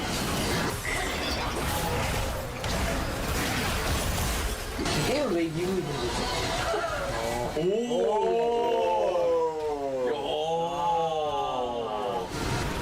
이거 이 두 개만 가지고는 모르겠는데요. 저거 마지막 궁극기는 어떻게 보면 얻어 걸린 것 같고. 아니 저거는 그냥 버튼 누를 줄 알면은 버튼까지 나왔어. 근데 지금 19분에 그 포인트 이거 981원인 거부터가 말이 안 된다. 근데 그래도 또 아이템 센스는 있는 게 라일라이를 갔어요. 라일라이 장점이 이제 세라핀 E 한 방에 바로 속박 걸리는 게 장점이란 말이야. 아, 나 근데 왜 이렇게 아무모 보니까 왜 이렇게 좀 익숙한 종류가 나지? 왜 이렇게 클테면 같지? 아무모가? 다음 분해를 맞히는데 또 맞춰놓고 바로 빠지거든, 플레이스하고. 이런 거 보면은 제 티어는요, 다이아로 할게요. 다이아로. 다이 하면은 오른쪽 저렇게 5원딜 조합 나왔을 때 이미 같이 나요. 스타 정글이 나올 리가 없어, 스타 정글이. 난 닿지 않나던데? 아니 근데 그렇게 치면 여기도 이상한 게 여기 오레이피야. 그러네. 근데 어떻게 이겼어? 어떻게 이겼니?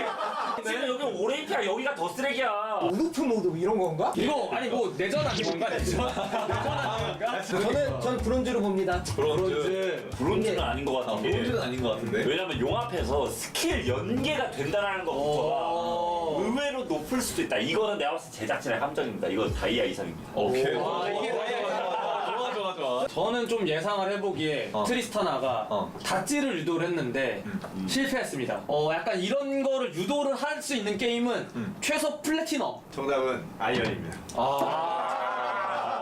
닷지를 누군가 해야 된다니까. 근데 아이언은 안 하지. 아이언 받긴 했어. 제보자가 수빈님이에요. 수빈 아나운서님이요? 네. 세라핀 사인궁 너무 좋았던 것 같기도 하고. 일단은 자체만으로는 챌린저였어. 그건 기깔나게 맞추더라고. 캐나는 정말 진짜 잘한다.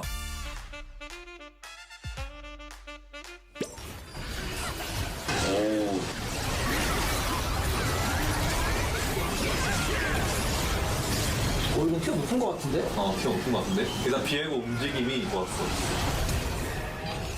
근데 이거 약간 챌린저 느낌 같은데? 나는? 이거 앰비션 아니야? 그럼 브론즈. 딱 어디로 올지 알고 딱.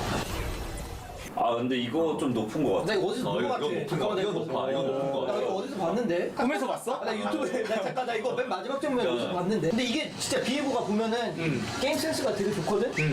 가면서 이렇게 타면 저 구호막 한번 빼주고 여기 들어가서 카사리나 여기까지는 잘했어. 근데 여기까지는 티어 정말 높다 생각했거든? 근데 그 다음 비에고 공이 좀 에바였어. 거기서 좀 티어가 그렇게 높지만은 않겠다? 약간 빈틈이 보인다? 빈틈의 실이 좀 많이 보였다? 그러니까 옛날엔 잘했는데 요즘은 나이 먹어서 옛날 짬밥으로 하는 그런 느낌이 되게 많이 났어요. 그래서 좀 살짝 피지컬적인 부분은 아쉬운 부분이 있었다. 그래서 다이아 바풀 구간? 근데 다이아면 다이아 하위권이에요 무조건. 단딱이다.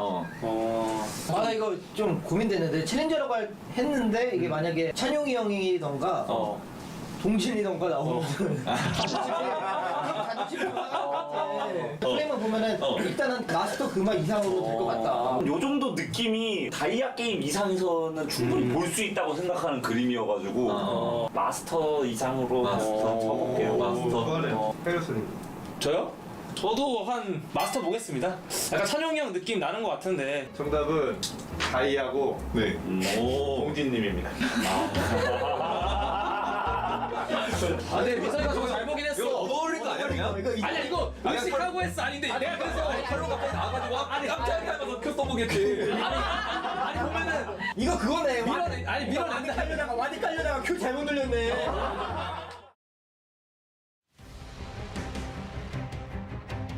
We are back here after game number 1 of Live Sandbox over Life Esports. It was a very one-sided affair.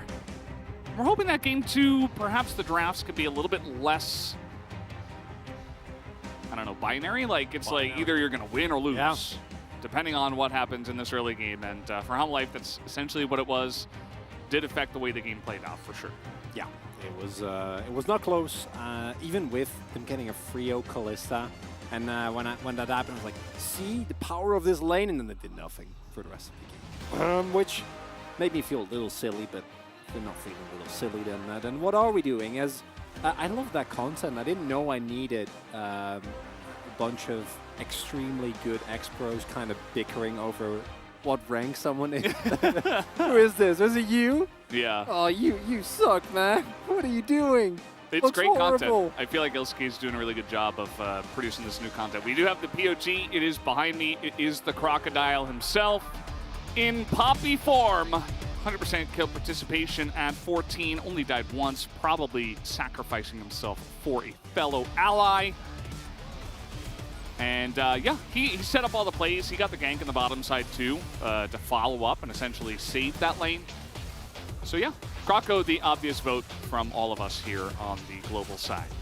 Yeah, it's no surprise there. And I wonder, alternatively, I think there's some arguments to be made for some KL votes, who actually had a really good game in Kench again. Even Closer had a couple of nice moments and obviously did the big damage, which we always appreciate. But to me, it was kind of a no-brainer. Croco just incredibly strong. As yeah, the Prince votes are kind of baffling to me. I'm on board with the Closer. Media Kick W. I think we can all agree with that. Today, yes. Sometimes I'm on board this one. Couple of boom damage votes as well. I mean, Closer did have a very good game. Yeah, he had a good game. He just wasn't the player of the game in our minds. But giving him a shout out is fine. I think, you know, other than that, whatever. Yeah, we are going to have game number 2. This is going to be probably Homalife on blue side, as Croco gets the big zoom in for the player of the game status. On Fleek, you know, I feel like this guy has a lot of skill and ability. Just don't put him on Trundle again. Let's see him on the Xinjiao. Let's see him on something that he excels at. Let's see a different kind of draft. They have blue side. They have a little bit more wiggle room. I'm excited to see what they do this time. Definitely need a different draft, but as you mentioned, the switching of sides is going to effectively guarantee that. And maybe no Aatrox early on, relatively early on, so that we are forced to watch as everything kind of falls apart. So personally, I do see a world in which Homalife, as they have done many a time in the past, is able to bounce back here if they play a completely different comp, and maybe don't give quite as much of a well-rounded comp over their opponent that incidentally also does a really good job of countering yours. Yeah, that would be a good start, Chronicler. I do agree. Let's see who the bans we'll start with here. They are going to continue focusing the mid lane. The bans last time were Azir, Corki, and Zeri, which is a mandatory ban on red side. Wukong? Not sure if that deserves first ban on red anymore, but I suppose in the hands of the correct jungler, it still has some good power, so they will respect the pick for now. Most notably, on Fleek has been able to really get high impact on team fights in as many junglers. Honestly, that's where the Wukong excels. As initially, he was just extremely good at everything all of the time, and then as the player nerves and the continuous nerfs kind of came through, he did become what I think originally he should have been, and is in a pretty reasonable spot now, which is where he's a really strong team fighter, can get some good early invades if you get the jump on the opponent, but overall a pick that definitely has some flaws. Never got the opportunity to actually see the Carve's counter pick, which by the way is super good. If you see Wukong and solo queue, just do that. Easy peasy. Free win. As the Zeri does get taken away. Lucian still open. Azir still open. Gnar also a champion that last time I didn't make it through the first round. And if we don't see it banned here by Homalife, I'm pretty sure they're looking for the pickup themselves. So Liv Sandbox, I think, banned the Lucian here. And then there is a lot of power for Homalife to be picked up, but nothing that completely blows my mind in terms of why is it open. Azir really is the only one, because if you answer the Azir with, okay, Lucian it is then. Yeah. Could be what we see here out of the side of Homalife Esports. Get a quick nod from the coach. Yeah. Lucian is going to be the choice. We saw the Nami take away one time, and one time only. No. No, the Koglulu I'm on board with. The Yeah. Nami takeaway, no. Sounds good for Prince and Kyle as well. Could be a good start, but you don't have to start with those 2 picks.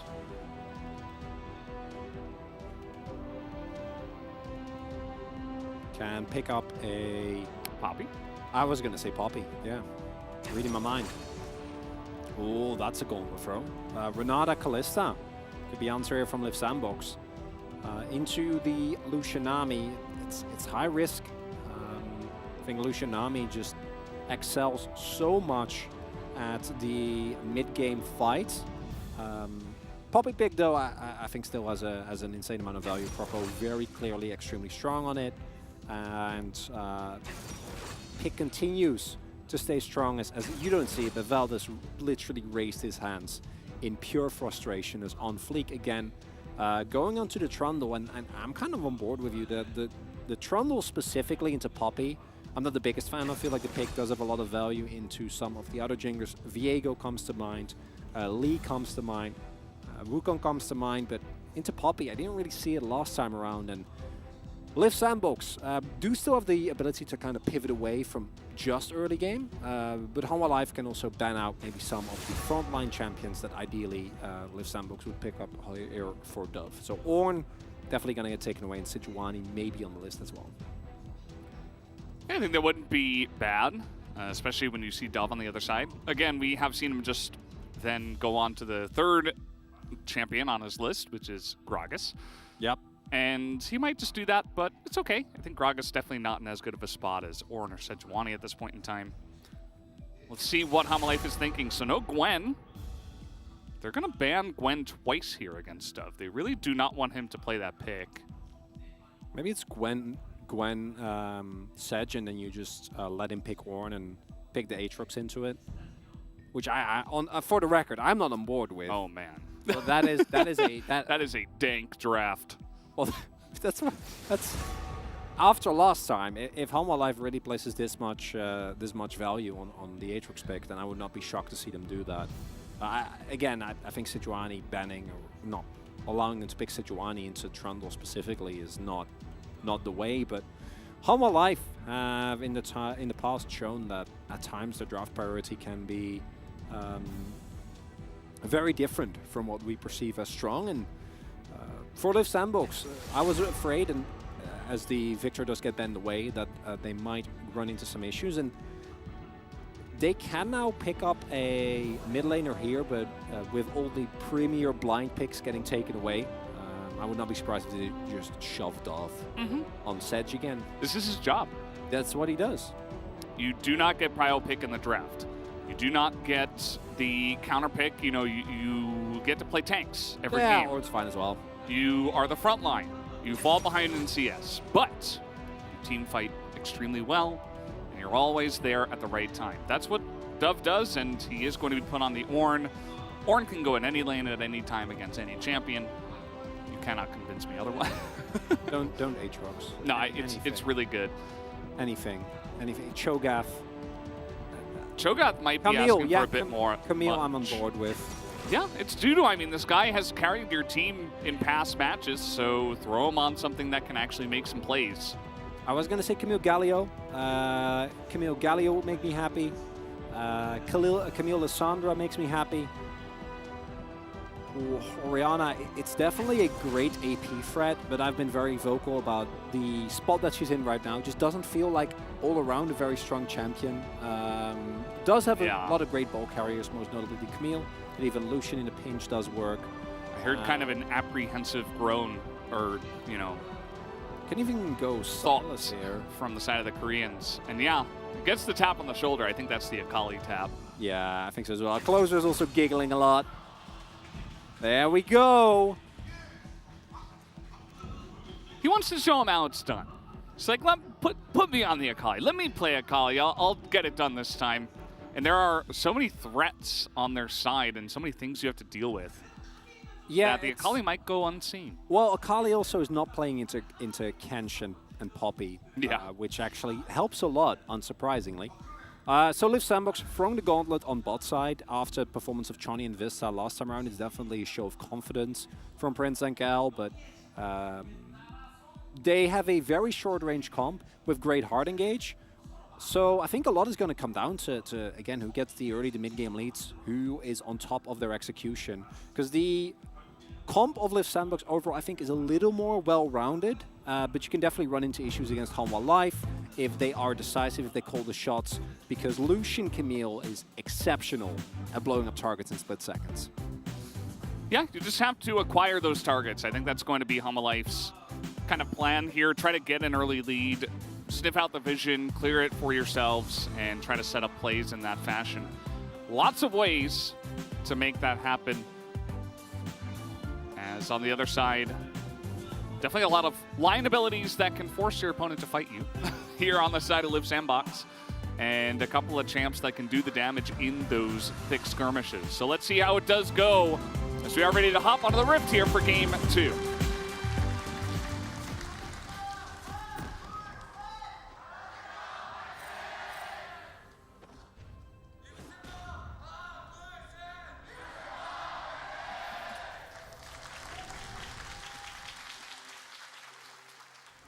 Here we go, onto the Rift once again.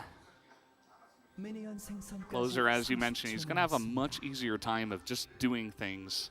Oh, yeah. Against this composition. Nami is, you know, unless you land a really nice tidal wave, Nami's effectiveness will just come in buffing your damage dealers and making it less fun for the Akali to enter before she does.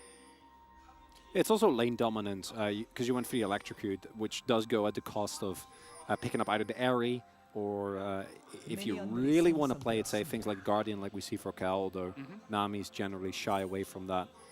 In situations like this, I think defensive rune sets do have a lot of value. The laning phase is going to be a lot rougher for Liv Sandbox, and that's something that's important to highlight as Mini Invade will get spotted here, so I'm sure Liv Sandbox will not go in aggressively, I say jokingly, because it's Sandbox, so of course they will. And vertical jungling now going to be the case here, but they are aware that this is happening, so that might provide them with information that they do need. And I'm loving this, because if you're a Nami Lucian lane and the enemy is vertical jungling into you early on, it's going to feel very bad, especially into Kalista and Renata, so you're basically forced to play a lot safer than you would otherwise want to. Yeah. Because imagine they're up there at the wave right now. You know, there is a ward in the tri-brush, but if Kraka wanted to be exceptionally cheesy, he could have just run around and come in behind them and try to force a flash or something like that. So yeah, you have to respect it.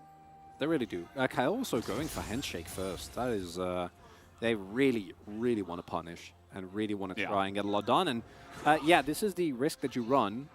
You're going to slow push this wave, and you're going to get dove. And I hope for Vista and Chani that they're ready here. They do have the cleanse available, and it's not a huge wave. Next one is coming in, but they know this is coming, but I don't think help is going to arrive. And with them getting Zone of XP... Oh, no. Vista just going to face check here. He had to get the vision, though. Somebody had to do something about this, right?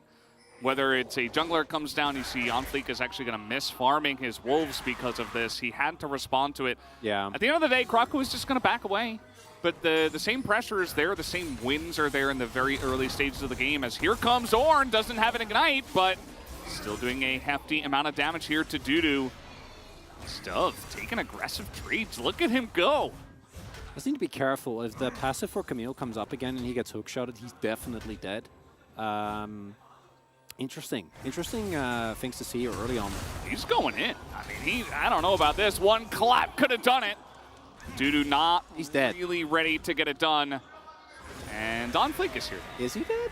I think he is. There will be a charge here in just a moment. And there it is. Hops away, but the flash comes in, and that should be enough. As first blood will be given over to Onfleek, who will punish Dove's first attempt at getting aggressive in this series.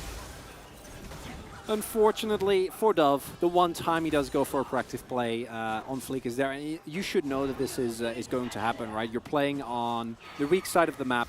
Kroko is the one who is playing on bot side. And Onfleek, when really getting the most out of it, should definitely have been clearing The top side, we see some question mark pings going down as well, because Croco not really quite sure what angle on Fleek came from, how much of his jungle has actually been farmed.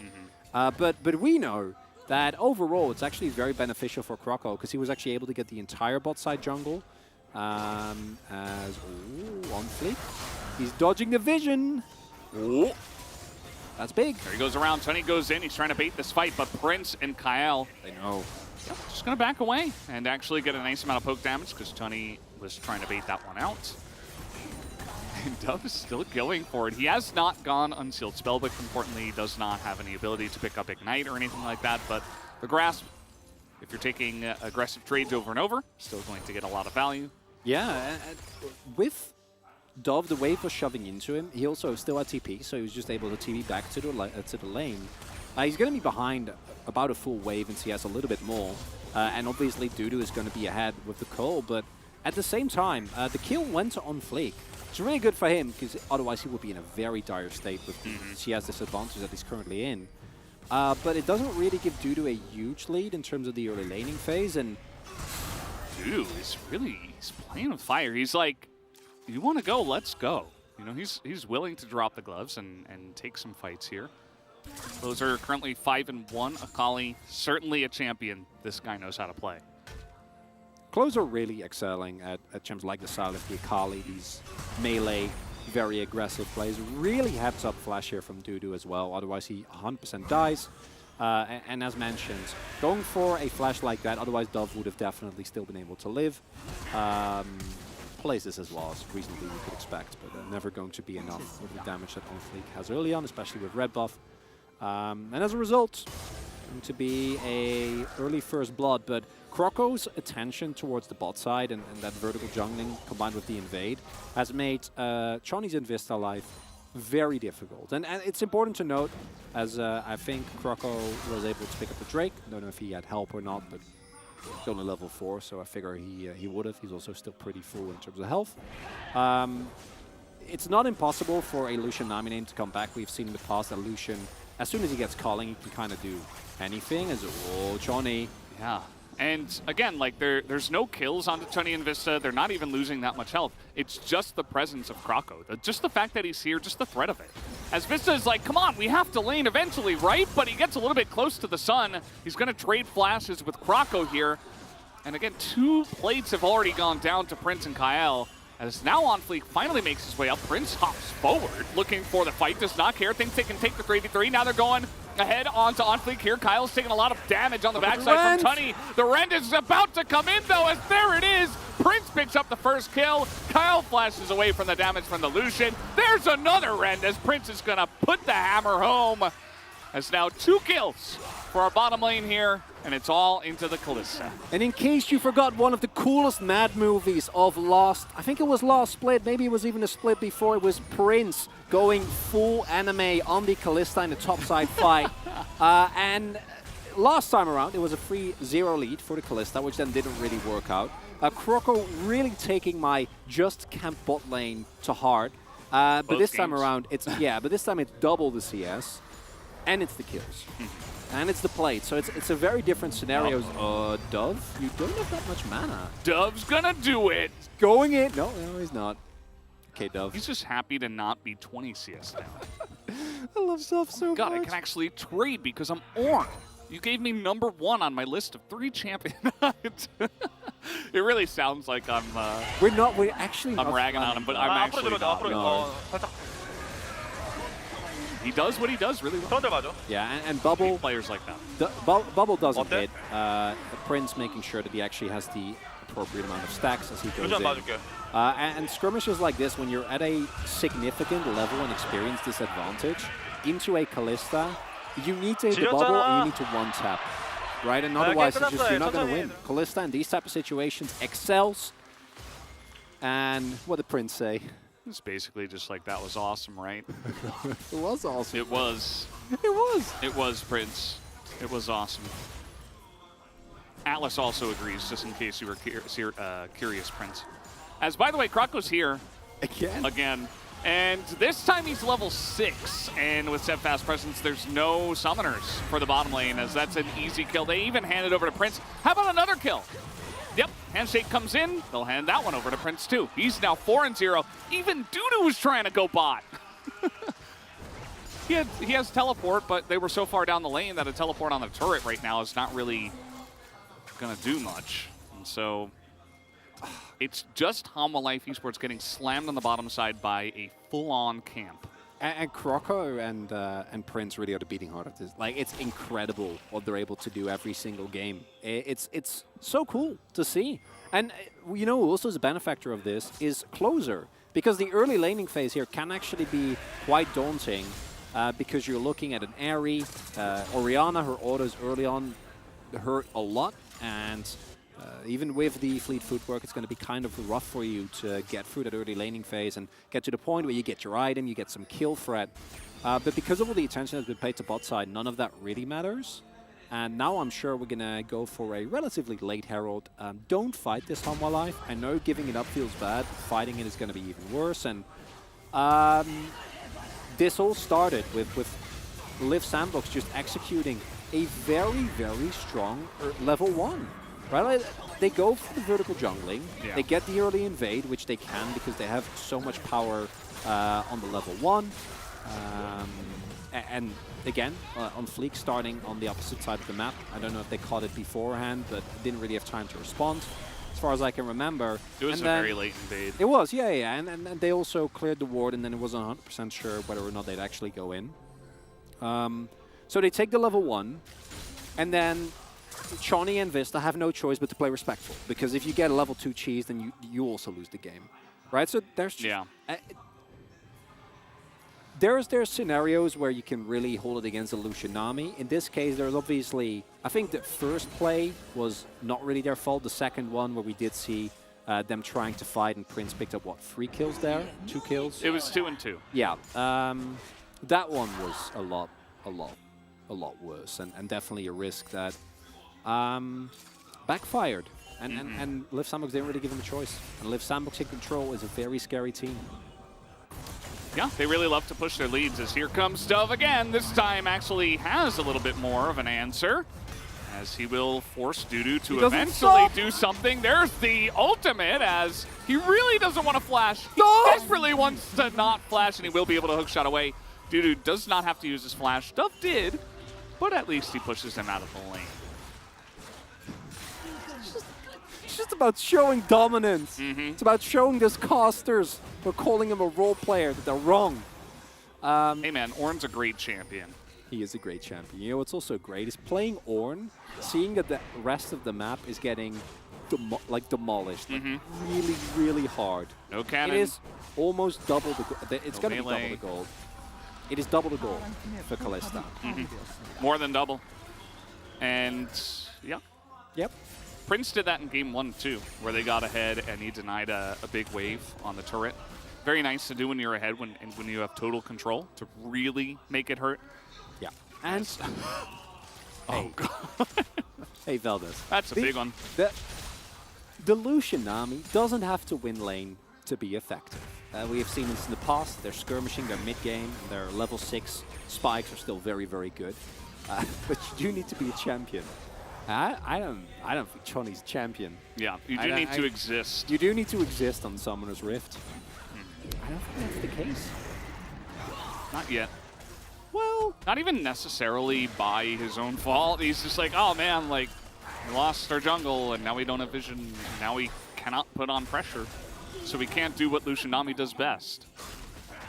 Yeah, they never got to really play the lane. And again, obviously there's still going to be things that could have gone better in terms of execution in the fights. Oh no. No, no. No bully. Oh, okay. Stop bullying, please.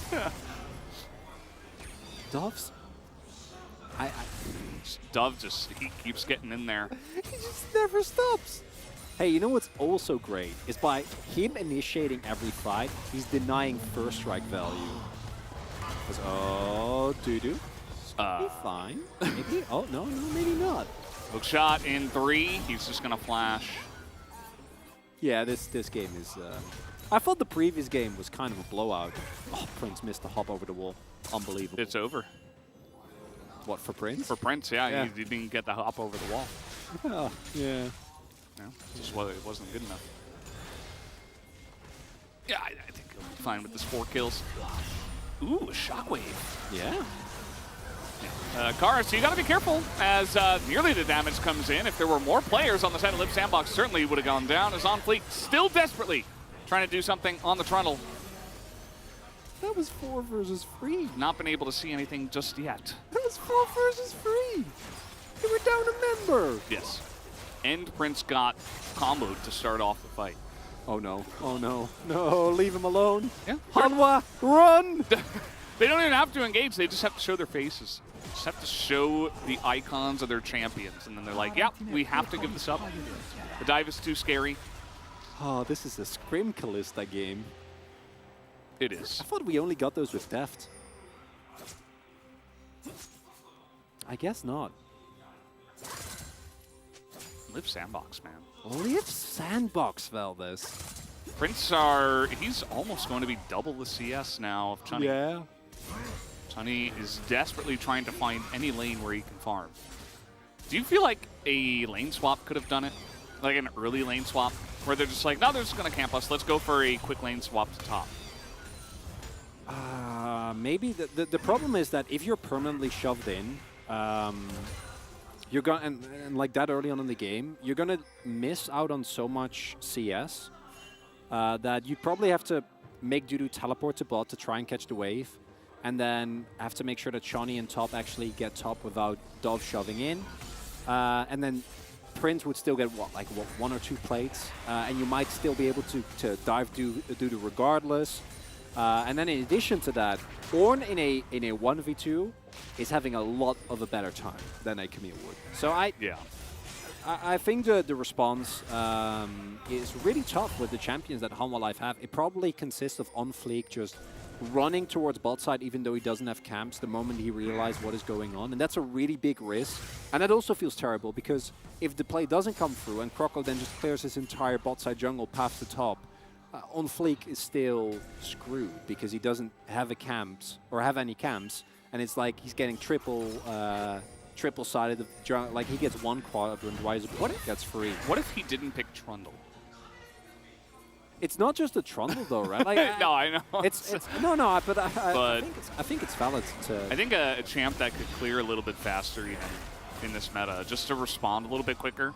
Or at least take more advantage of the top side? Because it feels like, he got the 1 gank on the Ornn and then... That was it? That was about it. Like, he didn't even get a lead in the jungle, Like, what if he was like 20, 30 CS ahead and he was like a Viego or something, Crocco just stood there. Yeah, he's like, you wouldn't dare fight me, so I'm not going to provoke you. I don't know. Feels like a lot of theory crafting at this point in time because the game is where it's at right now. Liv Sandbox have 2 Drakes, and they're about to get this whole point Drake of Infernal Soul. Yeah. So, yeah. Well, we already did my therapy of the day as well. Yeah. I came to terms with my emotions regarding Liv Sandbox, and we worked through it, and yes, I believe now. And they're rewarding it. That's how it goes. If you open up, if you trust people, they'll deliver. They won't let you down. You're a Believe Sandboxer. Wow. I thought it was casting with Velvis, not Atlas today. Yeah. We saw Freak's champion spotlight of Nyla, and, They had to... The H2O no. Just had to give him an equally bad pun. Although I don't know if I really reached that level. No, I don't think. I don't know if it's possible. It was a good. It was a good bad pun. It was a good attempt. I thought it was serviceable. It really was, Velvet. I think you did. Thanks. Yeah. Trying going for Kraken Slayer here. Interesting itemization choice. Makes a lot of sense into the amount of frontline that's available for Liv Sandbox. And Gil forcing into the Liv Sandbox comp is a really bad time. So I like it. If he wasn't 70 CS down and item and a half, and might have been relevant. Yeah, I feel like going for the most risky damage build that you can is probably the best idea in this case. We always talk about like what to do from ahead, what to do from behind. When you're ahead by stopwatch, it's pretty easy. It's only 1 step. When you're behind, definitely just build as much damage as possible. Don't go for defensive items just because it's not going to help you kill the enemy champions that are way ahead of you any faster. So it's not really going to feel like you have any power. In fact, probably less. You'll just die slightly slower. So you want to have the actual damage for if your enemy makes a mistake, you can make up for the lead. And I love wrecking my brain for answers to puzzles like what do you do when you're this far behind with Humble Life's comp? And coming up blank, Valdez. don't have a lot going on in that head of mine.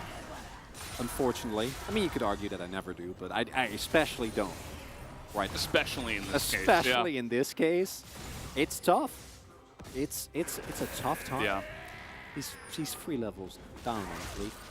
I like the dominance shown. There's no vision, so you can pretend your friends are there. I feel like Orianna also kind of getting the Victor treatment where it's like... Oh, it's not good. We just... like, poor Karis, man, especially in this game. Obviously, game 1 was different, but in this game, it's like, well, I guess I just don't get to do anything.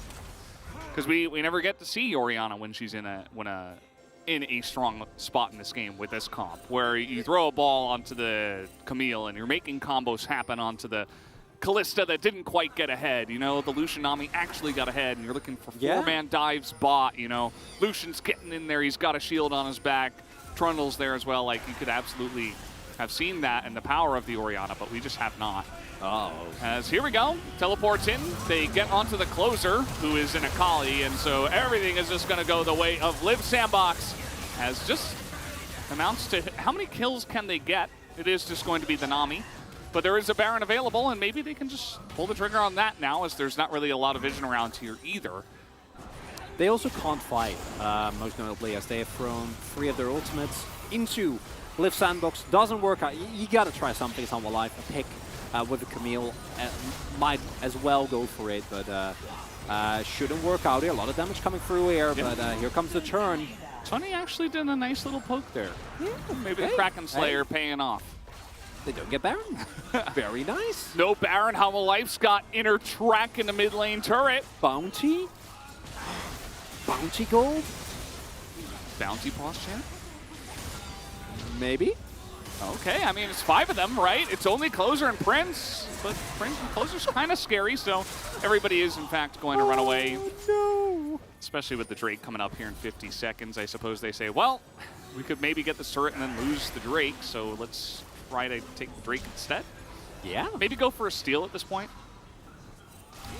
Yeah. Uh-oh. Yeah, there's not a lot of good answers. Again, you are 7k behind and 3 Drakes.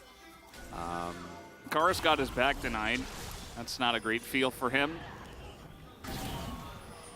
It is not, as mid lane turret also going to go down, and Liv Sandbox is complete controls. Uh-oh. Closer found his option here. He's going to take down 1. Maybe make it 2, as he's got Dove helping out from behind the scenes, as down will come the Arnold, and the rest of the team will just pile on. This might just be the end of the game. Liv Sandbox miles ahead in this one, and they are going to stop the bleeding before it gets all too bad. Liv Sandbox, really, really convincing performance here tonight. Exceptional. I don't know what to say. Like, it's textbook play. Yeah, really strong, very scary, and it shows what they're able to do. Game is not going to end just here. They're going to go for the Infernal Soul. The Nexus isn't going down, Velvet. The Nexus is not going to be exploded. No. And I want to really highlight something. That's a really big difference between what we've seen of Liv Sandbox in the past and Liv Sandbox right now. As much as we joke about how they're still a very aggressive team, as we can see here, they are reaping the rewards. Closer into the Shroud, so doesn't really care. Mechanically, his performance in this champion is just always a pleasure to watch.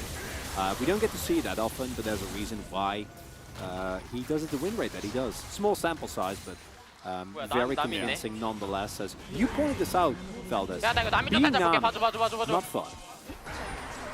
Yeah. Like, there were maybe 0.2, 0.3 seconds where Vista was like, oh, what am I going to do? And then he just accepted his fate. Because he knew, he's like, well, that's not that. He went Ignite, right? So, or no, he went heal. Yeah. Yeah, they're to still have the combat summoner because in the 2v2, I actually love exhaust into. Yeah, I was gonna say if he had exhaust, then maybe. Well, he's definitely dead there, but into the early game actually would have been a really big benefactor there because Kalista really hates exhaust. Yeah. That's why Trundle can be good against Ornn. Nice little textbook example right there, guys. You can write that down in your notebooks. This is Chapter 13 of League of Legends. As Life Esports, that Poppy ult, I did see that. Fortunately, not many others will. As OnFleek will just be taken out. Here comes Closer. They just had to do it to him.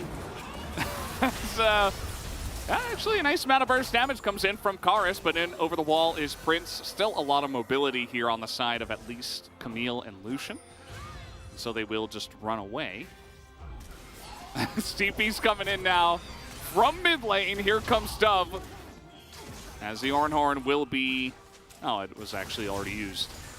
And yeah, they'll just push in with the Baron buff, take down the Nexus as the culling gets used. Dove, he's got a couple of items. Even the Thorn Mail might do more damage to Chunny than Dove will sustain himself. As the poke comes in, they don't have a huge amount of range. As in goes Dudu, trying to take out Kyle. And he gets pretty close, but not going to get the kill in the end. Liv Sandbox are like, uh-oh, maybe we should actually respect this, but at the end of the day, not much follow-up comes in. Dove is doing a great job of zoning everybody. The damage is there from Life Esports, and they will stop him now as Chunny flashes forward just to die. Had to give it a shot. This looks like his best opportunity. Nice little shockwave there from the side of Karis. His Closer, he's got a bailout, and that's gonna be too much for the Orianna to handle. And maybe now they can end the game. Maybe. No, they will end the game, and whoa, Liv Sandbox. Wow. What a showing here tonight. Really styling on Hanwha Life, and if you look at the scores, then obviously they would have clear favorite coming into tonight. But a week ago, this was a close 2-1. Yeah, eight days ago. Yeah, it was a close 2-1. So Liv Sandbox showcasing a level of dominance here that is incredibly impressive. Yeah, Chunny not having the greatest of game, but it really felt like a team diff, and that's something I want to highlight very quickly. The big difference between this Liv Sandbox and the one we have seen in the past is that the way that they recognize their early strengths and actually play proactively, set up plays like that bot lane, showcases that they have a level of understanding that is much deeper than it was previously. Previously, there was obviously the Summit Croco win condition, Dove popping off on Azir, and there were these moments where if they got a lead, they would snowball it. Oh. Yeah. Croco is not impressed. But now, they just run teams over from start to finish. It is such a cool development for this team. Yeah. If you took off the nameplates, I don't want this to sound like an overreaching compliment, but especially because the Poppy was played twice, I would have probably guessed Gen G, actually. Yeah. Just with how one-sided the games were in the series, and also the fact that the jungler played Poppy twice, I probably would have guessed it was Peanut and that it was Gen G if I didn't know who was playing. So, I mean, they really stomped them. There's not it felt like a team diff, as you were saying, you know? And what this means for Sandbox is that no longer should they be content with nights like this. Because now it's clear you're better than the mid to low tier teams of the LCK. Yep. But we also need to keep in mind that they got demolished by Gen G in some of the fastest games that we had this split. And that's the next step. And I'm really excited to see maybe Liv Sandbox isn't able to grow that much. I think in a split, you can't really ask that of a team, and it will be truly incredible. But it's exciting to see where will this team go. How far can they push this lineup with a role-swapped top laner?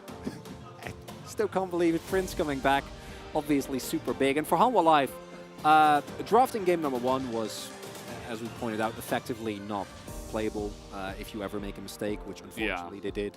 And then in the second one, draft a little better, but still the priorities on the Trundle, as you pointed out. And the Lucian Nami lane is a risk, and you do need to play towards that lane, especially when there is a lane as strong as the Renata Kalista, and the vertical jungling really threw a wrench in that plan. It absolutely did. Started with a lot of trades on the top side. Dove was, well, I guess the game actually didn't start with these trades. It more so started with the level 1, which if we had Star Guardian Chronicler on the analyst chairs in Carpet Space, he absolutely would have pulled that clip for the first highlight because it was such a huge thing for the bottom side. By the time On Fleek finally came down here, Liv Sandbox were confident enough to take the 3v3, especially because Prince on the Callista just made some crazy stuff. Like, Shani tried to punish in a similar manner to Kyle, but just a simple flash away and then he gets punished himself. So not really quite the same level of play, to be honest.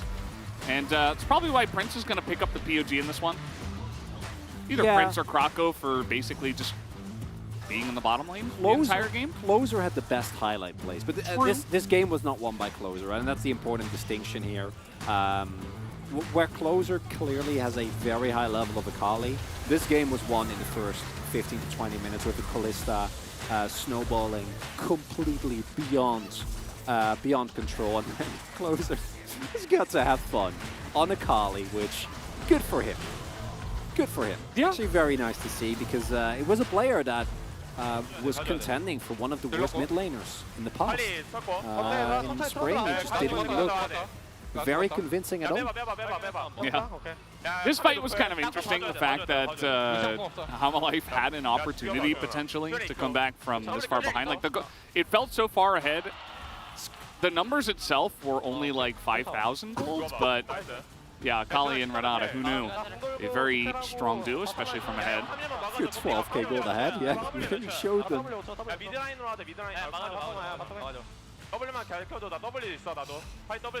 I have W.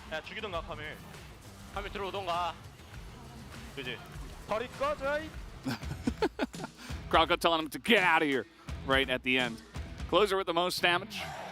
I'm sure he wrecked a couple of health bars at the end of the game and allowed him to boost those numbers. It's also, we didn't even talk about this because it wasn't really relevant, but it's Infernal Soul Akali. Yeah. Which I did mention it was Infernal Soul, but yeah, but specifically on Akali because it's a champion that benefits from Judas Gates. It's a lot. It's a lot, and I'm incredibly impressed with Liv Sandbox. It's a weaker opponent, but it's the manner in which they dispose of their opponent and the fact that there were no weird moments in the mid to late game where they throw leads or they take risks that, well, at the end they took risks that they didn't take. But at that point, the game... Liv Sandbox, they're just going to send it. You know they're just going to send it. You got it. Yeah, there was a lot of stuff that happened in that, but not a lot of games today. It was just quick 2-0s. I was not much to see here, actually. A long day. Yeah. And it was 2 stomps.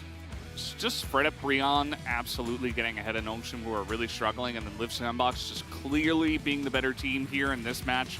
Let's take a look at the standings after this match, as Liv Sandbox will stick here. Well, actually, I suppose they hop up into third for just a moment. We'll have to see how Damwon Kia's match does go. That will be Sunday against Fred up Brion. Yeah, and for Damwon Kia, with a win, they would always get ahead due to game score. And I do think there's still a gap between Damwon Kia and Liv Sandbox in terms of overall level of play. But the confidence with which Liv Sandbox rather is dispatching of lower tier teams, I think is very promising. The way they did it as well really matters. Yeah. For Hanwha Life, their issues unfortunately continue. I still think Chani brought some new life into this team, but the issues clearly run deeper than that. Unfleek also not showing the flashes of brilliance that he did in spring, where he shouldn't be playing Trundle. Yeah, well, I'm actually like, no, get him off that champ. It's not for him. I agree, but I think it's not just the Trundle. I think it's overall, even on other champions, he's looked much more lackluster. And without his early game, Hanwha Life doesn't really have a lot to go on. Rough night for them, and they need a Krako. Hey, look at that. Yeah, they get the rematch against Gen G, and we just had that 2 days ago on Wednesday. Yeah. So next Friday, they do have an entire week to prepare for this one. They will go up against Gen G once again.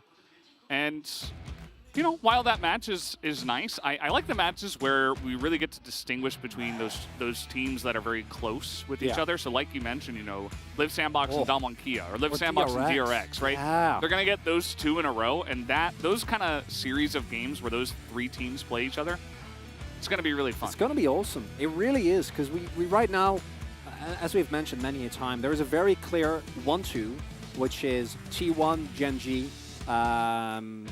and then it's kind of unclear. I think at this point, Live Sandbox, DRX, and Damwon seem to be a specific category, but with DRX losing to KT, you kind of have to question that as well.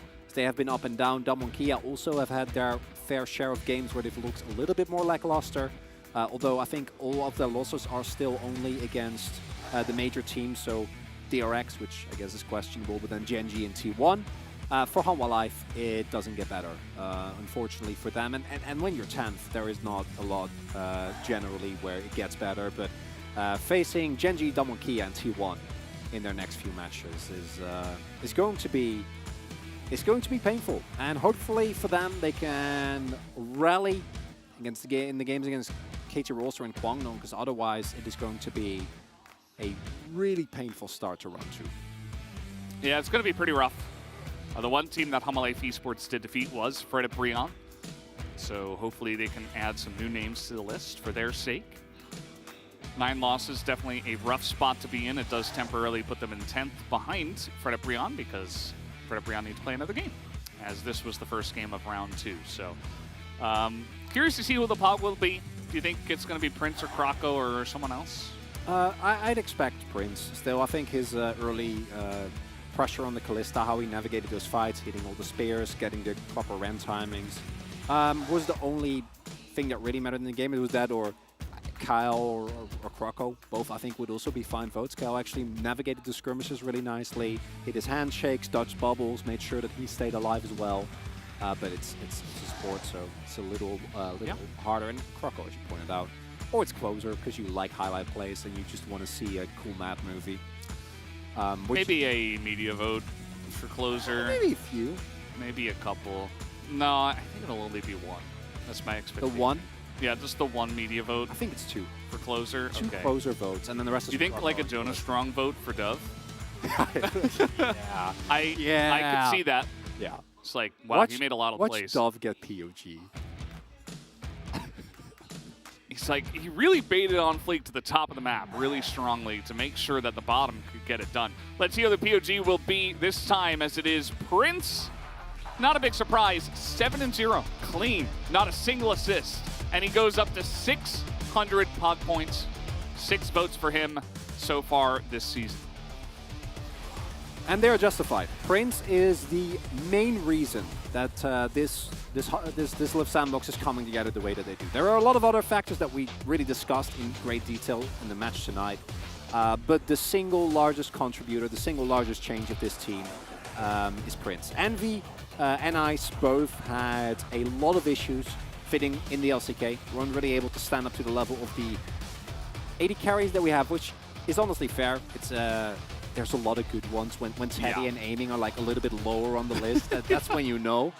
So seeing Prince perform this way is incredible, and it's an 80 carry meta. Camp bot lane, and you will reap the rewards. We've seen so many games just begin and end in that way. Just go to the bottom side of the map, support your 80 carry, get him ahead, and you're gonna have luck.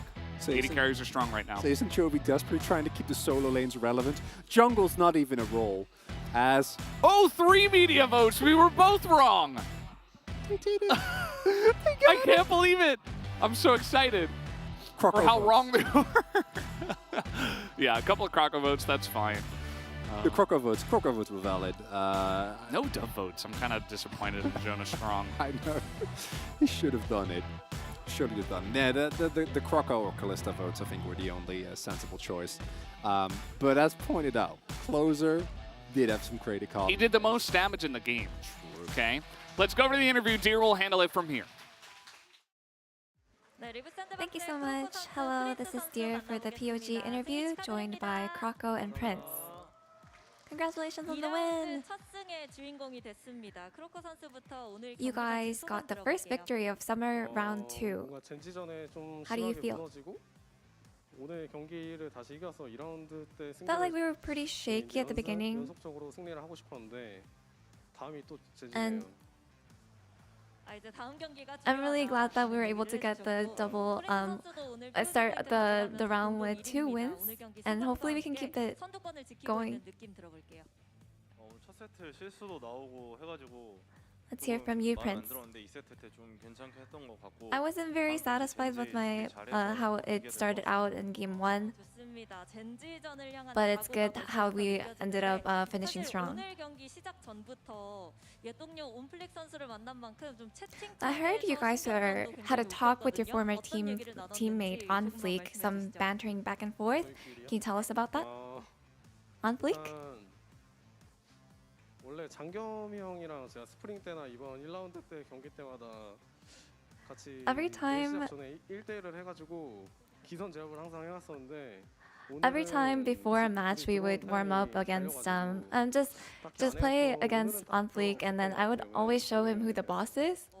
오늘 정글 대결은 어떻게 And I think it was just pretty much the same today. 그냥 서로 일단 잘하는 챔피언이 되게 많다고 생각했어요. 그래서 그나마 So how did you 장겸이 prepare for the 가장 jungle matchup? 잘해줬던, 계속 플레이 메이킹을 잘했었던 50을 일단 배나면서 게임을 계속 진행했고 제 입장에서는 뭐 I think we ended up 다 자신 있었습니다. starting out with the Wukong ban because I knew that he's pretty good with it. 아까 말했던 경기 전 대기방에서 좀 도발을 했다고 들었거든요. 도발이라기보다는 So 원래 I heard that you were 당일 bantering 상대방이랑은 약간 Prince. 이제 인사를 잘 안 하는데 이제 장겸이 형이 자기도 안 하고 이제 조금 가부장적인 면모로 이제 너 왜 인사 안 하냐 이러시더라고요. 그래서 좀 힘들었어요. So 하나생명 팀.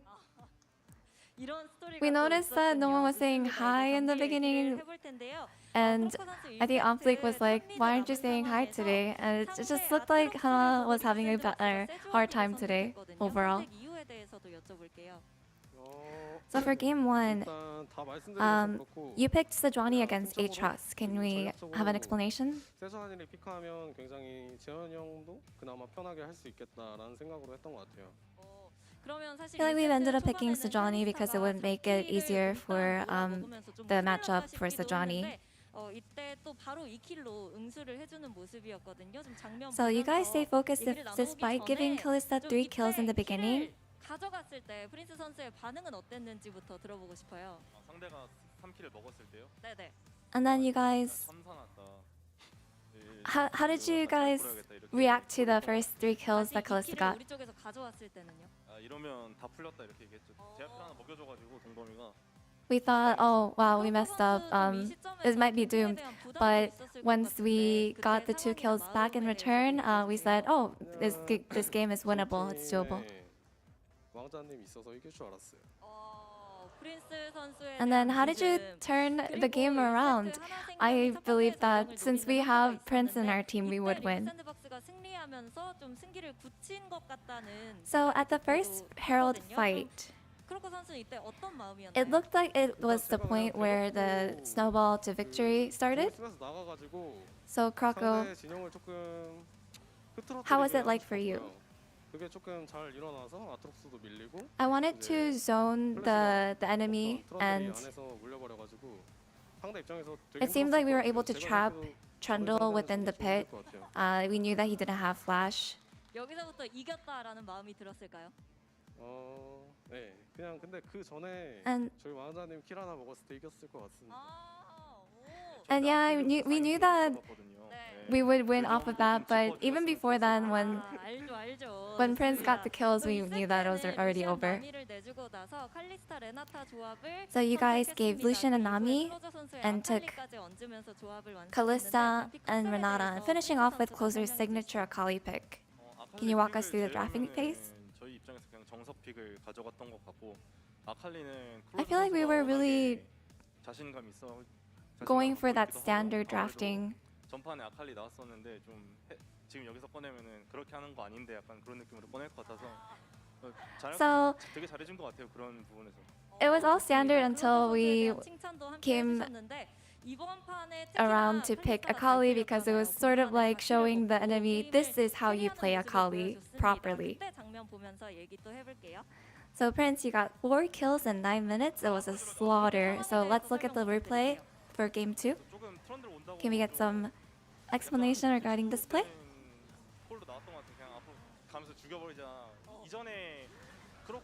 So I think we're just saying, yeah, just move forward. Just keep going because there's no way we lose here.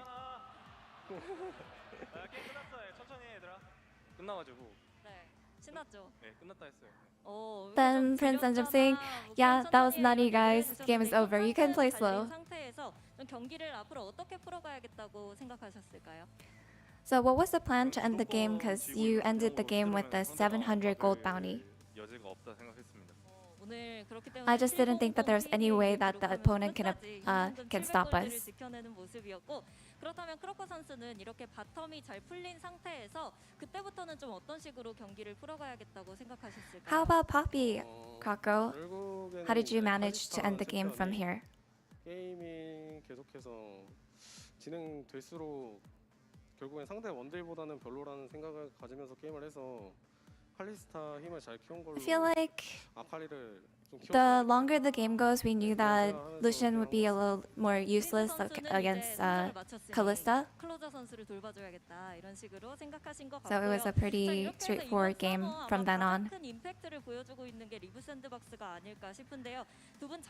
So it seems like Leaf Sandbox is so far the most impactful team of Summer Round 1.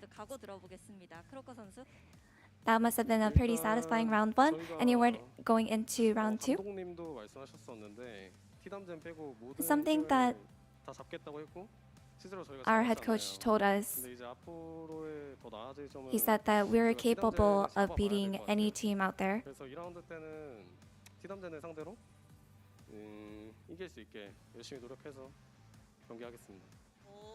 So moving forward from round 2, we'll make sure that we carry through and actually live up to the words and beat all the teams that we go against. 티담제 빼고 다 이겼는데 DRX 같은 경우도 최근에 경기를 보면은 굉장히 많이 잘해지고 저희보다 잘하는 부분도 많다 생각해가지고 저희가 1라운드 때 보강한 부분보다는 아예 다른 부분을 보강해야 하는 부분이라서. So we managed to win all the games besides our match against T1 and Genji. Lately, DRX is looking really good, so we can't really let our guards down. We make sure that we are prepared and we win all the games moving forward. This will be the end of the interview with Kroko and Prince of Leaf Sandbox. Back to Valdez and Chronicler. Thank you.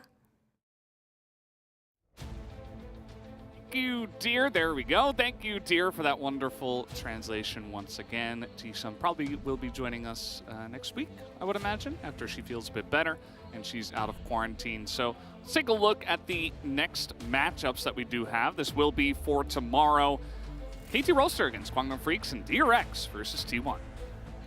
And KT Rolster versus Guangdong Freaks, very important for both of these. KT with a win would really set themselves up for belonging to that upper echelon. And Guangdong, they beat T1, but after that it's honestly not looked that great. And DRX T1, I don't know which DRX will show up. Yeah. We'll see, because that really matters. Best DRX in their top form might stand a chance. Maybe. Maybe. Worst DRX will get 2-0. Yeah, absolutely. Well, that was a pretty quick day, guys. Hope you did enjoy it regardless. Chronicler had a great time casting with you today, and that's going to do it for us today. Thank you for watching once again. We'll see you tomorrow for more of the LCK.